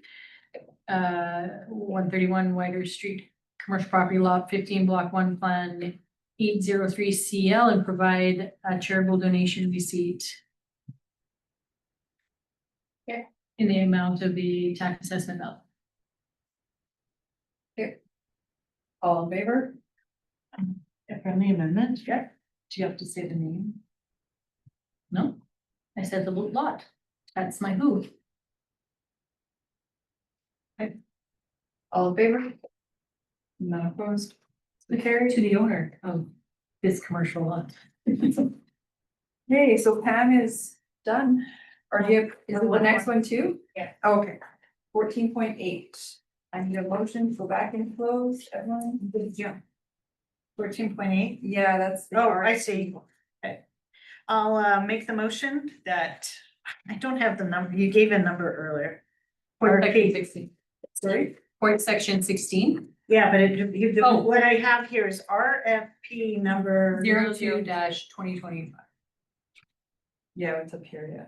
Okay, so I'd like to make the motion that Town of Smoky Lake go into closed session to discuss the following matter, RFP number 02-2025 pursuant to the Freedom of Information Protection of Privacy Act, FOIP Section 16, disclosure harmful to business interests of a third party at 5 p.m. All in favor? None opposed? Carried. All right, I'll get a motion to come out of closed. I'll make that motion. All in favor? Everybody put their hand up to make the motion and it's. I saw you. I knew I did it. All right, who's Marianne? I'd like to move that the town of Smoky Lake reissue the request for proposal for lot 8A, block 1, plan 1885 CL with an extended deadline until July 31st, 2025. All in favor?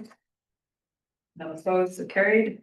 And we will move to 14.5, telecommunication housing. Thank you, Pam. Thank you. I'll make the motion to close section for. I know, telecommunications. There, counselor. Pursuit of Freedom of Information and Protection Policy Act, point section 16, disclosal harmful to business interest of the third party. I should have at 504. 504. Yeah, And I was about to steal this job. Oh, it's just my job. Now I'm jobless. jobless. 504. Okay, hobo. Call the question. All in favor? None opposed, so carried. I'll get a motion to come out of closed session. I'll make that motion. Okay, I move to come out of closed session at sorry, all in favor? 5:15. It's throwing me up. I know, all in favor? And I'm also gonna make, Opposed, so carried, all right. and I make the motion to the town of Smoky Lake accept the update regarding the Rogers Telecommunication Tower as presented in closed session for information. All in favor? None opposed, so carried. All right, last one before I all over, 14.6. One more. Thank you. Open it now. I'll make the motion that Town of Smoky Lake go into closed session to, I know, you're not the only one that's tired. Go into a closed session to discuss the following matters. CAO recruitment pursuant to the Freedom of Information Protection of Privacy Act, FOIP Section 16, disclosure harmful to business interests of a third party at 5:16 p.m. All in favor? None opposed, so For me and okay, I've got one motion, not opposed. I'll make that motion. All in favor? None opposed, so carried, and the motion. Are you making the motion, Cameron? Or do you want me to make the motion? All right, I'll make the motion to contact Angela Duncan about next steps of CAO recruitment as discussed and closed up to, and will acquire services up to. That's the mayor that's doing that. Yeah. Contacting. Up to a budget of $5,000. Angela Duncan of Municipal Rising Tides. All in favor? Opposed, so carried. Meeting adjourned. It's been adjourned in my head for a few minutes.